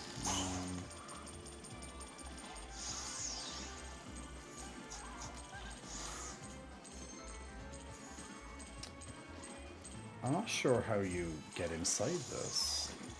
Oh. Okay, I just hit it at the top apparently. Yay, there's my puzzle piece. Well, now that I have the puzzle piece, I can just leave the level immediately. The great thing is that you don't have to... That I actually think that's a really good thing that they've done. That you don't have to fully finish the level if you're just looking for like one thing or whatever. Otherwise, yeah. Okay, so we have 2 levels. We have Spooky Time. We'll do Spooky Time. Or Bubbling Under. Yeah, we'll go with Spooky Time. I think that's a good call. Is there any other secret? Let's check over here. Usually you'll get a secret or 2 after you finish a level. Oh, wait, technically we didn't finish a level. We just went back in just to collect one thing in a level, so yeah. Usually after like each level you'll have like a little secret. Okay, we're gonna do Spooky Time since it's Halloween. Get us ready for some spookiness. Spooky time before bed, best not have nightmares, young man. True. Look, I don't think Astrobot's going to make anything too scary. But then again, we did have a jump scare in one level from a fucking ghost, so yeah. I can't believe this game actually gave me a jump scare. There's literally horror games that try to give me jump scares and they don't succeed. But this game literally gave me a jump scare.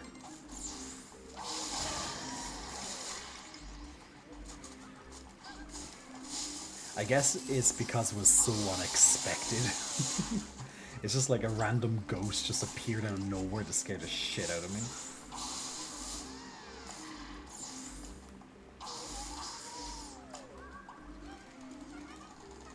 I love his little umbrella because it's raining. Ooh, okay, what's this? What's the gimmick? This one? Was this the time one? Ah, okay, we had this before. I think this was in this in a secret level. We had the time one. Oh.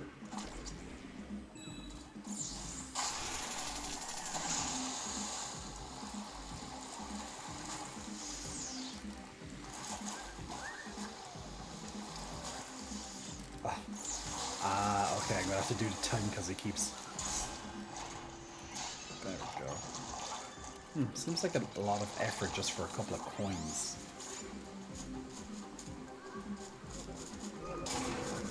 Oh.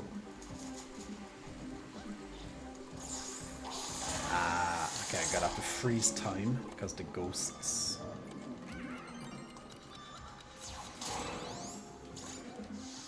This is Astrobot. Damn, Jay, look at that cleavage from New York to Dublin, Jay. Hope all is well. Are you in New York?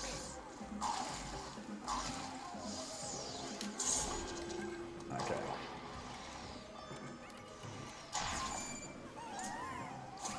Okay, one bot down. So yeah, Astrobot is really cute, Midnight. It's such a cute game. Like, it's a pleasure to play this game. Just because it's just so full of joy and just every level is just, you just don't know what to expect and there's a lot of creativity.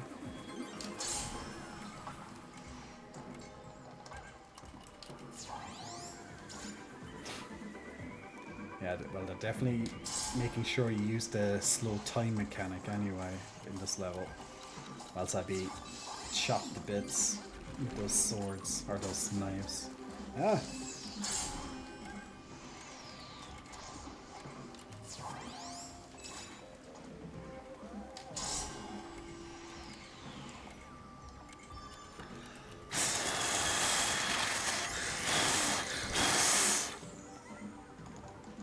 Yeah, sometimes you have to blow into your controller and then miss the goddamn thing. It's not that often they make you blow into the controller, but sometimes you need to.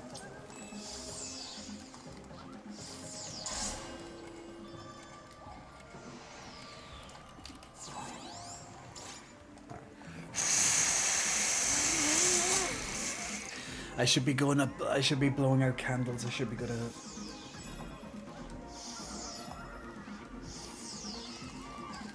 Gotta blow those candles off that birthday cake. I was briefly there for the weekend. Ooh, nice. Alpha male, could do with some piano lessons. Oh my god, this is this Chris? Or maybe Wesker, maybe? I'm thinking this could be Chris or Wesker. I think it could be one of them. I'm thinking because alpha male and it's Chris, and he kind of looks like Chris, but he also has a bit of a Wesker vibe as well with the hair. So, but they definitely, I knew they were going to do more Resident Evil cameo because there was more spots left on that kind of little island for the bots. Ooh, did I miss on a? Ooh, I missed out on a bot. Oh. Was that, what color was he? Oh, okay. I thought it looked blonde when maybe it was the light. Yeah, this is definitely Chris. Okay, great. We got some extra Resident Evil characters. Okay, there's one more character, so maybe they're Resident Evil as well. Because we already have Claire and Leon. So I wouldn't be surprised if it's going to be like Chris and Wesker, for example. Now where the hell could that other bot be? So, oh, looks like we're going to have to go back a little bit. It's probably like hiding down here or something. Down in one of these little areas that... I hear a bot. Or maybe that could be the... Oh, there he is. Look at it. Damn. Luckily, I just saw the little bit of I could hear it, and I was like, "There's a bot near here." But man, such an easy one to miss. I feel proud that I discovered that on my own. I didn't need the bird. Bird is the word.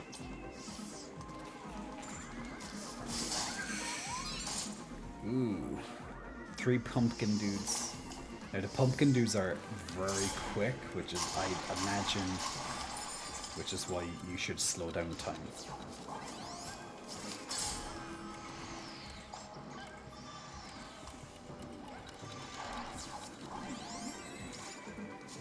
Because with the slow time, everything's simple. But the slow time is only for this level, so it's not like a permanent power-up that you have.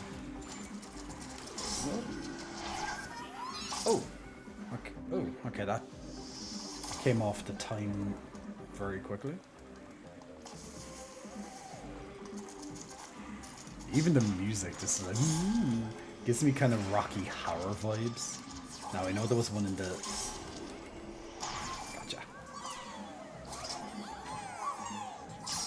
Jay, did you work out chest today? No, actually, I worked out legs today. I know, right? The things you can't see. But yeah, I can't be skipping legs day. We just can't do that.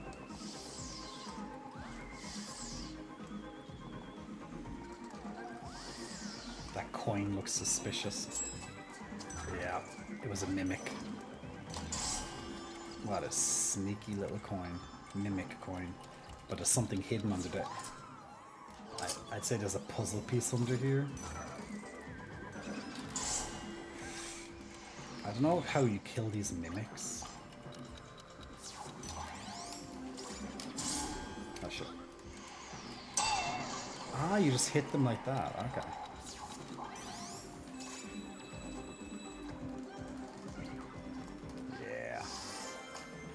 That makes sense for a puzzle piece there. Can we see the striated legs for research purposes? They weren't. There's my ass was looking fine today, to be honest. My ass was looking really good. But yeah, there's no striations. I think I have to get a little bit leaner for that.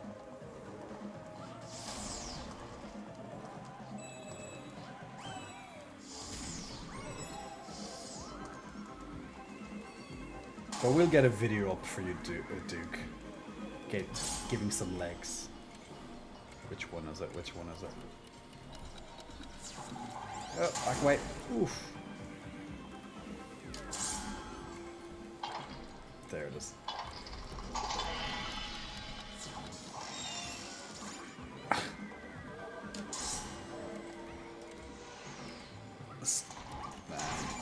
The creativity, I just love this too much.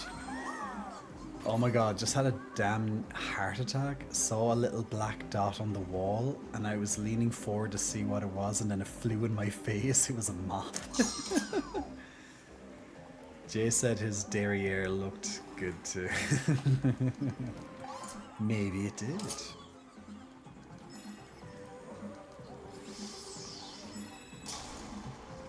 Well, I'm glad you didn't have a proper heart attack. You might have woke up your partner or something if he's asleep, if he's not playing World of Warcraft. If he's still playing it. It was actually a jump scare. You probably got more that moth probably that moth got you probably more of a jump scare than any of these horror movies that you watch. Oh, did it too early. No! I clicked it, but there's a little cooldown after you after you go off. Run, Jay! This thing is, it's like checkpoints they're very generous with the checkpoints in this game. There's a coin up there that I missed. Not that the coins are important, but if I missed a coin, there's a potential that there's also something up there too that I missed. But I think it might be too. Oh, they're using the light bulb mechanic.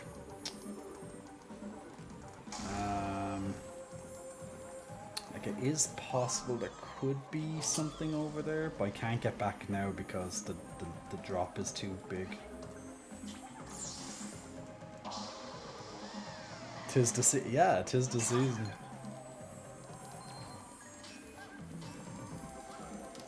Okay, they're doing light bulb and they're doing the invisible floors with the light bulb and the slow time or stop time. Oh, ooh. No, that's a bit too interesting. Good job. Goddamn ghosts. Actually, you know what you could have probably did there is throw the light bulb at the ghost and then they would have probably stopped. I'm thinking there could be something over there though. I don't know, can you get over there, but possibly. I just got the checkpoint just in case I can't anyway. Oh my god, you can! Shit. Oh! Oh my god. How the hell did I... Wow. Oh. Well, that was funny. Yeah, there's definitely a secret there. That was just pure guesswork. But the fact is that these are moving platforms.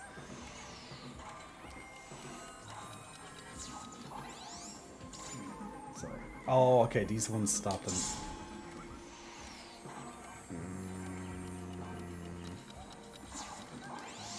Oh, yay.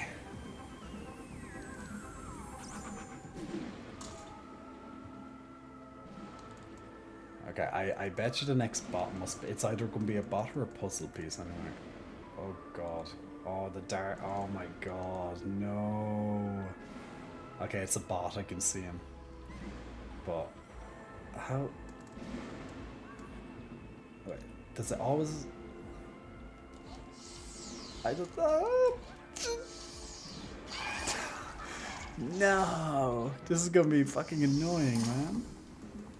Oh yeah, pause time. Yeah, you're right. Maybe I can pause it when the lights are on. Yeah, I can pause it when the lights are on.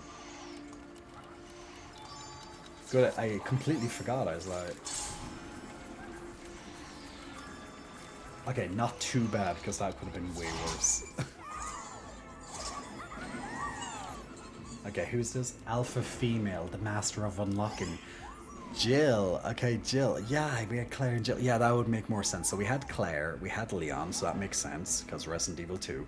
And now we have Chris and Jill, so Resident Evil 1, yeah. Okay, so the master of unlocking.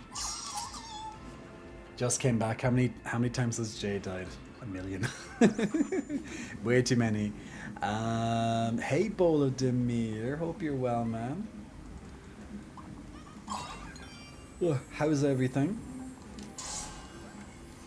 But you're joining us, guys. We had like 3 hours of different topics tonight, and now we're having like an hour and a half of game time. So I'm like, yay, game time! Me loves some game time. These lizards are goddamn fast. Not so fast when I can freeze time though. Ooh, big ghosties. Oh. Oh, interesting.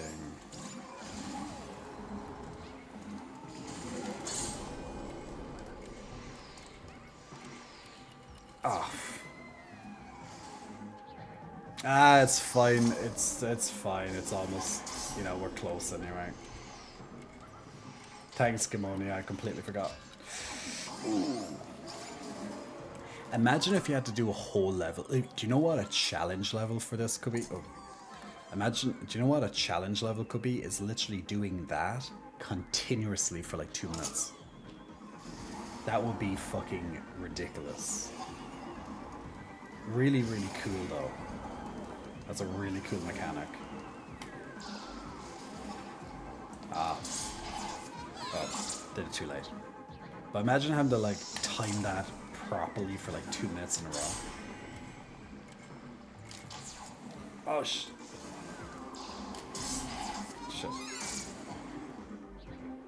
Yo, wait. Boo, not enough game time. I know. Jay went into too many topics. God damn Jay giving advice. How dare he? Uh-oh. Oh, okay. They can't kill you when they're slow. Need it, boss. Hey. Just getting my shots in while I can.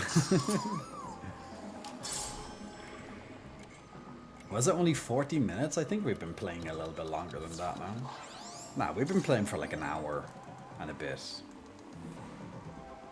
Just appreciate the titties while here. Was there a little boss? Oh, it looks... Oh, ooh, okay. Ah, okay, this is gonna be interesting. Wait, it wasn't a moth, it was a ladybird.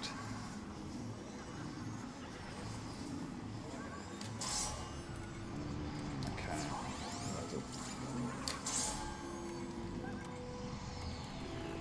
Okay, that's... Okay. Was it? I don't know. Okay, this one might be a bit tough. They're being like... Oh, Jesus, how did I do that? That was so fucking time intensive.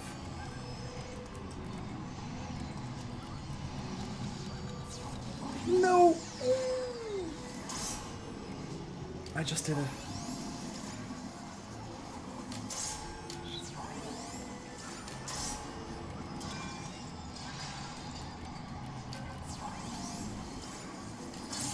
Ah, there's a little bit more. Yeah! There's a puzzle piece behind me? Where? Where was the puzzle piece? I don't know where the puzzle piece was. He says behind me. Glad Wukong doesn't have platformers. Well, the thing is how did you finish Wukong, by the way? Oh, did I miss it? Ah, well, I'll try. I don't know, will it send me back or not? Okay, it will, okay. Where? Is it back here, or is it, like, is it back this way, or was it, like, in this... Oh, wait, I think I just saw it. I think I just saw it. Yeah, I see it, I see it. Oh, wait. How am I... Okay, I'm just trying to get my bearings on exactly where it is, though. I don't know. Okay. Is it on the... Is that on the outside? Right. Where is it? Oh. Oh, okay. Ooh, it can go down on the end of it. Okay, at least I know it's on the rock in the middle. It's just gonna... It's gonna be really hard to kind of...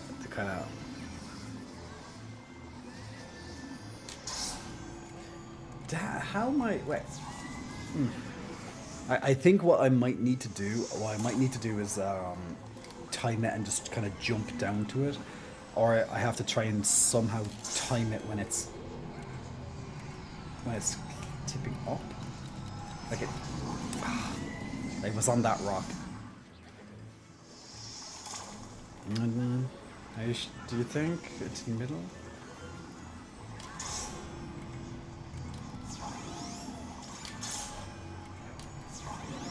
Oh wait, yeah, because it only will go up at that point, right? Yeah, you're right, yeah.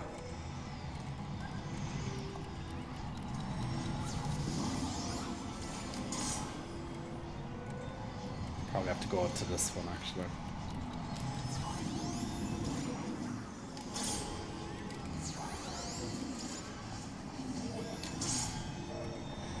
Okay.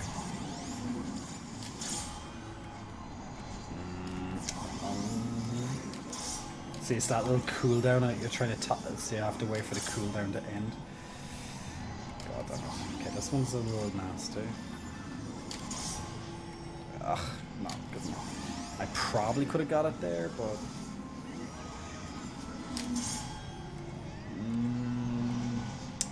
Actually, that would have been perfect timing.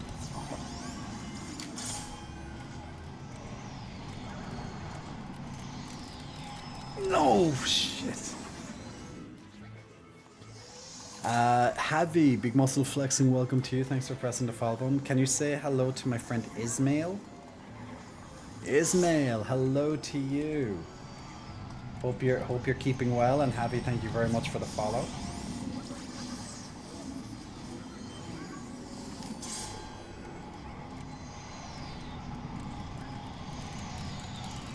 Okay, that's the set. Okay, I couldn't get onto that 2 times in a row now. Probably have to jump onto something else, maybe.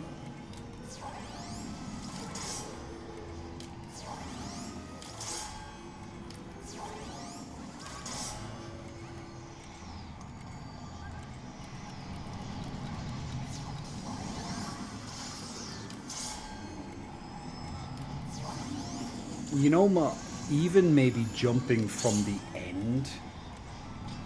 Actually, I don't know if the timing's right there. Fuck. Maybe jumping from the end platform and backwards to it might actually work.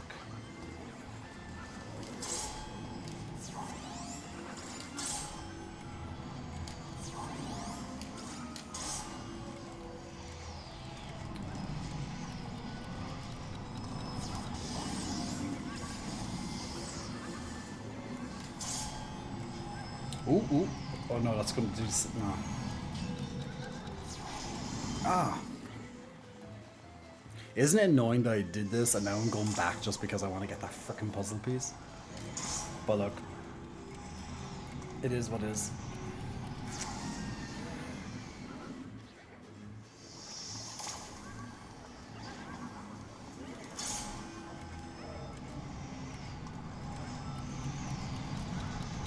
Okay, that was fast. Oh. Okay, now I'm thinking if I wait and jump from this side, I just have to wait for a very good is it? God damn, it comes around so quickly. Oh no, the camera angle! The camera angle changed as I jumped. Oh my god. Yeah, of course, I'd rather do it now than repeat the whole level. That was so annoying. Did you see what happened there with the camera angle? How it just kind of turned around? That was irritating now.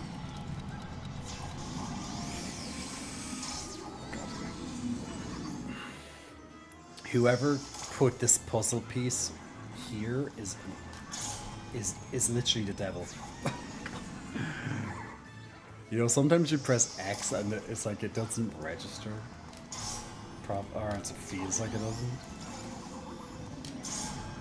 It's that little cooldown as well.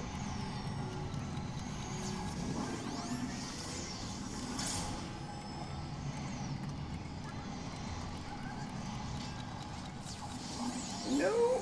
Oof, fuck. Bollocks. These ghosts can die. Ah, see? They're already dead. I'm going to get an exorcism for this ghost. I'm actually going to go and get the ghost. I'm going to get that sucking device that the Ghostbusters have. I want a Luigi's Mansion this shit, you know? Oh, that would have been perfect.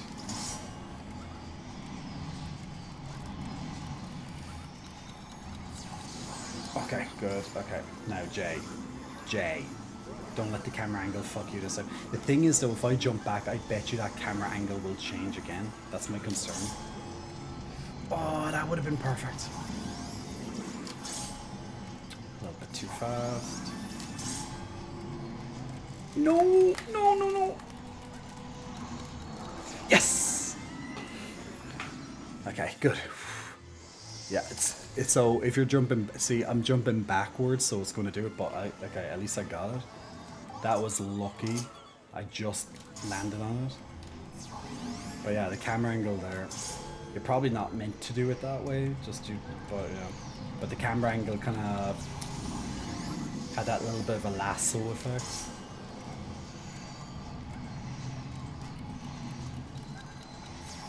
Because getting through this is not that part. It's not the problem. Just trying to get that puzzle piece was the problem. But we did it. Did we get all the characters? Great.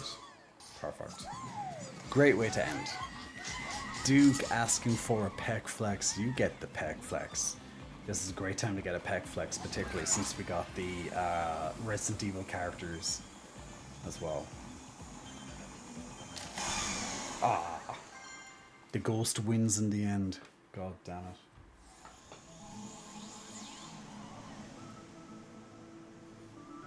Alright, that's the last big. We'll unlock the.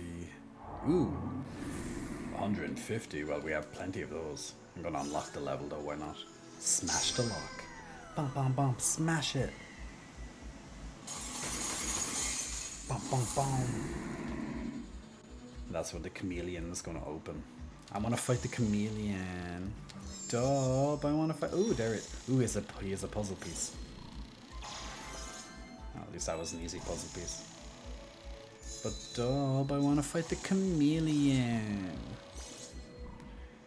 Guys, Dub won't let me play and fight the chameleon. It's all Dub's fault. Jay, no, not tonight. Oh, boo! I want to fight the chameleon. Okay, fine. You win, Dub. For once, I'll let you win. Time to raid. Watch South Park and it. Ooh, South Park. Yeah, that's true. See, this is why we need. Just do 5 hours of Astro on Wednesday, but then I won't be able to play Silent Hill. But in 5 hours on Wednesday, I could finish this boss. I could do all the challenge levels, and then I can do this one too. Or don't do the challenge levels and leave them till the end and finish the rest of the fucking game. because I could probably finish the whole game in 5 hours if I just focus on the worlds and you know, the main worlds. Well, and just leave the challenge levels, because the challenge levels could take me the whole 5 hours. You never know.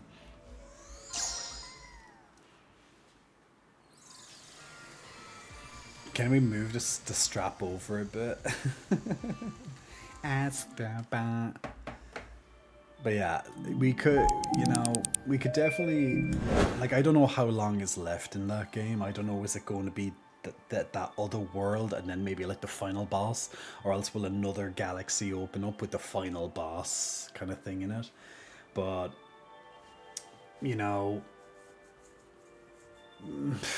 yeah, it's kind of a tough kind of, yeah, I'm not too sure. But the thing is that, like, judging from the amount of bots that are remaining, like, there's less than 100 bots. There's about 90 bots or so remaining, so it can't be yeah, it can't be that much, because we still have a couple of secret worlds to do, and so there'll be a couple of bots. There's about 5 bots per world in that area, and then in each of the regular worlds it kind of jumps around a little bit, but not too sure. So we'll see. And then back in the home world there'll be a couple of bots as well, so yeah. So there might be just one world and then maybe the final boss or something like that.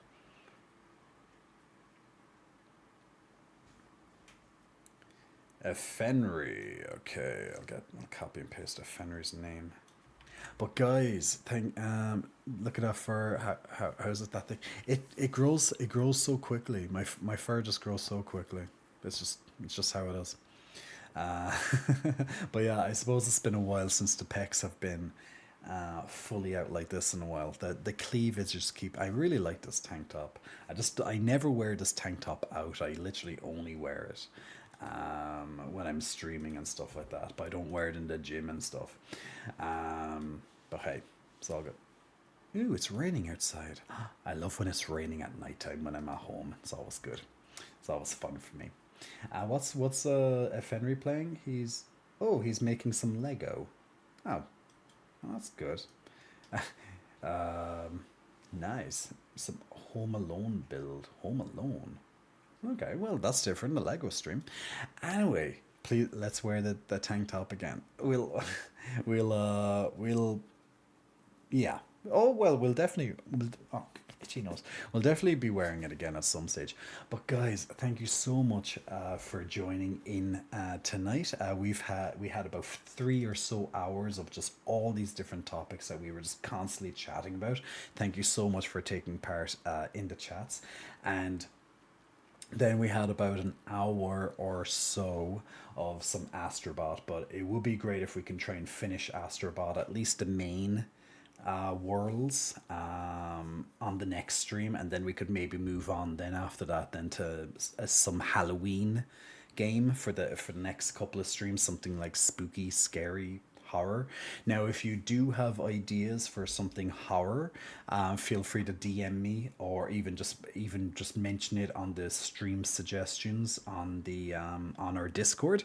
Speaking of our lovely Discord, if you haven't checked out our lovely community Discord before, then Dub has linked it there, along with all of my lovely links in my link tree, which is your one-stop shop to all of my links. So if you want to check me out on social media, lots of different posts over there, or if you want to check out my YouTube channel and stuff, it's all there. We just released a new video about phone habits and how to help reduce your screen time if you are having trouble with screen time.